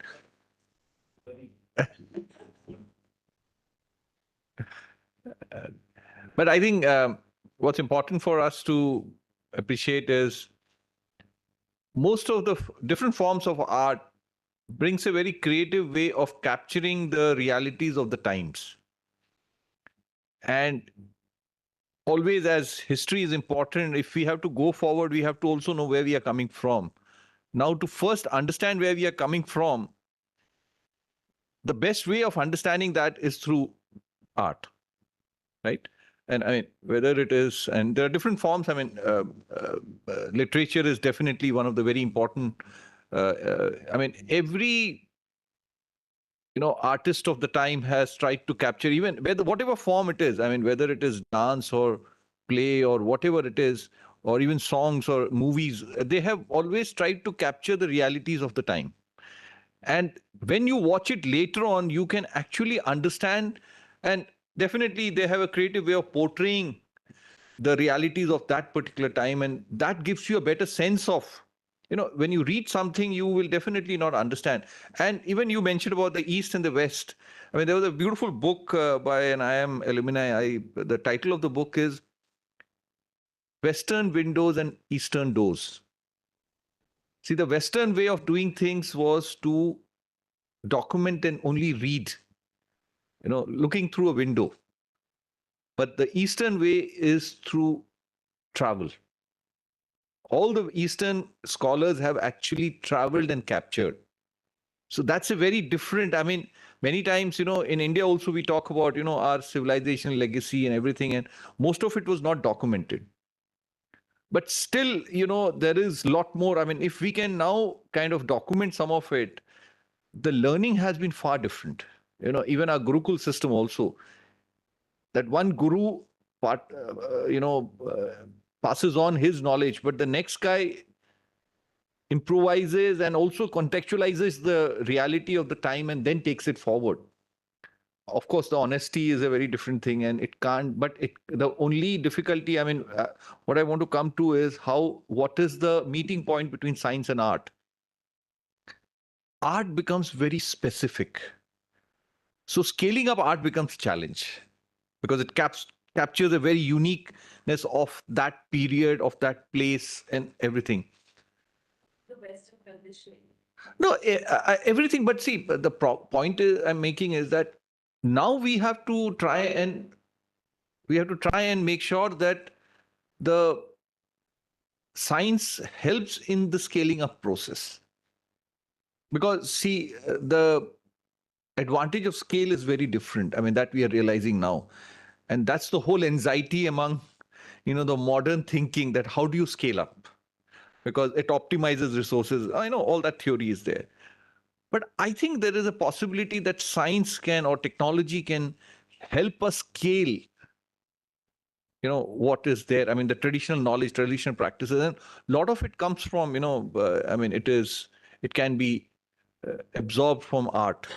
So that's what, is important. So how do we kind of get the best of both is very important. And definitely what you said, we have to work together. We have to, I mean, that's the whole purpose of having this kind of lecture. I mean, yesterday we had Professor Radhika's session also. So, and I think it does definitely connects to the audience that, because see, now all of them are reasonably senior. They understand a bit of it. So this connection between art and science is, I'm sure it is appreciated. Thank you so much. So we'll break for lunch. You can just play that while we move out. Please move for lunch. Just wants to play one, how they have represented the sea through music, sir. Yes. Yeah, download. Okay. Download, okay? It's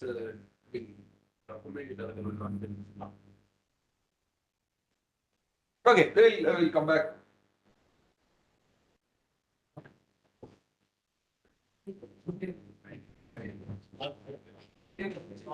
Yeah, now it's called.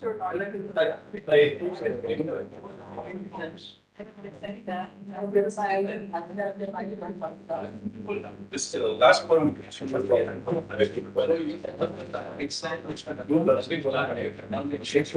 Say me. And therefore connect to see. Yes,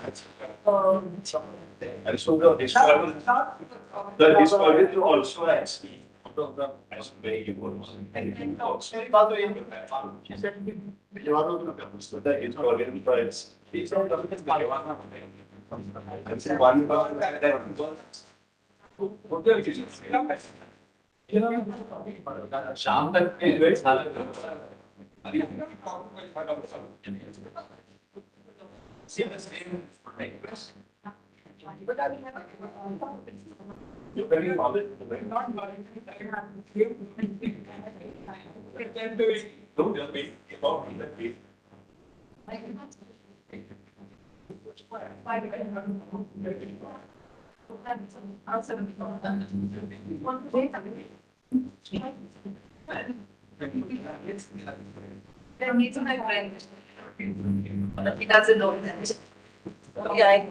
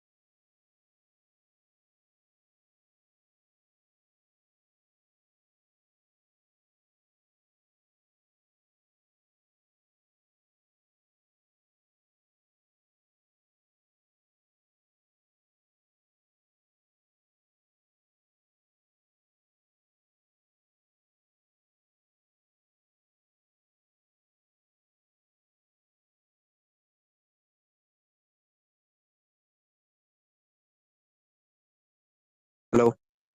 Check. Check. Hello.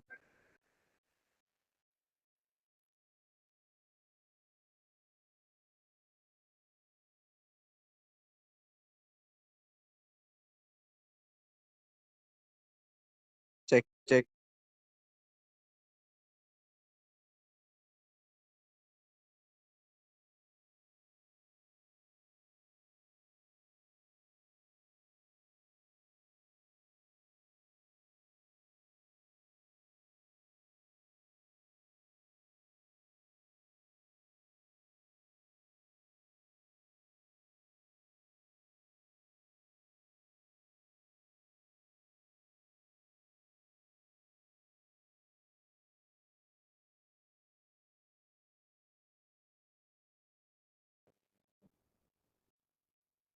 Hello.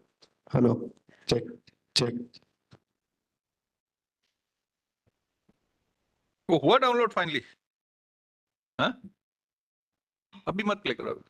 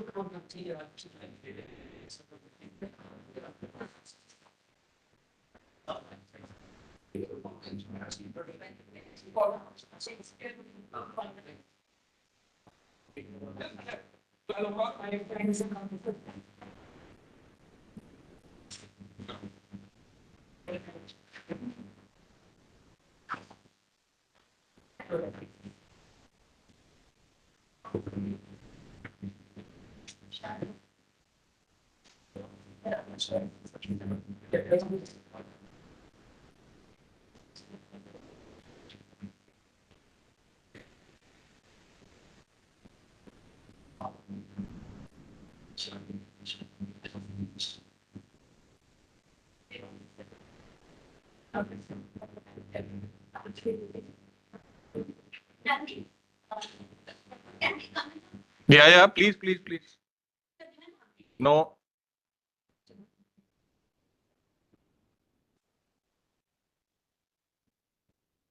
Yes, please, please.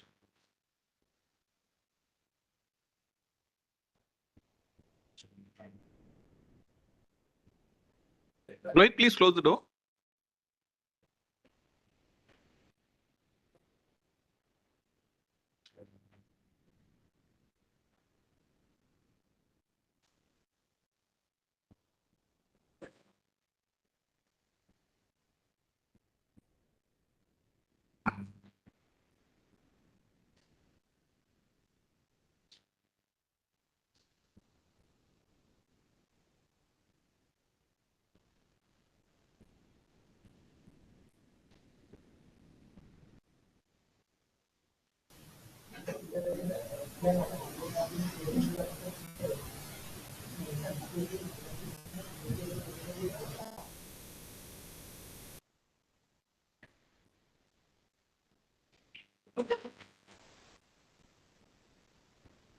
Good afternoon, ladies and gentlemen. Welcome back. We now have a very interesting session by Prafulji. He needs no introduction. I think I've already spoken. So I'll still request Prafulji to give a little bit of his background for the benefit of people who do not know him. And all yours, Prafulji.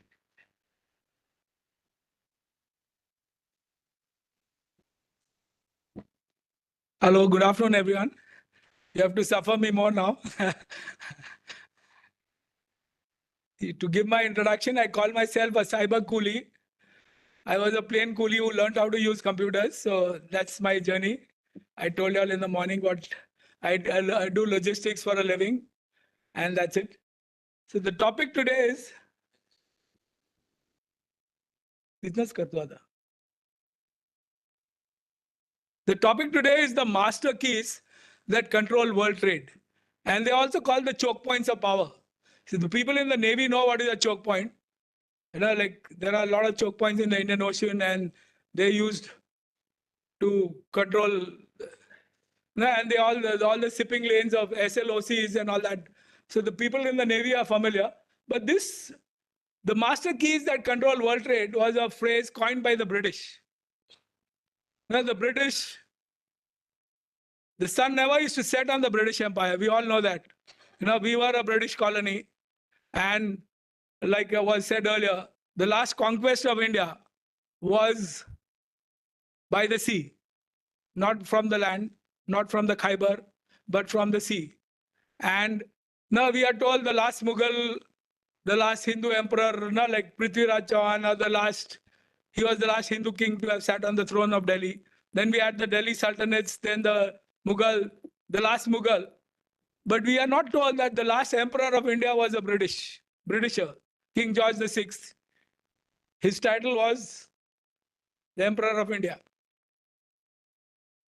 We need to get this thing in our heads that, yes, see, erasing history will not help us. We need to understand history. I don't say that I am a student of history, but history is his story. History is his story. And who is this guy? His is the victor. Always the victor. He sets the narrative. So there is this saying which I shared with Dr. Shekatkar the other day. I mean, just when I was getting him here, I'll just read it out for a start to set the context.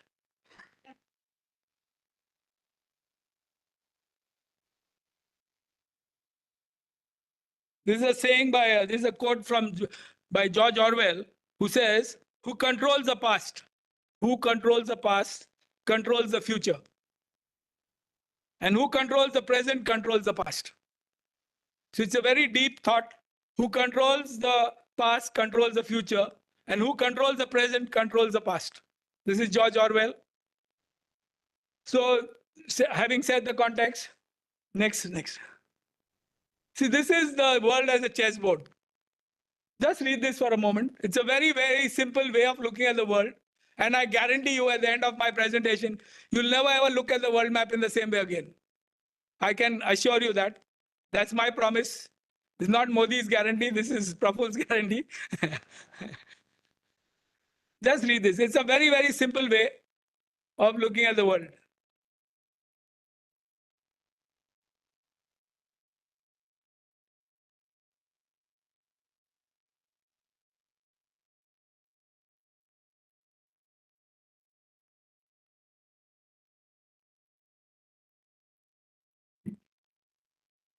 It's as simple as this. Thank you. Thank you. Is it okay? Done? So I can give you the presentation. You can take it. It's all yours. There's nothing proprietary about this. Next. See, this is what was said by General Shekatkar on the first day itself. 70, 80, 90 principle. 70% of the world, 75% of the world is water. 70% is the seas and oceans. 5% is the freshwater systems. 80% of population of the world lives within 200 nautical miles of the sea. And despite global warming and the seas rising, there's more and more population shifting towards the ocean and the seas. And 90% global trade goes by sea. See, the biggest ship which can carry almost 24,000 containers goes by sea. And the cheapest mode of transport is water. The second most cheapest transport is railway, third is road, and fourth is air. So it is sea, of the surface modes, it is the sea, rail, and then road, and not by costing. And water is almost 8 times, 10 times cheaper than, at times, I'm a logistician, I can tell you, you can send, what is the cost of sending a container between Bombay, Pune? It's almost 15, 20,000 rupees, 120 feet box. Bombay, Singapore at times is $1. Bombay to Singapore is $1. Can you believe this? $1 at times. $1, that is how much? 83, 85 rupees. From Singapore to Bombay. And Bombay, Pune, 160 kilometers is 20,000 rupees. I mean, that's just to give you an example. See, this is a very ancient science, which has been used for physiotherapy and for like massage, and even to Kundalini Jagrut, whoever does meditation and all that. Next. So I'm just using this just to set the frame for the framework. The chakras. See, all our endocrine glands are linked to these chakras. And see, your spine is your prime meridian. Your spine is your prime meridian. Next.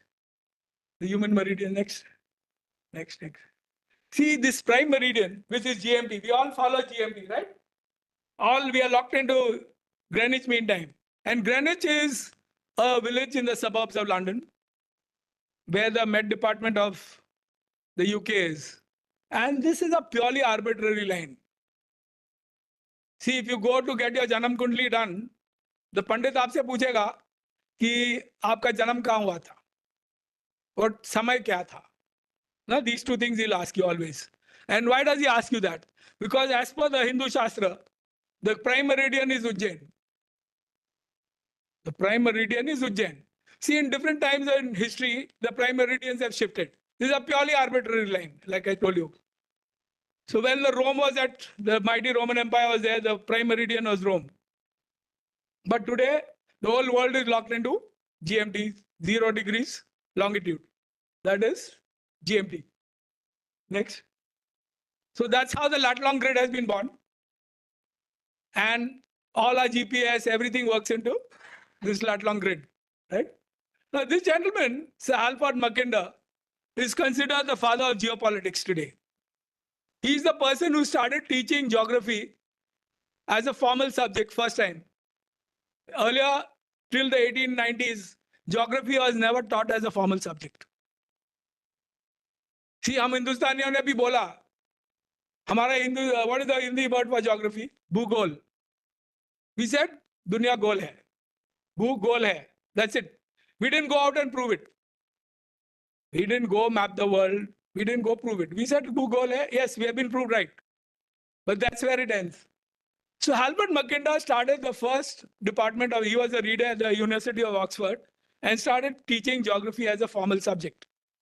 And today he's considered the father of geopolitics. And not just that, he's also one of the founder directors of the London School of Economics. He understood the connect between geography and economics. See, that's how this subject has been born today, geoeconomics. So we have geopolitics and geoeconomics. Next.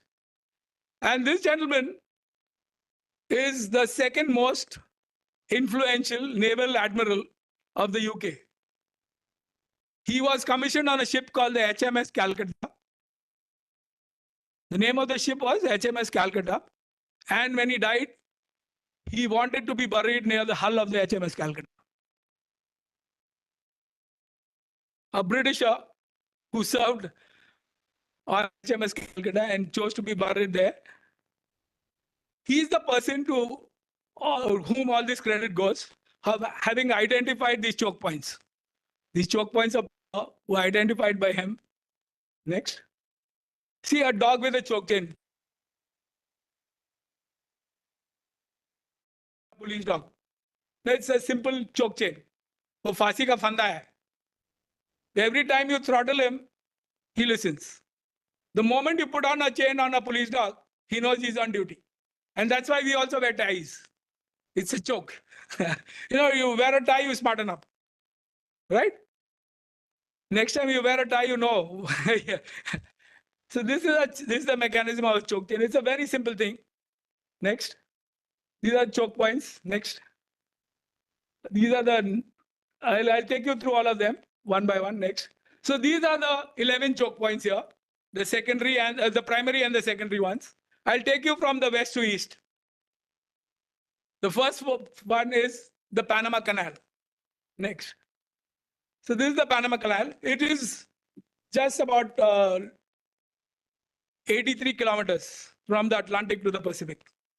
And if the Americans didn't have control of the Panama Canal, they would have to maintain two navies, one for the eastern seaboard, one for the western, one for the Atlantic, one for the Pacific. So Panama is very important. And most of the choke points, mind you, are financial havens, tax havens. Now you must have heard of the Panama Papers. Now you'll understand the significance, how deep this is. So Panama was built, conceived, initiated, and even the building was started by the same architect who built the Suez Canal. It was a French architect, Ferdinand de Lesseps. So Panama is like a staircase where the ship goes up and then goes down, because the levels between the Atlantic and the Pacific are very different. So there is a system of locks where the ship goes in and climbs up and climbs down. It's like a ladder, a staircase. Next. So this is how the locks are, and from the Atlantic to the Pacific. So this is the sea level. So I've tried to relate it to a city. So that's how, in the lower half you see the sea levels. Next. So this is Panama City. Beautiful city. Next. Panama Canal. So when the Panama Canal was built, before that there were options explored. And one of the options was Nicaragua. See, that's why you see so much of insurgency and all the problems in Nicaragua now.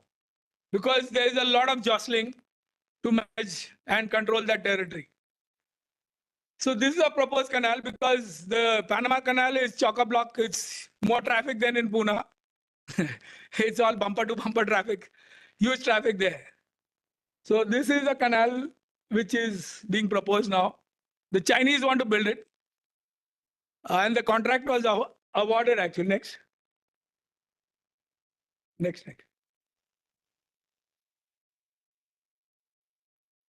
The Chinese want to build a canal costing $50 billion. And this contract was awarded, but unfortunately the Chinese promoter HKND went bankrupt recently during the COVID, just before the COVID. Next. So it's still in the pipeline. But yes, one day maybe this canal might be built. Next. See see that small connection between the North Atlantic, North America and the South American continent. That's where Panama is. Yeah. Huh? Yeah, this is Panama here. Now Panama is choked. You can imagine. You have to go right around here.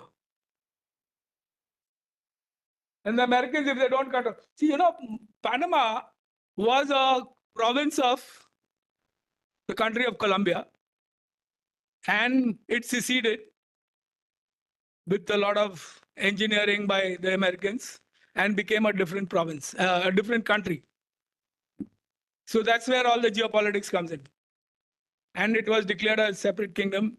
It is largely controlled by the Americans. Yes, it is a sovereign country, but all the drug money of Latin America, Pablo Escobar, everything, if you see all those movies and series on Netflix, all the money is parked in Panama. All the money is being managed there. Next. This is Cape Horn. For a naval person, the Cape Horn is called the Everest. It's called the Mount Everest of the Capes. It's very, very treacherous waters. It's almost snowbound most of the year. Very, very dangerous waters. Next. So there was this, the first guy to go circumnavigate the globe was Ferdinand Magellan. And he chose this route here. Because here you can't go around Cape Horn. This is Cape Horn. So he chose this route to navigate. He couldn't complete the navigation, of course. He died en route in the Philippines. But his team completed the circumnavigation. And they were the first to prove that the world is round. Ferdinand Magellan. Next. So this is a satellite photograph of the Straits of Magellan. You can see all this. It's very, very treacherous waters, icebergs, and it's difficult to take a ship around here. Next. Next. These are the Falkland Islands. 8,000 kilometers away. It's a British territory. 8,000 kilometers away from England. There are more sheep than men there. But the British won't let go. If you see this movie, The Iron Lady, Margaret Thatcher, in that they show Margaret Thatcher negotiating with the Secretary of State of the US. He tells her, why don't you let go of the Falklands? He says, she rebuts him and says, why don't you let go of Hawaii? This is far more strategic than Hawaii. And 8,000 kilometers away, they still control it. They had deployed the nuclear submarine. These islands are known as the Malvinas in Argentina. The Argentinians want them back. But they deployed the nuclear submarine, threatened the Argentinians that we'll blow up Buenos Aires with a nuclear attack. This is recorded history. Next.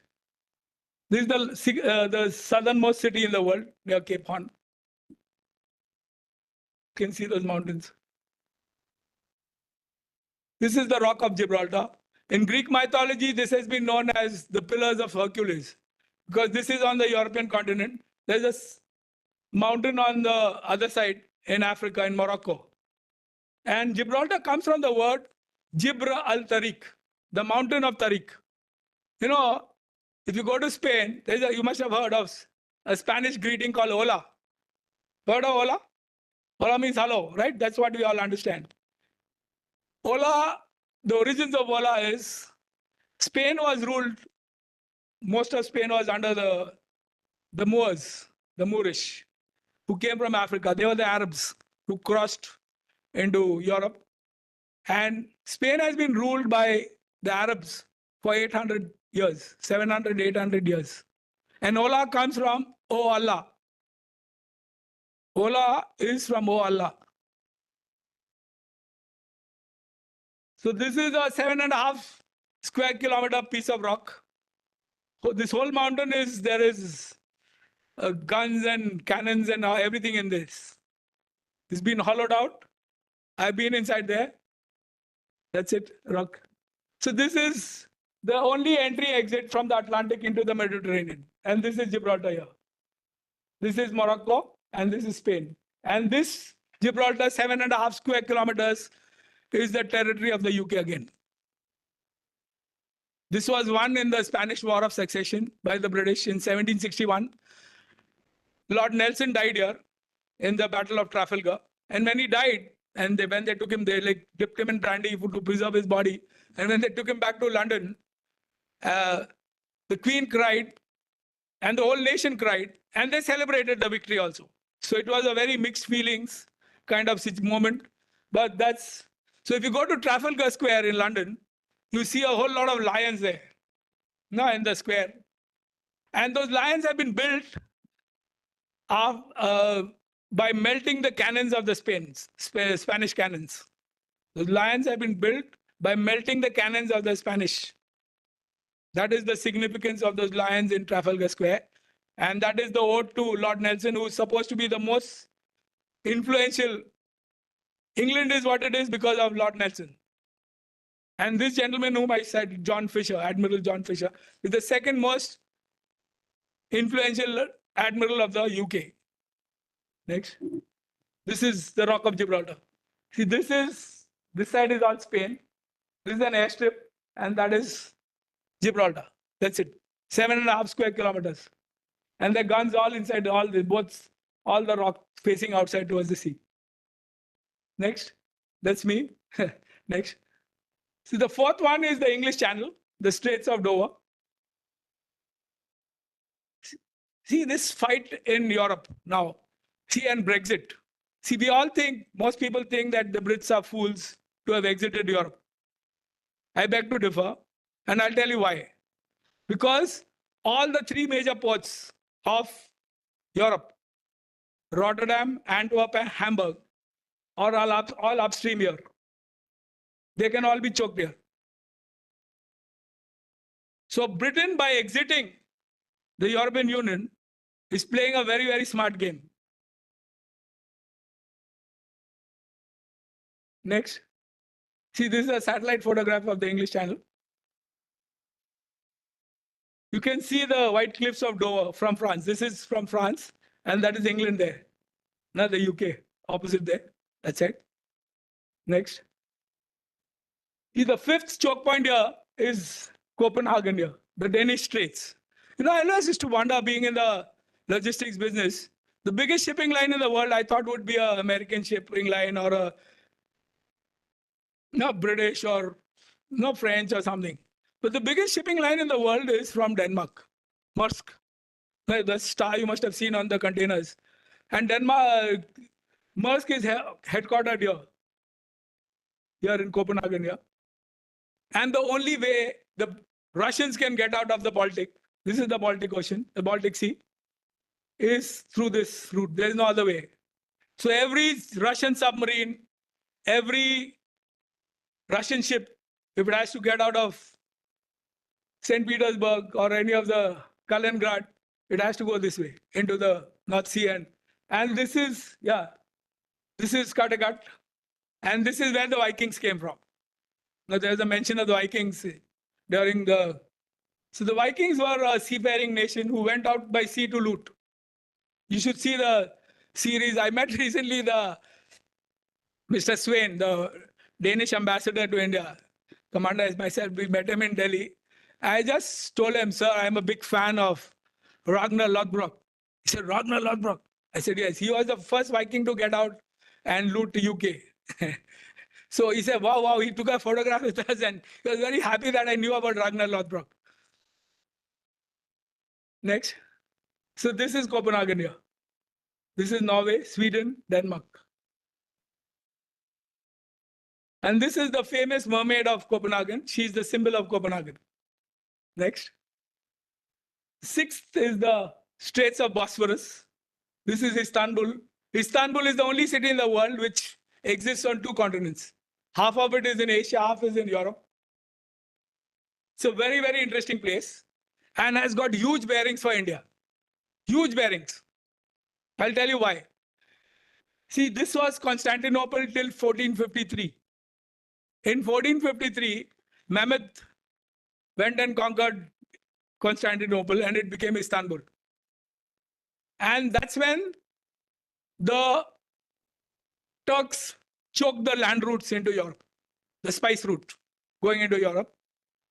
And within 40 years of the choking of Istanbul, the Americas were discovered.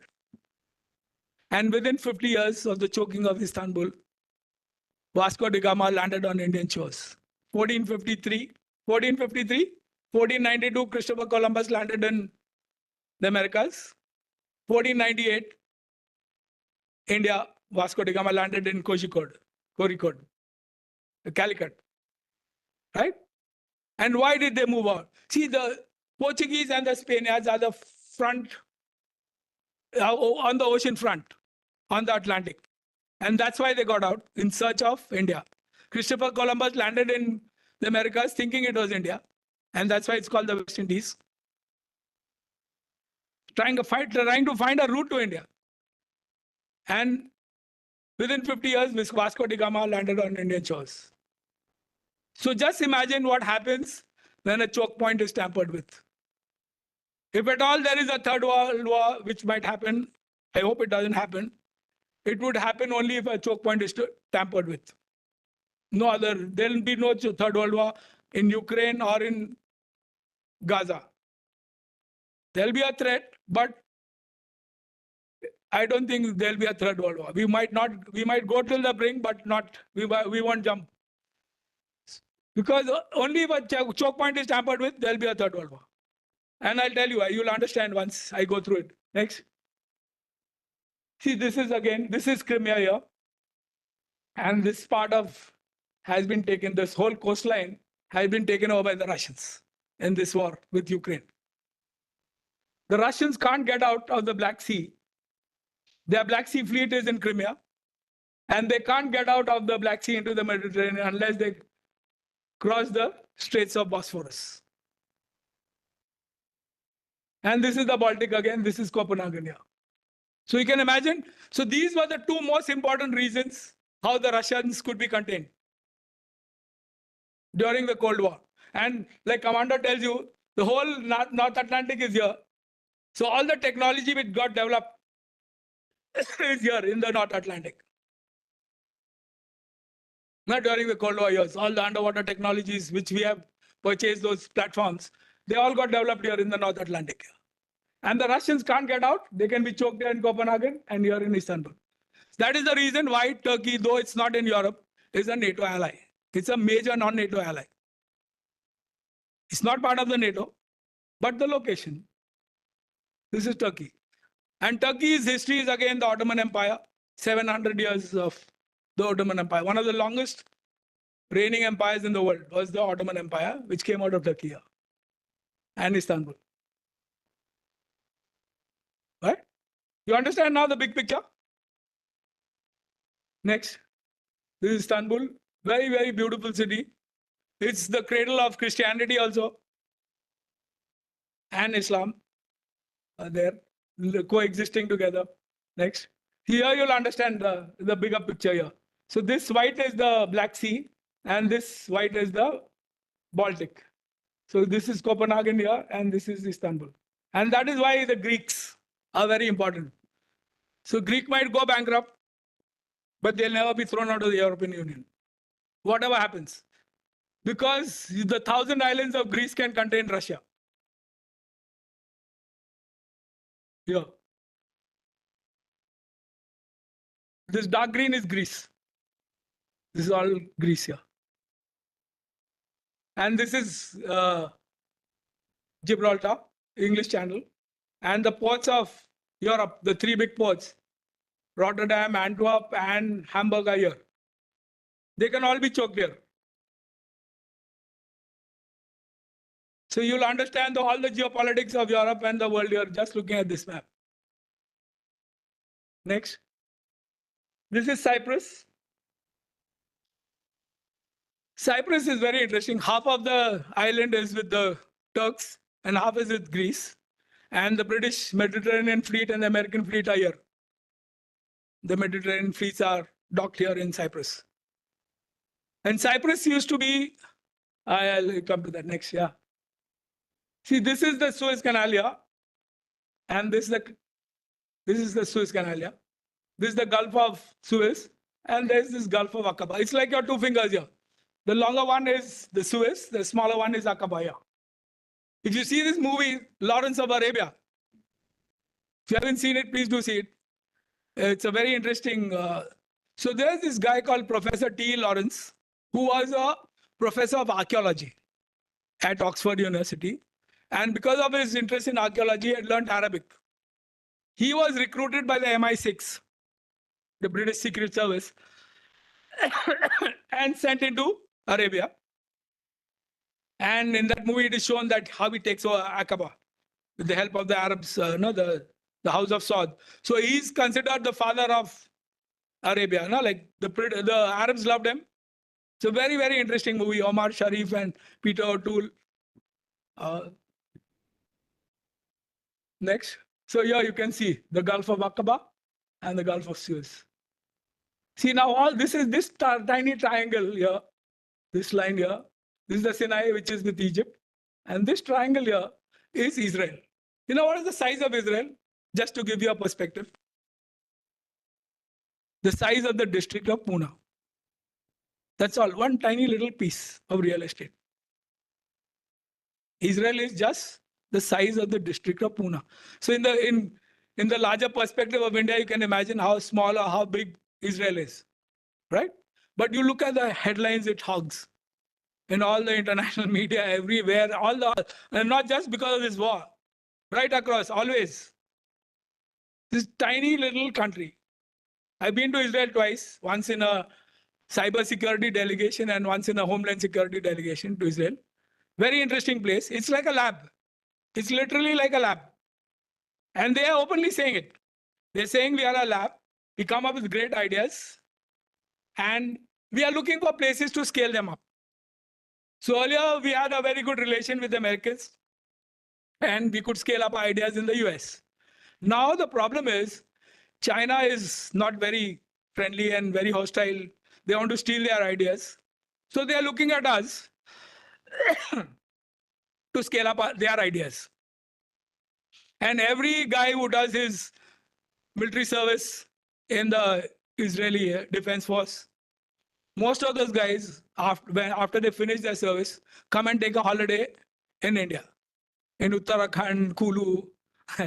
They all go all over. You'll find a lot of Israelis all over there. Andamans, yeah, quite possible. So they are going all over. They finish their service and they take a break and they all come to India. Is it a design or a plan or just there's a lot of things there. You need to apply yourselves. Now I'll talk to you before about the Suez first. You know, the Suez Canal, like I told you, was built by the French, and they came out with a public issue, and everyone thought, this is 1869. Everyone thought that this is a daft idea. It cannot be built. So that public issue devolved. No one, the Americans, the Austrians, the Russians didn't want to invest. And ultimately it came onto the French government because they had underwritten that contract, the issue, and they had to build it. Once the Suez Canal was built, whole dynamics of trade between Europe and India changed. See, and by that time, the steam engine had come, the sailboat era was over, and a whole lot of things changed. So the British realized now if they don't control the Suez, they'll be out, and they could lose India. And India was the jewel in the crown of the British Empire. India was their most prized possession. The most prized possession of the British was India. So, what was the hierarchy of the British Empire in those days? The hierarchy of the British Empire was the King of Queen of England. The second was the Prime Minister of England, of the UK. The third was the Viceroy of India. And the fourth was the British Ambassador to Egypt. The fourth was the British Ambassador to Egypt. This was the hierarchy of the British Empire. Now you'll understand why Princess Diana had an Egyptian boyfriend. How did the Egyptian family come to own the prize jewel of retail in London? Right? Think deeper, you'll understand. You have to dig deep. And maybe you might. So there might have been deals. That day I was watching a program on the Rothschild family. The Rothschild family funded the British to take over the Suez. And if you go to Tel Aviv, the most prominent square in Tel Aviv is the Rothschild Square. It's one of the most powerful banking families in the world.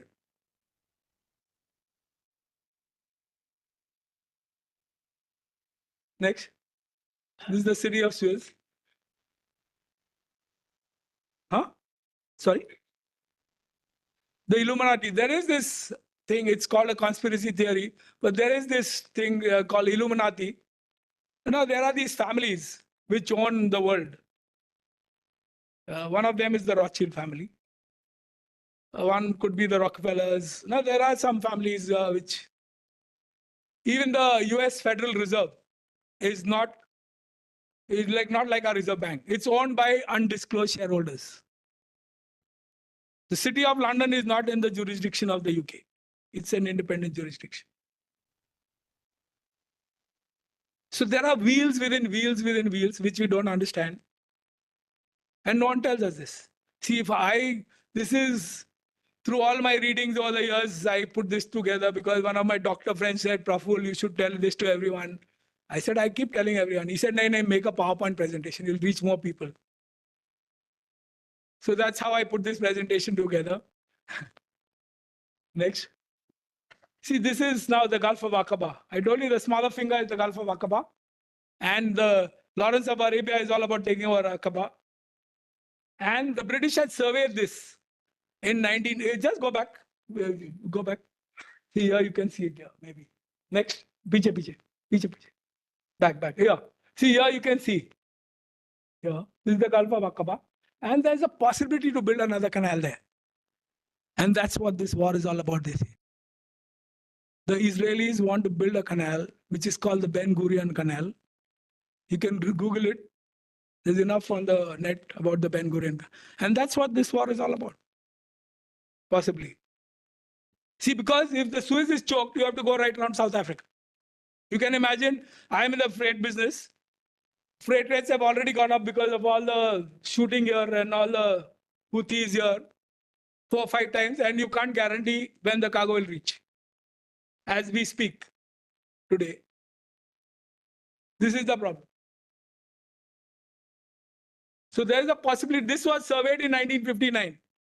And the idea of Israel was born during the currency of the First World War in 1917. And the British said that the Jews should be given a homeland. During the World War, during the currency of the war, the idea of Israel was born. And they passed an act, and it's called the Balfour Declaration in the British Parliament, that Israel should be created. Then 30 years later, Israel was created after the Second World War. The problem is now, the Arabs say that the Jews had left these lands. Yes, they were there thousands of years ago. They had left these lands and migrated long back. So why did you get them back and put them here? Right? That's what is the argument of the Arabs. They say, who committed all the atrocities against the Jews? It was Nazi Germany, right? Hitler. So why didn't you give a piece of Germany to, as it is, Germany was divided. Why didn't you give a piece of Germany to the Jews? Because they are the guys who did the Holocaust and all those concentration camps, and millions of Jews died. Why did you put them back here? See, in the history of the world, all these choke points, remember one thing: religion has been weaponized many times. All is fair in love and war. Even religion can become a victim, can be used, and has been used. The color of the skin has been used, apartheid. They'll use anything. It's raw power. Simple as that. See, the Israelis can go and bomb the Iranian embassy in Syria. That's wrong. That's wrong, right? But they're doing it. They bombed the Chinese embassy earlier. They've done anything and got away with it because they are a superpower. See, in our Indian mythology, we have Lord Ram. We worship Ram. We built a temple to him now in Ayodhya. Right? See, what is Ram all about? According to me, he was a great man. Yes, he is an avatar of Vishnu. Yes. But what did Ram do after going back from Sri Lanka? He went and occupied the throne, right? Ayodhya के गद्दी पे बैठे, वहां क्यों पादुका रखे हुए थे? Right? It was a reserve seat. See the concept, how old it is, the reserve seat concept in India. Sorry, that's just. But then what did he do after that? The Ashwamedh Yagna. What is the Ashwamedh Yagna? ये मेरा घोड़ा है, इसको हमने छोड़ा भी, अब ये जहां भी दौड़ा वो सब मेरा. ताकत है तो रोको, ताकत है तो रोको, नहीं रोक पाए तो आप भी हमारे, आपका जो भी है वो भी हमारा सब. That's what the Ashwamedh Yagna is about. So no one stopped Ram's house. No one could stop Ram's house. See, दुनिया के इतिहास में जंग क्यों लड़ी गई है? ना कहावत है उर्दू में, जंग तीन कारणों से लड़ी, तीन चीजों के लिए लड़ी जाती है. एक तो जर, जोरू और जमीन. Zar is what? The word zari comes from gold. It's gold thread. Zar is gold. Zoru is women और जमीन, territory. जंग इसीलिए लड़ी जाती है. Zar, and we call it the spoils of war. English में क्या है? I read a book by Richard Nixon. It was called The Peace Dividend. He called the spoils of war peace dividend. He said, we won the Cold War, the most difficult war in the world, bigger than the Cold War. Cold War was bigger than the Second World War, sorry. Right? Because the USSR and the US both had thousands and thousands of nuclear warheads. And who won the war? The Americans. They said we are the winners because the USSR collapsed. So, the spoils of war. But he can't say this in this modern day and age. So he calls it the peace dividend. He says, we have established peace. So there has to be a dividend for it, right? Who will pay for all this? How was NATO born? All those credit lines given to the Europeans during the Second World War became the corpus of the NATO. That's how NATO was born. And what did they do with, what was the spoils of war after the Second World War? Who was the culprit? Adolf Hitler, Germany. So they divided Germany into two pieces. Even the capital was divided into two. They built that wall in Berlin and half went to the USSR. Because the Russians said that we are the guys who lost most in the Second World War. You know how many people, how many Russian lives were lost in the Second World War? You'll be surprised. 2,70,00,000 Russians lost their lives in the Second World War. 2,70,00,000 Russian mare hain, civilians and Fauji's. So they said, we want our pound of flesh. And the whole of Eastern Europe went to Russia, including half of Germany and half of Berlin. That's the spoils of war. So this is the ugly truth. And today again they are at war. America is fighting a proxy war in Ukraine. Next. Next. Next. Next. See, this is the root of the canal. It's this part of the peace process and the two-nation theory and all that. Next. Next. See, this is all very old. Next. Yeah, all part of the thing. So here you can see this is the Gulf of Suez, the Gulf of Aqaba, this is the Suez Canal, and this is where they want to build another canal. So this is Gaza here, this tiny little gray here. Huh? This is Gaza, this is the West Bank here. And this is just the size of Pune district. And there is a possibility to build another canal here. And that's what all this war is all about. The next choke point is the Bab al-Mandeb, the Gulf of Aden here. Aden was a British colony, and the currency of Aden till 1967 was the Indian rupee, as late as 1967 was the Indian rupee. I live in a house called Aden Villa because it belonged to a Parsi who made his fortune in Aden.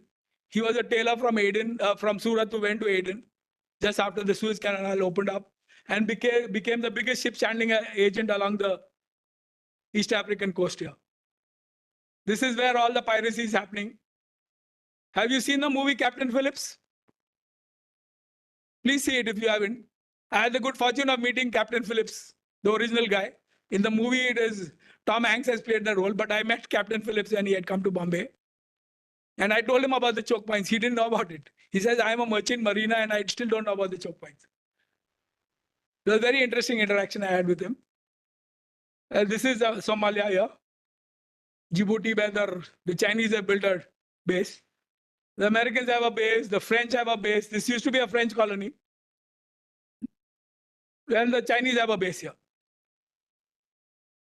In Djibouti, it's a tiny little country. Now look at Ethiopia. Ethiopia has been denied access to the sea. You can see the map. See, all the politics of the map, the world is in the map and the way the lines are drawn. And if you look at the political history of the world, the maps have been changing right through. If you look at the political map of India over the last 5,000 years, it's changed umpteen number of times. Right? Next. This is Aden. It's in a defunct volcano. Next. So here, this is Djibouti. This is Aden. Yemen was communist, half capitalist, like Korea. And now they have been fighting. There's a civil war going. The Houthis are here. You know, there's a tribe of a region in Yemen called Hadramaut. And the Hadramautis are the most financially prosperous. They are the traders of Yemen. Bin Laden is a Hadramauti. And there's almost a 1 lakh population of Hadramautis in Hyderabad who've been living here since centuries. In Hyderabad, there are 1 lakh Hadramautis. Anyway, next. Yeah, previous one, back. See, the other one is the Gulf of Hormuz here. 40% of the oil of the world comes out of here. And that's why the Americans will not mess with the Iranians. Because if they choke here, oil will hit $200 a barrel.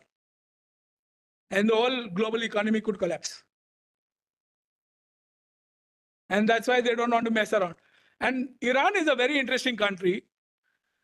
The word Iran comes from the word Aryan. Very proud people, very energetic, very intelligent. They're like us Indians, you know.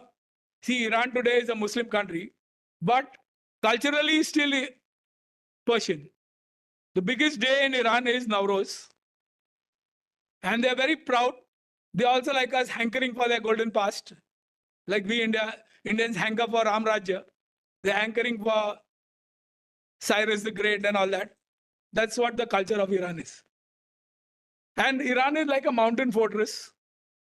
Very tough people. Very energetic, very intelligent. Because great legacy. And they are straddling the oil wells of the world. There's so much oil here in the Gulf and here. Huge oil and gas. Third, fourth largest reserves of oil and gas in the world. So that is why Iran becomes very difficult to tackle. And a huge population. The combined population of Arabia is like a population of Iran maybe.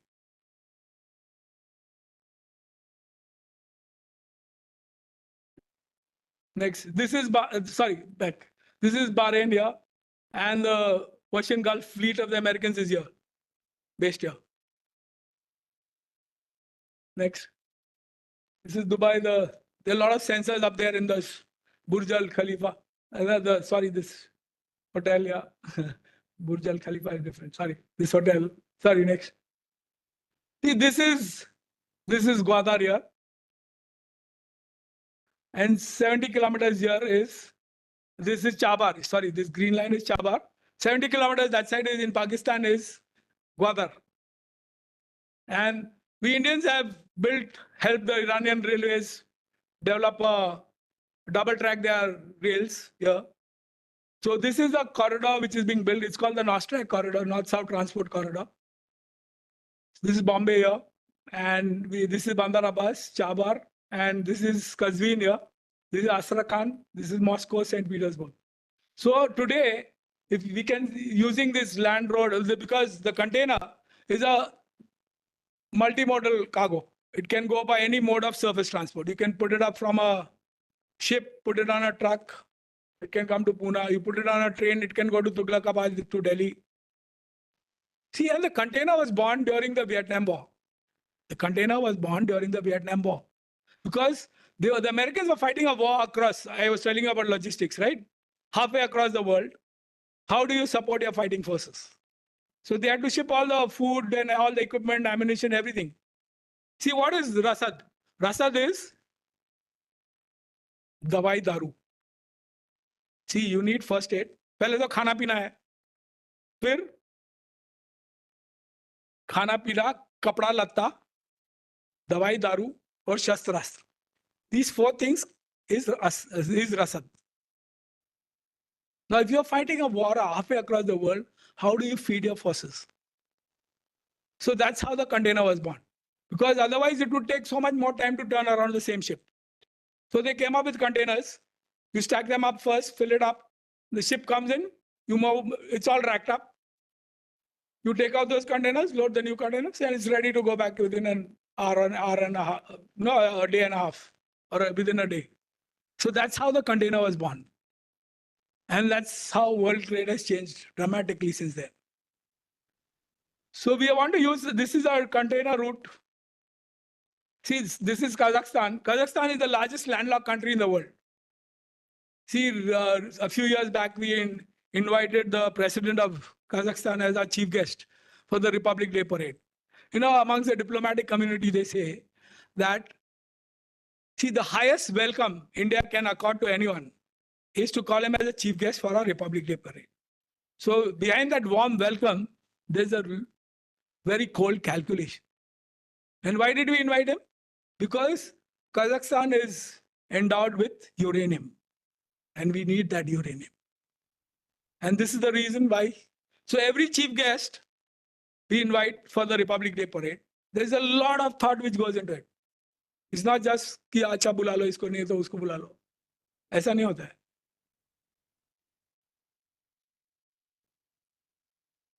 So Kazakhstan is here.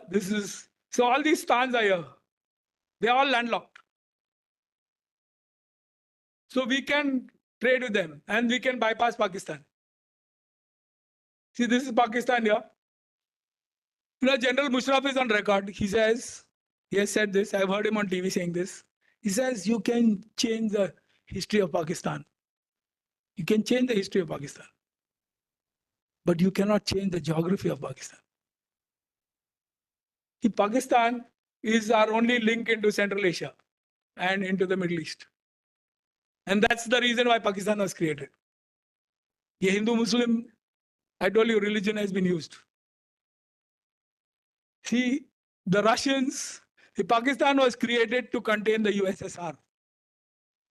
Pakistan was created to contain the USSR. To deny the USSR, the Russians, from access to warm waters. That is the real reason why Pakistan has been created. Because if the Russians, Russia is a country, what is the size of Russia, to give you again a sense? It's 11 time zones from Japan, from Vladivostok to Europe, St. Petersburg, 11 time zones. You know what is India? 1.5 time zone. You can imagine the expanse of Russia. And they have every mineral in industrial quantities. They don't need anyone.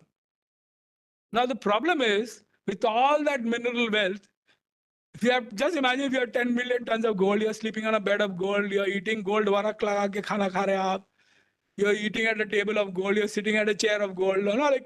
What is the value of gold? Nothing. See, value is a function of demand and supply. That's where Halford Mackinder comes in. Geography, economics.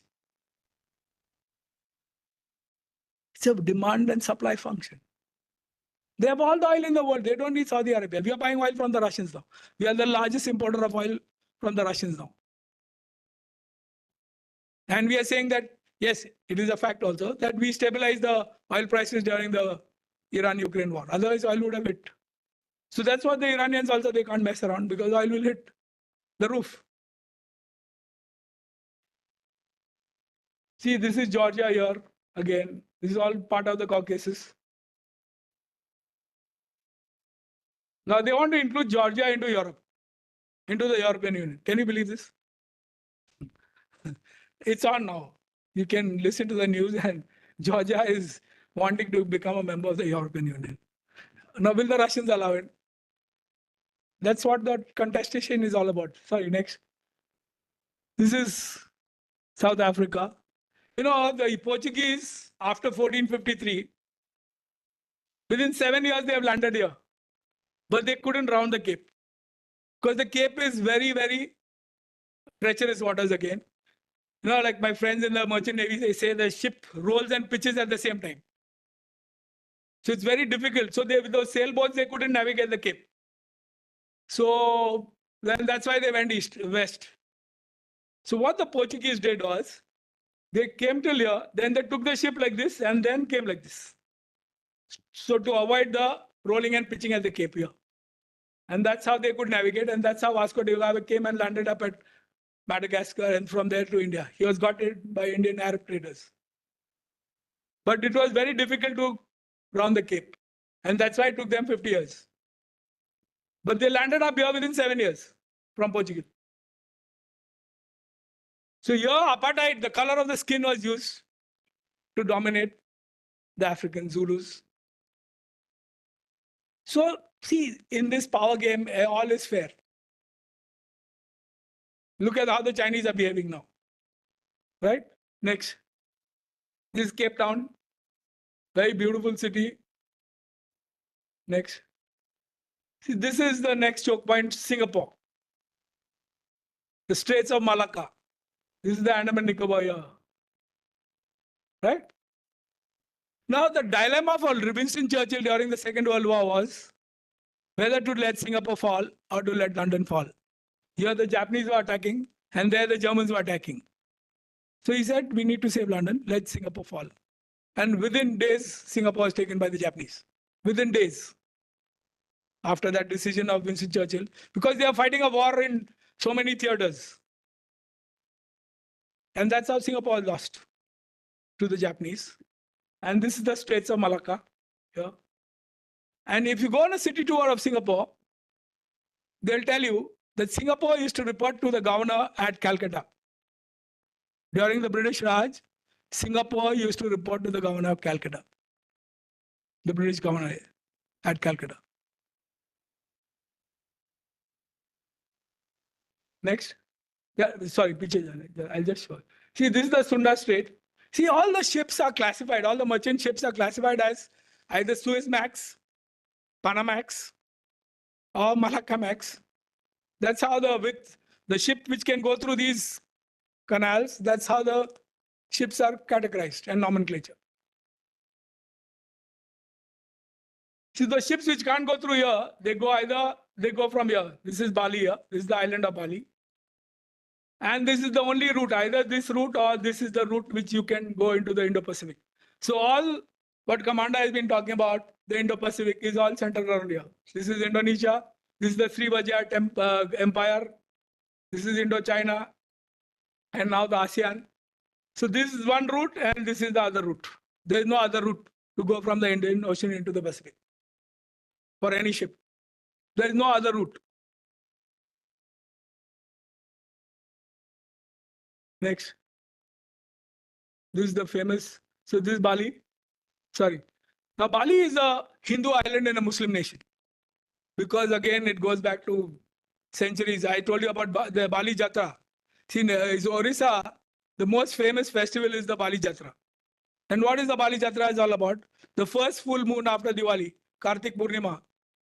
Anything you launch in the Mahanadi, where the Mahanadi meets the ocean, it automatically takes you to Bali. Because the current and the oceans in the oceans are such that it will take you to Bali. And that's what Bali Jatra was all about. And they still celebrate Bali Jatra. It's the biggest day in Orissa. So I went there after I read this. I inquired with the people there, folks there, कि वो इसको बाली जत्रा क्यों कहते हैं? Most people don't know why it is called बाली जत्रा. एक जन बोला मुझे, सर वो बाली बिकती है ना, लड़की लोग पहनते हैं बाली, वो जत्रा में बिकती है इसलिए इसको बाली जत्रा कहते हैं. एक जन बोला कि वो बालू में होती है, वो बालू का बाली हो गया. Very few people know what Bali Jatra is all about. And because of Bali Jatra in Odisha, that time Odisha was Kalinga. And because of the wealth of Kalinga, Samrat Ashok went and conquered Kalinga. For the wealth of Kalinga, which came from international trade. And the Odia surname, Sahu, means a sailor. Sahu means a sailor. And they were the guys who used to go for trade. So this is our history. Next. This is like the Makassar Strait here from Bali.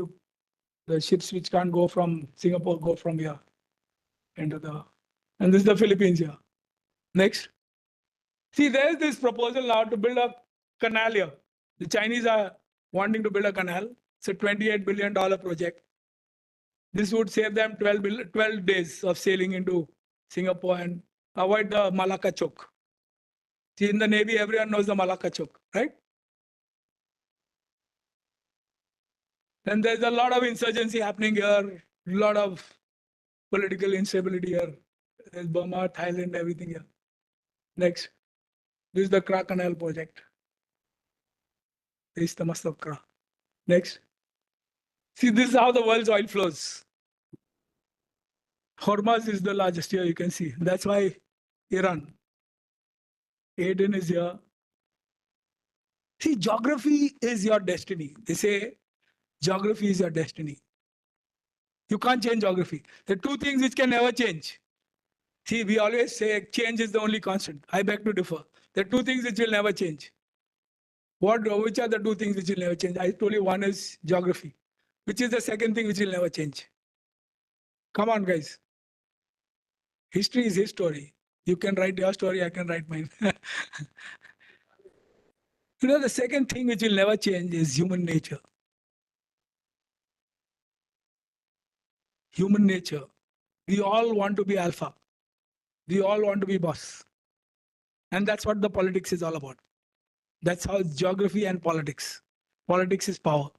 That's human nature. And you can't change this. Can you change this? Can we move the Himalayas or forget the Himalayas? Can we move the Sahyadris or the Satpuras, or can we move something? Yes, it changes over billions of years. India was part of the African continent. For billions of years, that's why the Indian plate is still pushing against the Eurasian plate, and the Himalayas are the youngest mountains in the world. All that is fine. We're moving at 10 centimeters or whatever millimeters every year up north. But can we change geography? So what changes is the lines on the map. And that's why you have a political map, you have a natural map, you have so many different maps. And wherever there are straight lines, there's a lot of politics. Remember that on the map, like in Africa, there's straight lines. All Africa was conquered by all the European colonial powers. And that's why all the politics. Next. See, this is how the undersea cables also go. And if these cables are cut, the Houthis have threatened, the Russians have threatened earlier. If you act smart, we'll cut these cables. And our internet will go for a toss. We'll go back to the Stone Age. Because your cell phone won't work and nothing will happen. If the internet is cut, just imagine what happens. And this is how all the data is flowing like this. And that's where underwater domain comes into picture. See, all these cables, all the underwater domain awareness is needed for this. And we are a tiny bit player there. India doesn't matter. Because we haven't used, we don't have strategic thinking as a nation, as a collective. Yes, now we are getting back into our bearings back and coming into our own. It's just been 75 years. But we've been enslaved for thousands of years. 2000 years that's been the dark ages of India, unfortunately. And it's high time we took responsibility for ourselves. We can't keep blaming the British. Yes, I am a member of the Churchill Center. I hate that bastard Winston Churchill. Sorry to use such strong words. But yes, I admire him also because for him, the UK, British interest came first. See, for us, our interest should come first. And I'm glad the government of India is standing up and talking about Indian interests. We didn't get swayed during the Russia-Ukraine war. Even now in Israel-Gaza, we have not got swayed. We are saying and talking and standing up for Indian interests, which we should. We are 1.4 billion people. The British Empire has been, the largest army in the history of the world was the Indian army fighting for the British so that God could save their queen. But we didn't fight for ourselves. Just imagine if 2.5 million men had fought. We would have got independence long back. I went to Shimla. I was invited by the Indian Army to visit Shimla. So I read there why Shimla was selected as the summer capital of India. They said, why Shimla?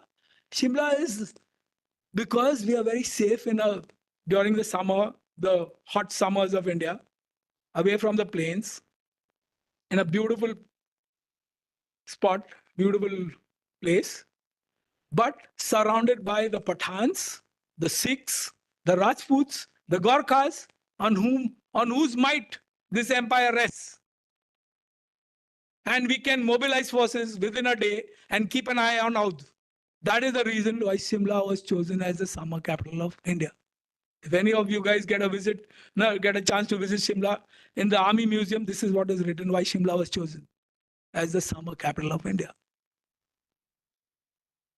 See, the Indians don't lack bravery, chivalry. We are not lacking in anything.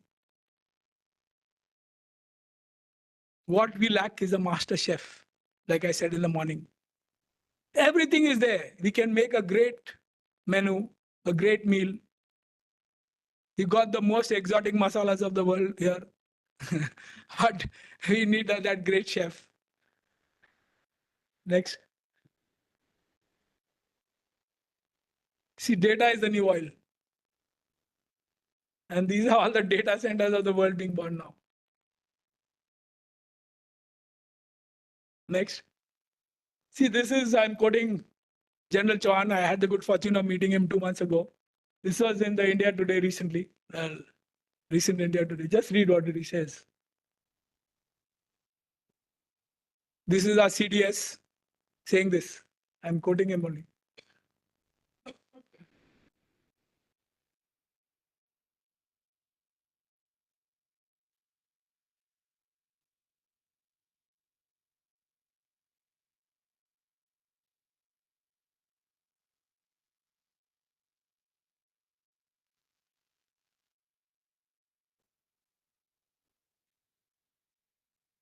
Next.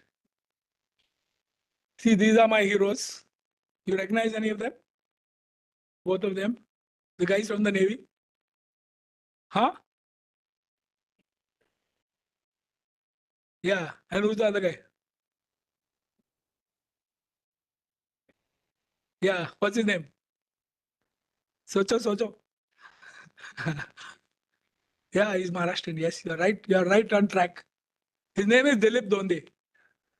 Right? See, Dilip is a very good friend of Commander and me, both of us. Whenever we go to Goa, we go out for dinner, and he knows all the nice places in Goa where to go and have the choices, Goan food.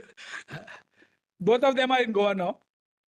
So, both are good friends. See, the tragedy is these guys should be our heroes. I told Dilip that, Dilip, you should be more famous than Sachin Tendulkar. See, it's not that Sachin is not a great cricketer. He's one of the greatest cricketers India has produced. But see, India, we might become a great cricketing nation. How many countries in the world play cricket? Right? But if more guys like them go to sea, what will India become? We'll become a great nation. We'll regain our glory again. Next. Perspective is everything. How we look at the world and how the Brits look at the world. What I presented to you was the British view of the world. Sir John Fisher's view of the world. We have an ocean named after us, but how do we look at the world? Next. This is how we look at the world. This is India, our Indian elephant. See, we all come from different parts of this country, and we all have a Maharashtrian view and Punjabi view and Indian view of India. But we don't have an Indian view. Right? We looked at it through our own prisms. See, the British had a very clinical view of India. They didn't care. They had come here for commerce, and they ended up ruling us politically. So they had a very clinical view. See, they always say that a doctor should never treat his family or himself because it's a biased view. See, you need to have a clinical view. Next. See, this is the Chola Empire. 1,000 years ago, Raja Rajendra Chola. This is India. The tragedy is, we don't consider it's good the Prime Minister has taken the Sengal and put it in the Parliament House. But we don't consider Chola history as our history. This is what the whole Bay of Bengal was, the Chola Empire. But we like to present ourselves as a peace-loving nation. We didn't go to war. Why would you go to war? Outside. Yeah, you are living in a tropical paradise. See, we are in 2024. It's not even 500 years since Babur came to India. He came in 1526. 2026 will be 500th anniversary of the Mongol coming into India. Mughal is the Persian word for Mongol. See, what is the descendant of Babur doing? The great Babur pulling a rickshaw in Calcutta. बेटा आजा इधर, तू रह जा इधर, तू भी हमारे जैसे बन जाएगा 500 साल में. This is our revenge. The revenge of geography. See, we are blessed with such a fantastic country, such a great geography, blessed with everything in the world, the mountains, the oceans, the desert, everything, the great forests of the country. Why would you go and conquer? The Indo-Gangetic Basin, Ganga maa beh rahi hai, hum so rahe, khana ug raha hai, kha rahe, maze kar rahe. See, India में कहते हैं ना, what is the culture of India? 7 वार है और 8 त्योहार है. क्या बोलते हैं हम? 7 वार है इस देश में और 8 त्योहार है. We are having a blast all the time. This is what we are. Why would you go and conquer anywhere? Next. This is Zheng He. Yesterday, Commodore Watson mentioned. See, this guy was a Chinese eunuch who was the greatest admiral China produced during the medieval times, during the Ming Dynasty. And he was tasked to go and see. So he conducted 7 voyages across into the Arabian Ocean. Since he was a Muslim, he went to Makkah, Medina. He came to India, to Hamantoda. Hamantoda was visited by Zheng He. And I got to know about Zheng He, you know how? After the Cold War, I didn't know about Zheng He. I saw this center page ad in the Time magazine by Lockheed Martin. And they were quoting Zheng He. I said, Americans quoting Zheng He, what is wrong with them? So what was that? They said, Zheng He went and reported back to the Chinese emperor that there is no threat. We are very powerful because Zheng He's armada was 10 times bigger than the Spanish armada. So they went and reported there is no threat. So the Chinese disbanded the armada. And that's how the Europeans came into the Asian waters. So what was the Lockheed Martin arguing? That after the Cold War, if we do what Zheng He does, what the Chinese did after Zheng He and disbanded the armada, the same thing could happen to America. So they used Zheng He as to argue their case with the Pentagon and the White House that the funding should not be stopped after the Cold War. That we should not disband our apparatus and all the war machinery created during the Cold War. But they couldn't sustain it. A lot of it was closed down. But this is what, and that's how I got to know about Zheng He. So when I researched him, this is what I found. 7 voyages next. See, the Chinese recently celebrated the 600th anniversary, 1405 to 1433. So this was the 600th anniversary of Zheng He celebrated. They issued a stamp in Indonesia also because he visited Indonesia. Next. Next. This is Zheng He. See the size of the boats then. They're far bigger than the Spanish armada. Next.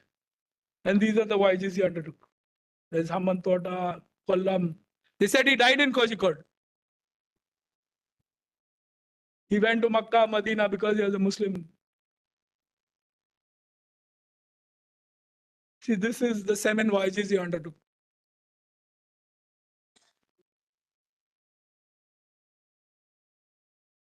That's what the Chinese call the Indian Ocean, the Western Ocean. They say Indian Ocean is not India's ocean. Next. He took a giraffe back from Africa for the Chinese emperor to see. You can imagine how big a boat needs to be. Yeah, good question, sir. अब मैं भी किसको पूछूं ये good question, man. Next. See, and there is a giraffe which has been engraved on the Konark temple also. You must have seen it, yeah? And this is how the giraffe on the Konark temple is. Next. These are the naval insignia and Shivaji Maharaj. Next. This is the gentleman because of whom Captain Donde went to sea.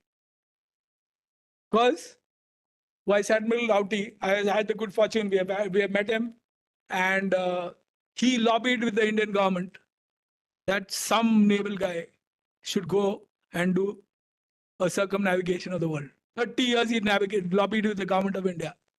Manohar Rowty, sir, lobbied with the government for 30 years. It took him 30 years to convince our guys in Delhi.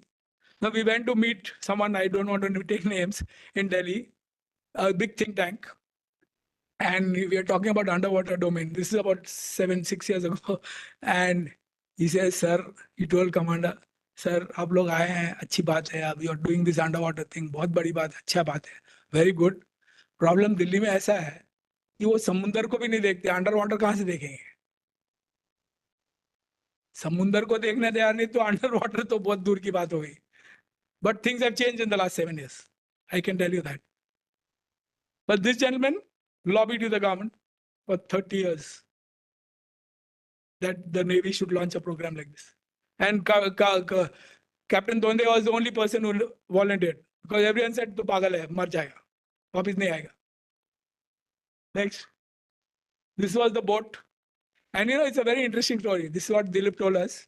He said, I was tasked that you should build a boat and you should sail it. He's a diver. So he doesn't have the fear for the depths and the water. So he said, I volunteered. मैं bachelor ही था, मैं बोला ठीक है.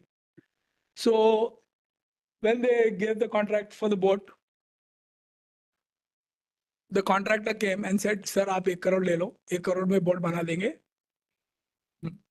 और 1 crore में ले लूंगा. So Dilip said, I told him, boss, मेरे को ये boat में जाना है.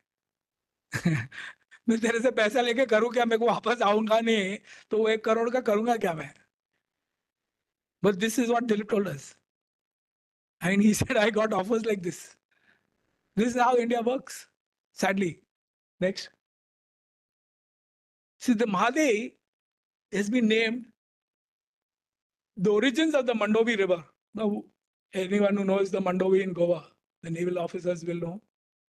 Where it originates in Karnataka is the Mahadevi. The same river. It's called the Mahadevi and then it becomes the Mandovi in Goa. And what is the history of this Devi, Mahadevi, the Devi hai? Now, during the Muslim conquest of Bengal, a lot of Bengalis, the Saraswat Brahmins, fled from Bengal and they came across the subcontinent, rounding the Sri Lanka and came on the west coast of India, and they got their Devi along. And that Devi was installed there in that temple. And that's why this name, INSV Mahadevi. Next. This is Dilip. Very interesting stories. Now we don't have time. I think I've already overshot my time. Sorry. Next. Sagar Parikrama. Abhilash reaching. Yeah, that's me again. Sorry. This is the 6 ladies who went again now recently on the Tarini. This is Sir Robert Knox Johnston.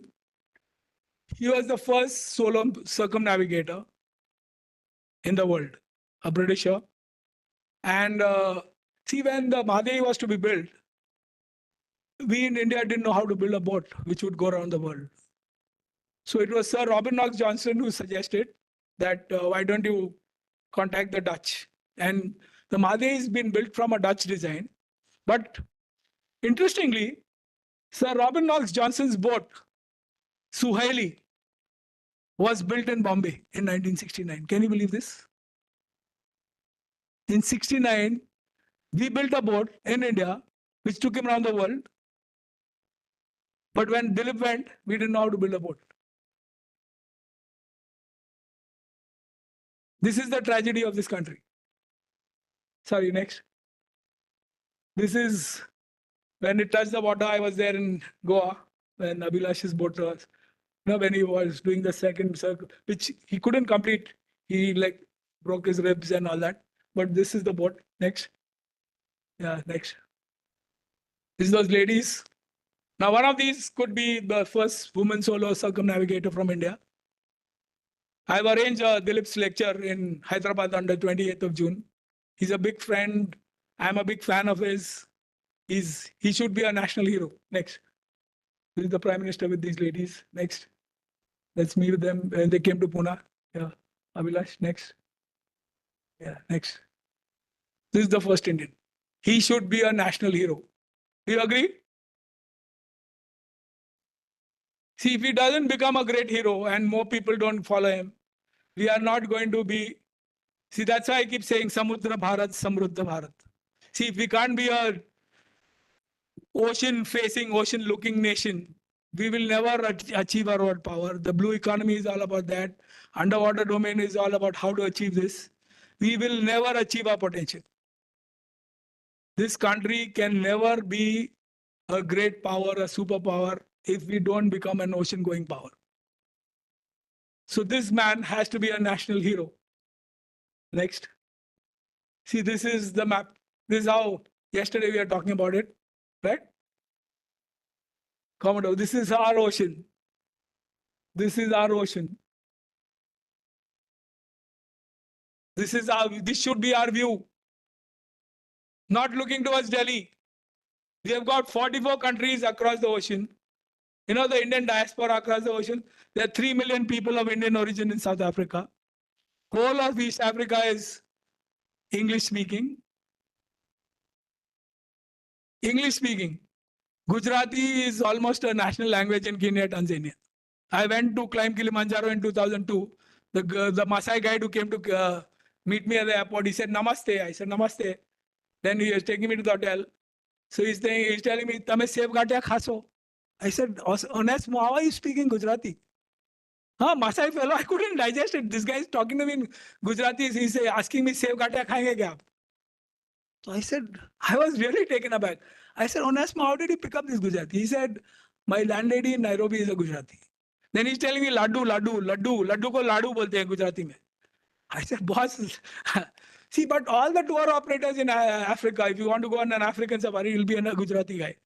I can tell you that. See, Pakistan bhi gaya. I've got a SARC visa. They told me, sir, you pay $5,000, you can go and live in Pakistan. I said, no, sorry, I don't want to go there. I don't want to live there, but yes.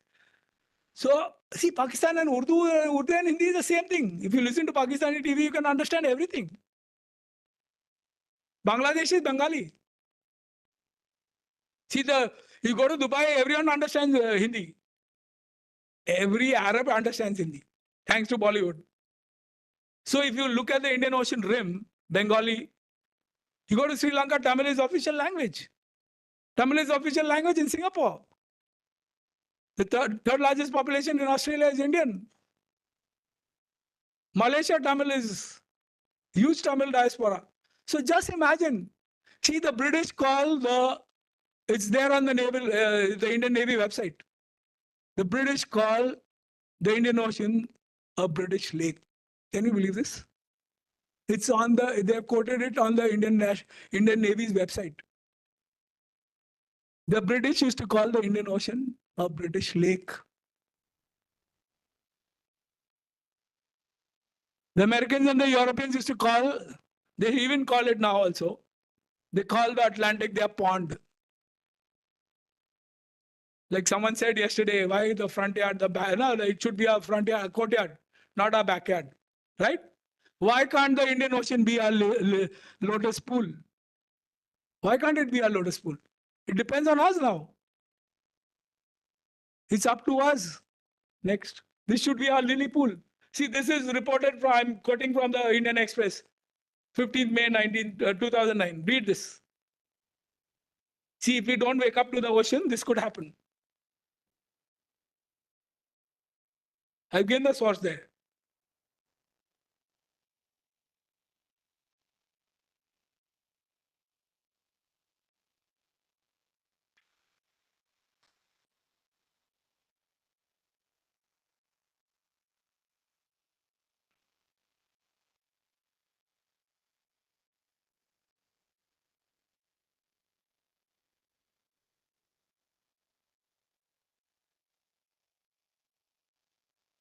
The whole conversation is there.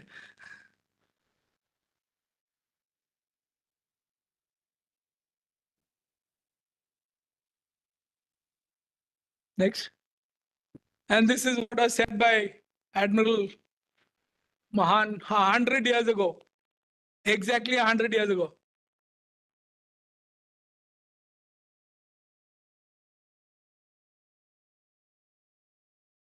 Next. See, these are the choke points of power and the master keys that control world trade.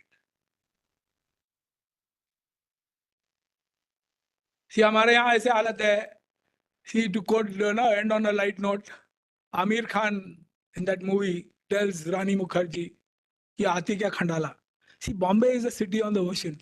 He doesn't tell her, "Let's go to Elephanta. I'll take you to Goa." He says, "Let's go to the mountains." See, we don't want to look at the ocean. And that's why, see, 1498, I told you, Vasco da Gama landed on Indian shores. And opening up the route for the Europeans to come and conquer. The British conquered us. The French came, the Dutch came, everyone came.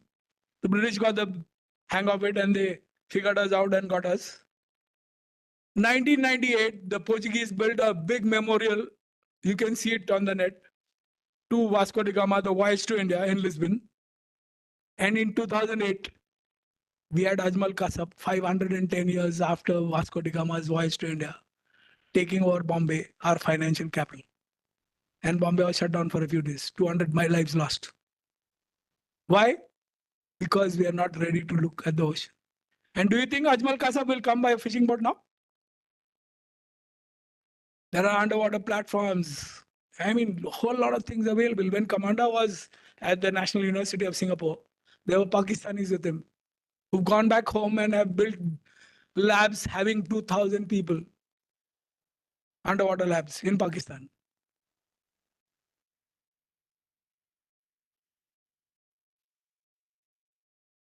That's it. Thank you so much. Thank you for a patient hearing. Any questions? You have time for that? Yeah? Any questions? Any?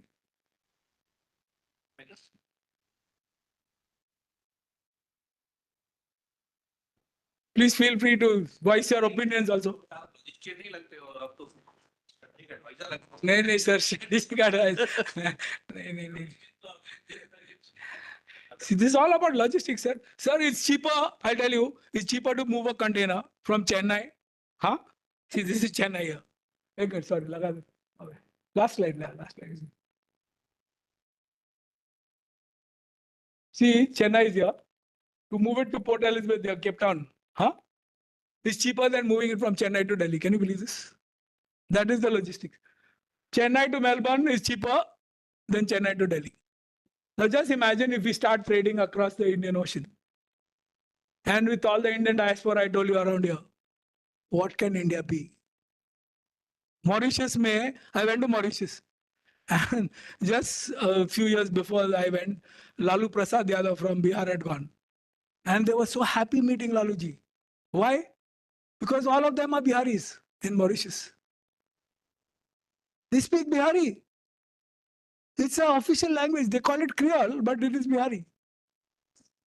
And when they got that Anirudh Jagannath, the Prime Minister of India, and the government of India mapped his whole genealogy for him. And I've seen the Prime Minister, Honourable Prime Minister of Mauritius crying, sobbing like a baby when they told him your forefathers came from Bihar. And they showed him the village from where he came. They all speak Bihari. The amount of Indian diaspora across the Indian Ocean is amazing. I went to Mombasa. They still build boats from wood imported from Kerala and a few 100-year-old design. They still build boats like that only in Mombasa.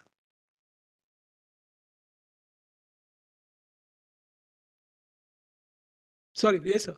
There is a book, I think you referred it also, I think by Robert D. Kaplan, Yeah. Revenge of the Geography. Yeah, yes, yes, sir. So what does it end at? Matlab, is it going true to that book? नहीं sir, I told you, geography is your destiny. आप सोचिए अपने खुद पर से. See your character, right? Or your instincts, your nature. It's all shaped by from where you come.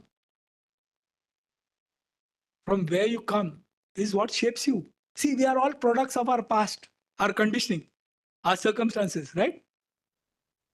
And see, we are born in a tropical paradise. Look at the location of India. We are within the tropics. And blessed with what? So that makes us very complacent also. We're very intelligent. See, if you read the British records describing us, Indians, you know what they say? Indians are a very good source of quality manpower. क्या बोलते हो लोग? We are a good source of quality manpower. And Indians are a passive Pacific lot. ये लड़ेंगे, you know, like after 1857, there was a sedition commission which was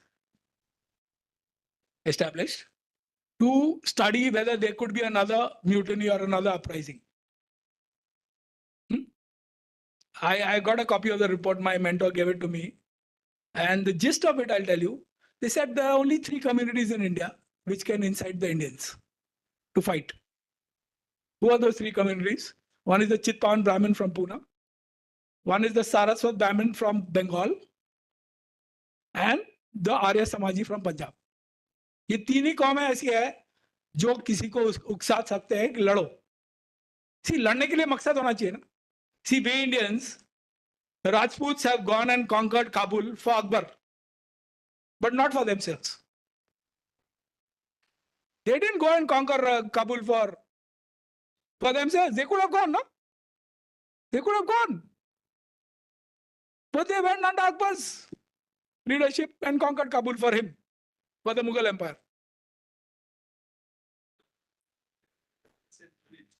I think Bappa Rawal for the first. So Indian history is very complex. It's very defensive. Yeah. See, we've been very, like I said, there's no reason to go to war. क्योंकि यहाँ पे इतना अच्छा है सब. See, हम जन्नत में रह रहे हैं इधर. तो आप बाहर, see now, you see if you go into Central Asia, Pakistan also. Pakistan, most of Pakistan is the hot desert or a cold desert. कुछ है नहीं वहाँ पे except the Indus. There's nothing much there. Right? So, why would you go and fight? See, Afghanistan. Afghanistan, in the history of the world, and Afghanistan ko kya kehte hain, in geopolitics, they call it the graveyard of empires. Why the graveyard of empires? See, because Afghanistan is like a dust bowl. See, even the Mongols went and conquered Afghanistan. But why would you hold it? Because the cost of administering Afghanistan is more than the revenue collect. So there is no incentive. There is no incentive to go and control Afghanistan. But see, I should tell you this interesting article I read in the New York Times. They said when the Americans went in after 9/11, not to chasing Osama bin Laden, but he was not there. He was in Pakistan. See, was that a ruse? God knows. All the conspiracy theories, everything. There's this movie, Fahrenheit 9/11. You should see this. It's an American movie. So what was the reason? They went after Osama. But there are a lot of other geopolitical reasons why they went in. But he was there. So they wrote this article in the New York Times that George Bush, there's no hope for America to win Afghanistan. And you know how they exited last year, right? We saw it just, what was the chaos in Kabul and people getting onto the aircraft as if it was a bus, right? That's how the Afghans are. The Pathans are like that. So this article said that there's no hope for America. I don't think we can win Afghanistan. And why? He said, because in the history of Afghanistan, Afghanistan has been won only once by only one Westerner. And that was Sikandar, Alexander. And you know why Alexander could win Afghanistan? Because he fell madly in love with an Afghan girl. And her tribe helped him win Afghanistan. Her name was Rukhsana, and he had a son from her also. So the others who have conquered Afghanistan, the Mongols have conquered under Genghis Khan. We Indians have conquered. Ranjit Singh Maharaj went and conquered Afghanistan. See, you can't have peace in India, in the Indo-Gangetic plains, unless India has influence in Kabul. It's impossible.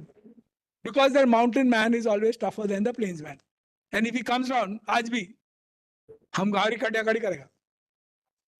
Because we are so happy and peaceful here, maja kar rahe hain, Ras Leela, Ram Leela, sab maja hi maja hai. The Indo-Gangetic basin is fun. And Ganga Mai beh rahi, it's such fertile grounds, you don't need to do anything. It just grows. You throw a seed, it'll grow. It's so fertile. So that is the problem. Your geography is your destiny. See, your worldview is shaped from where you come. See, we are fortunate that we have a Prime Minister today from the coastal state. See, a Gujarati's worldview is very different to the UP wala's view of India. Just imagine if we had a Prime Minister from Kerala. What would his view be of India? Or a Tamilian as a Prime Minister? Just imagine his view would be very different. He would look at India very differently. See, a day before, Ambassador Bambawale said, I will give you the Pune perspective. See, Pune's view is very different to the Delhi view. And you are shaped by your geography. We are all shaped by our geography. That's why they say geography is destiny. Yes, Bede sir. Sir, we'd like to listen a little bit upon the Kanoji Angre as a naval warrior from you. No, he was a great, see, Shivaji Maharaj recognized the need for an army, navy, right? And he raised the navy during the medieval years when, see, we have this concept of Kala Pani. हमारे दिमाग में आज भी भरा हुआ है.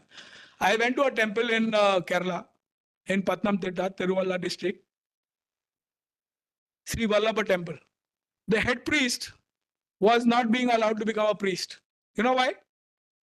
Because he had gone across the sea. वो London जाके आया था, इसलिए हेड प्रीस्ट नहीं बन सकता. क्यों? क्योंकि काला पानी हो गया. समुंदर के पार जाके आया, वो पापी हो गया. ये हमारे दिमाग में आज भी है. You know, there's this gentleman whom we both knew. He says, one of the Goa families, the prominent Tempo, Salgaonkar, I don't want to name them, one of those top 3 families of Goa. Whenever he still goes, whenever he travels abroad, he still comes and does prayashchit for having gone abroad. Because it is considered pap. See, आज भी हमारे in a top family of Goa, someone is doing this. ये हमारे दिमाग में इतना भरा हुआ है. काला पानी. See, what did the British call Andaman ki? You are from Andamans, you are right? Kala pani ki saza. So that we would ostracize anyone who was jailed there. So they used our culture against us. The British have used our culture against us. See, ये काला पानी जब तक हमारे दिमाग से नहीं जाएगा. See, unless we follow Dilip Donde and go out. See, things are changing, yes, but still there are a lot of things. See, that temple I went, that head priest, there's one more temple case from Tirupati or something, somewhere, which has gone to the high courts, where the head priest is not being recognized as the head priest because he has gone abroad.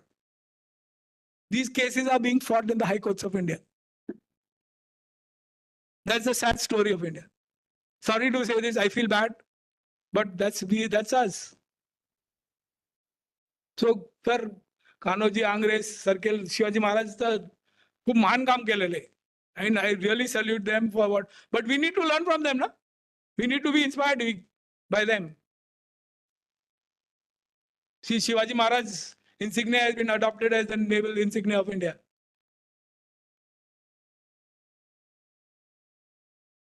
Kanoji Angre won because he waited the British to come in. His strategy, no? He knew our waters better than in the shallow waters. The British as a deep water force. The British are a deep water force. And Kanoji Angre understood that. And he didn't go out to fight them. He waited. And when they came, he was far better in his waters. Indian Navy took the British legacy, not our legacy. You understand what I'm saying? So we need to understand history. Just quickly want to point out, just picking up from what Prafulji said, the maritime culture is very important. If Dilip Donde becomes a hero, our fear of water goes. Even when Dilip sir went, many of our very senior officers said, "Ye pagal hai." Naval officers. And his voyage was not recognized till the time he almost completed and reached. Do you know this? See, एक और बात आपको कहूँगा मैं. See, Dilip didn't get a promotion in the Navy. You know why? Because they said, you don't have enough sailing time. Sea time नहीं है. Sea time नहीं है, इसलिए उसको promotion नहीं दिया. And that is the reason why he quit the Navy. Yeah, I'm telling you the truth. I've heard it from Dilip. We have heard it together. Dilip didn't get a promotion because he has not done. He's got more sea time than, I mean, how many guys could like... No, I'll give it. Let me explain because it should not give any misconception. In the Navy, for us, every rank we have to serve on a ship. Even if you're a submariner, even if you're an aviation officer. Aviation officers also have to serve on a ship. And that's called sea time in the Navy. So, No, no. I mean, see, it sounds good. It sounds good like a joke, but let me explain the actual thing. There must be a reason. So for us, in Navy, even submarine officers, they have to do a sea time on a ship, on a surface ship, and that's counted as sea time, and that's called sea time. I mean, Navy should have taken an exception to Dilip sir. That I mean, that can be my view or some of our views. But in the naval parlance, the sea time has a certain meaning, and of course, in a system, it doesn't work in a certain way that we would like.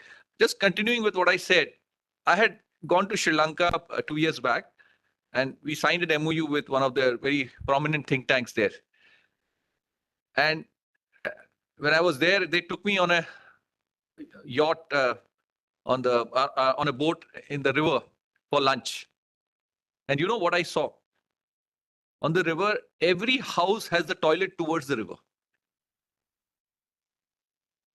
And I did not see a single child playing in the water. So Ambassador Gunatilake, who's the chairman of that, and, we looked at each other and, I asked him, sir, what do you think? And he was so ashamed. Imagine Sri Lanka is an island nation with no connection by land to any country. Are you there with me? And you know what is, if you now book a tourism trip to Sri Lanka, you know what, where will they take you? They will take you to a mountain. The biggest tourism industry is more towards the mountain, not to the sea. And that's why Sri Lanka is in a state that it is today. They have become completely continental mindset, and the maritime culture is gone. They can't, I mean, they have 7 times more sea area than the land. 7.8 times. They still don't have a blue economy policy as we talk. How will a nation like that prosper? That's why the maritime culture is so important. Second thing I want to tell you, Admiral Awati, he retired and he was so much respected in the Navy. When we were cadets, he used to come.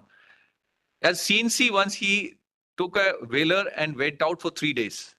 And when a CNC goes out in a whaler, he's without communication. I mean, those were the days he retired in early 90s. Nothing, no communication was there. I mean, that was his passion towards. And when he wrote to, say, a naval chief, the first 3 chiefs he wrote to, they did not reply to his letter. He wanted this, what Dilip Dhunde did. He wanted a circumnavigation. First 3 chiefs he wrote to, they did not even, he waited 7 years. Then the first chief wrote that said it cannot be done. But he didn't stop writing. 30 years. Then Admiral Arun Prakash said, say, yes, we will do it. And that's how it happened during Admiral Arun Prakash's time. Yeah, he was saying, no, but the point is, see, you have to still try.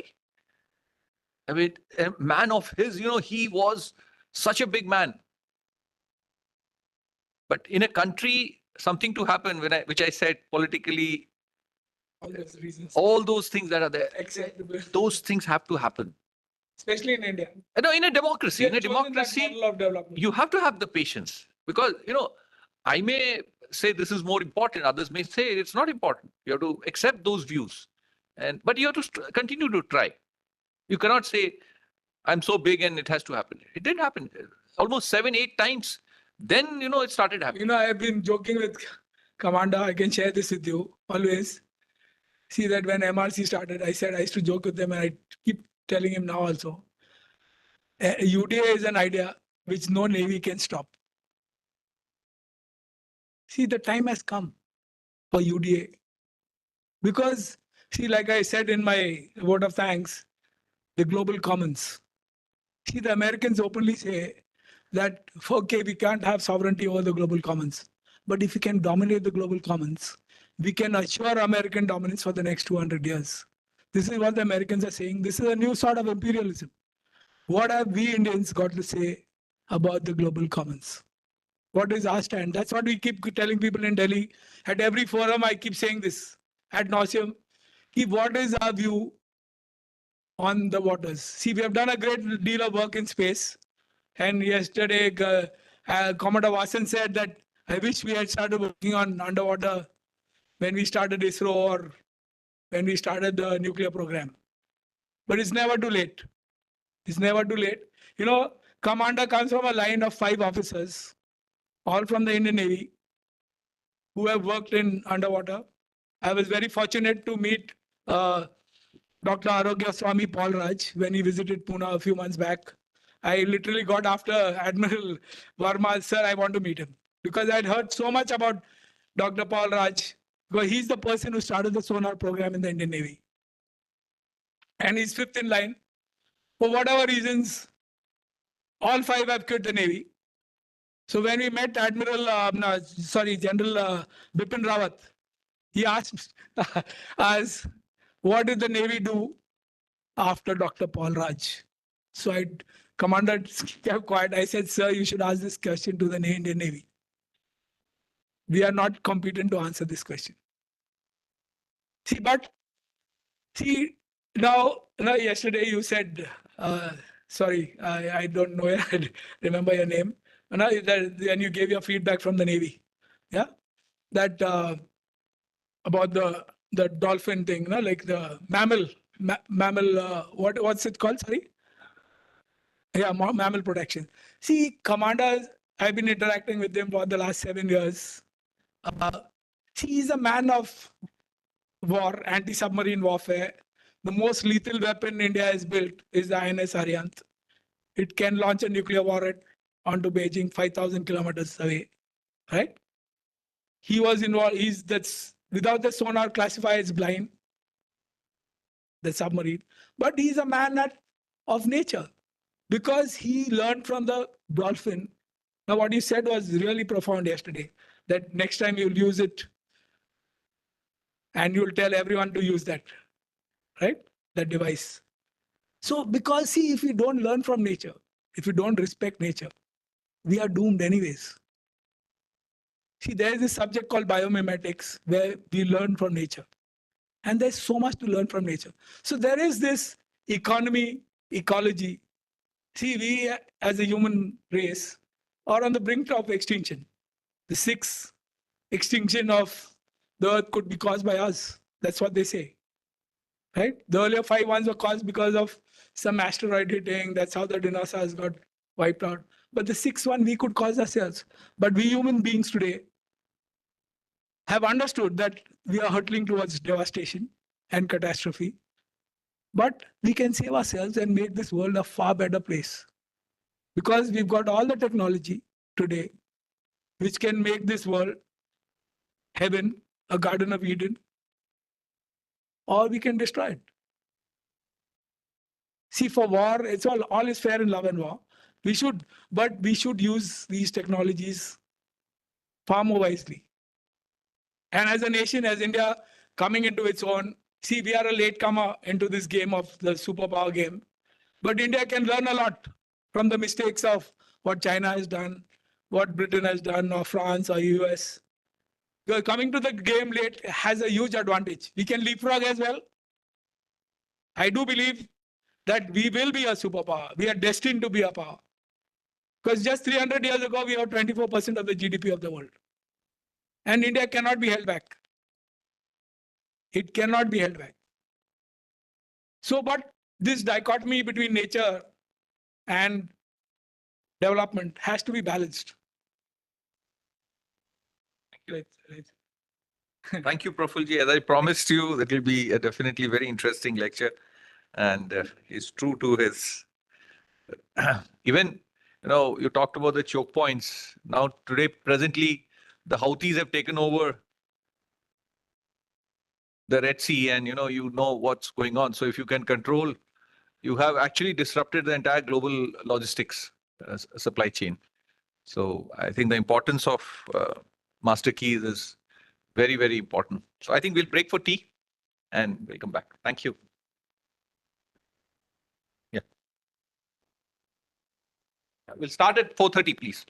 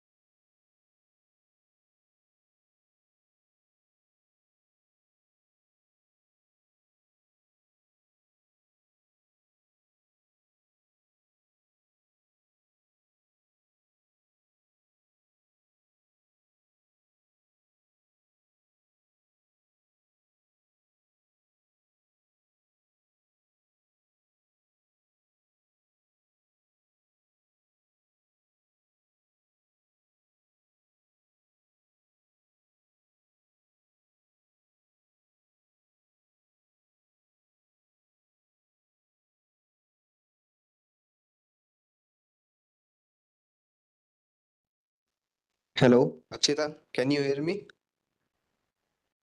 Can you hear me? Just speak a Hello? bit loud. Hello? Is it fine now?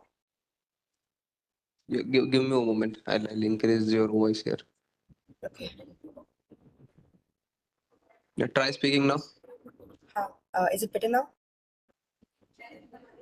Yeah, I feel like there's a kind of small disturbance in your voice. Disturbance in my voice, or there's some outside a background noise that you are experiencing? Speak again. Is there any background noise, or you feel like my voice is getting disturbed? No, killing. Speak again. Share my video. Catherine, can you speak a bit?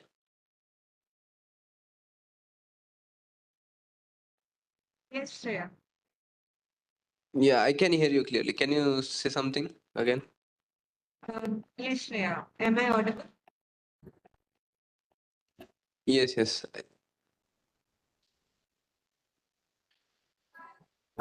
Is my voice better now? Yes, yes, it is. Can you Yes, hear yes, us that's fine. clearly, like without any Yeah, distortion? I can. Yeah, I can. Yeah, thank you.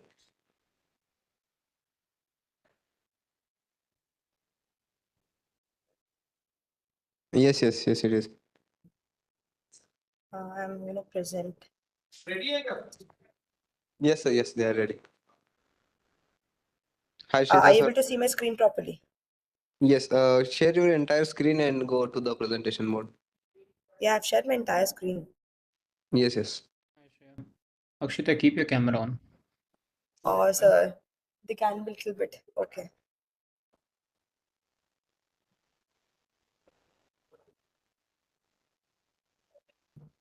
You able to see me?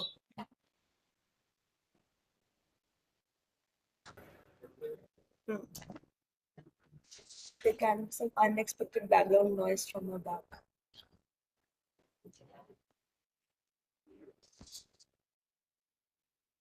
That's fine. Looks good. Okay. Are you able to see my screen? Yep. You can see the screen. Yeah, we can also see. And my voice is also perfect right now. Yeah. Should I speak a little louder? If you can, please. Yep. Yeah, a bit kind of. Can you do it? I mean, it's fine, but maybe due to your microphone or something, the voice is kind of disturbing. A bit. I mean, it's very small, minor, but if it's better, then it would be good. Maybe if that works perfectly. ऐसा बोलूं तो ठीक है? Yeah, I can hear well. Yeah, can you repeat something again? Like, is it fine if I speak like this? This Yeah, that's this fine. much loudness. Yeah, this is good. We can hear you Okay. clearly. Okay. Should I start a timer also? Okay, for 20 minutes. Like it has to be precise 20 minutes. No, it's fine, Akshita. I'll just nudge you if required. अच्छा, Don't cool. worry about it. हाँ, ठीक है. We'll have Okay, to sir. probably do it tomorrow. कल करना पड़ेगा. Some people want to leave. वैसे ही कम लोग हैं. Okay. कल post lunch. एक बार पूछो दोनों को. अक्षता है उसको पूछो. I'm okay. Yeah, Akshita and Rohit, stop sharing your screen. Okay. Yeah.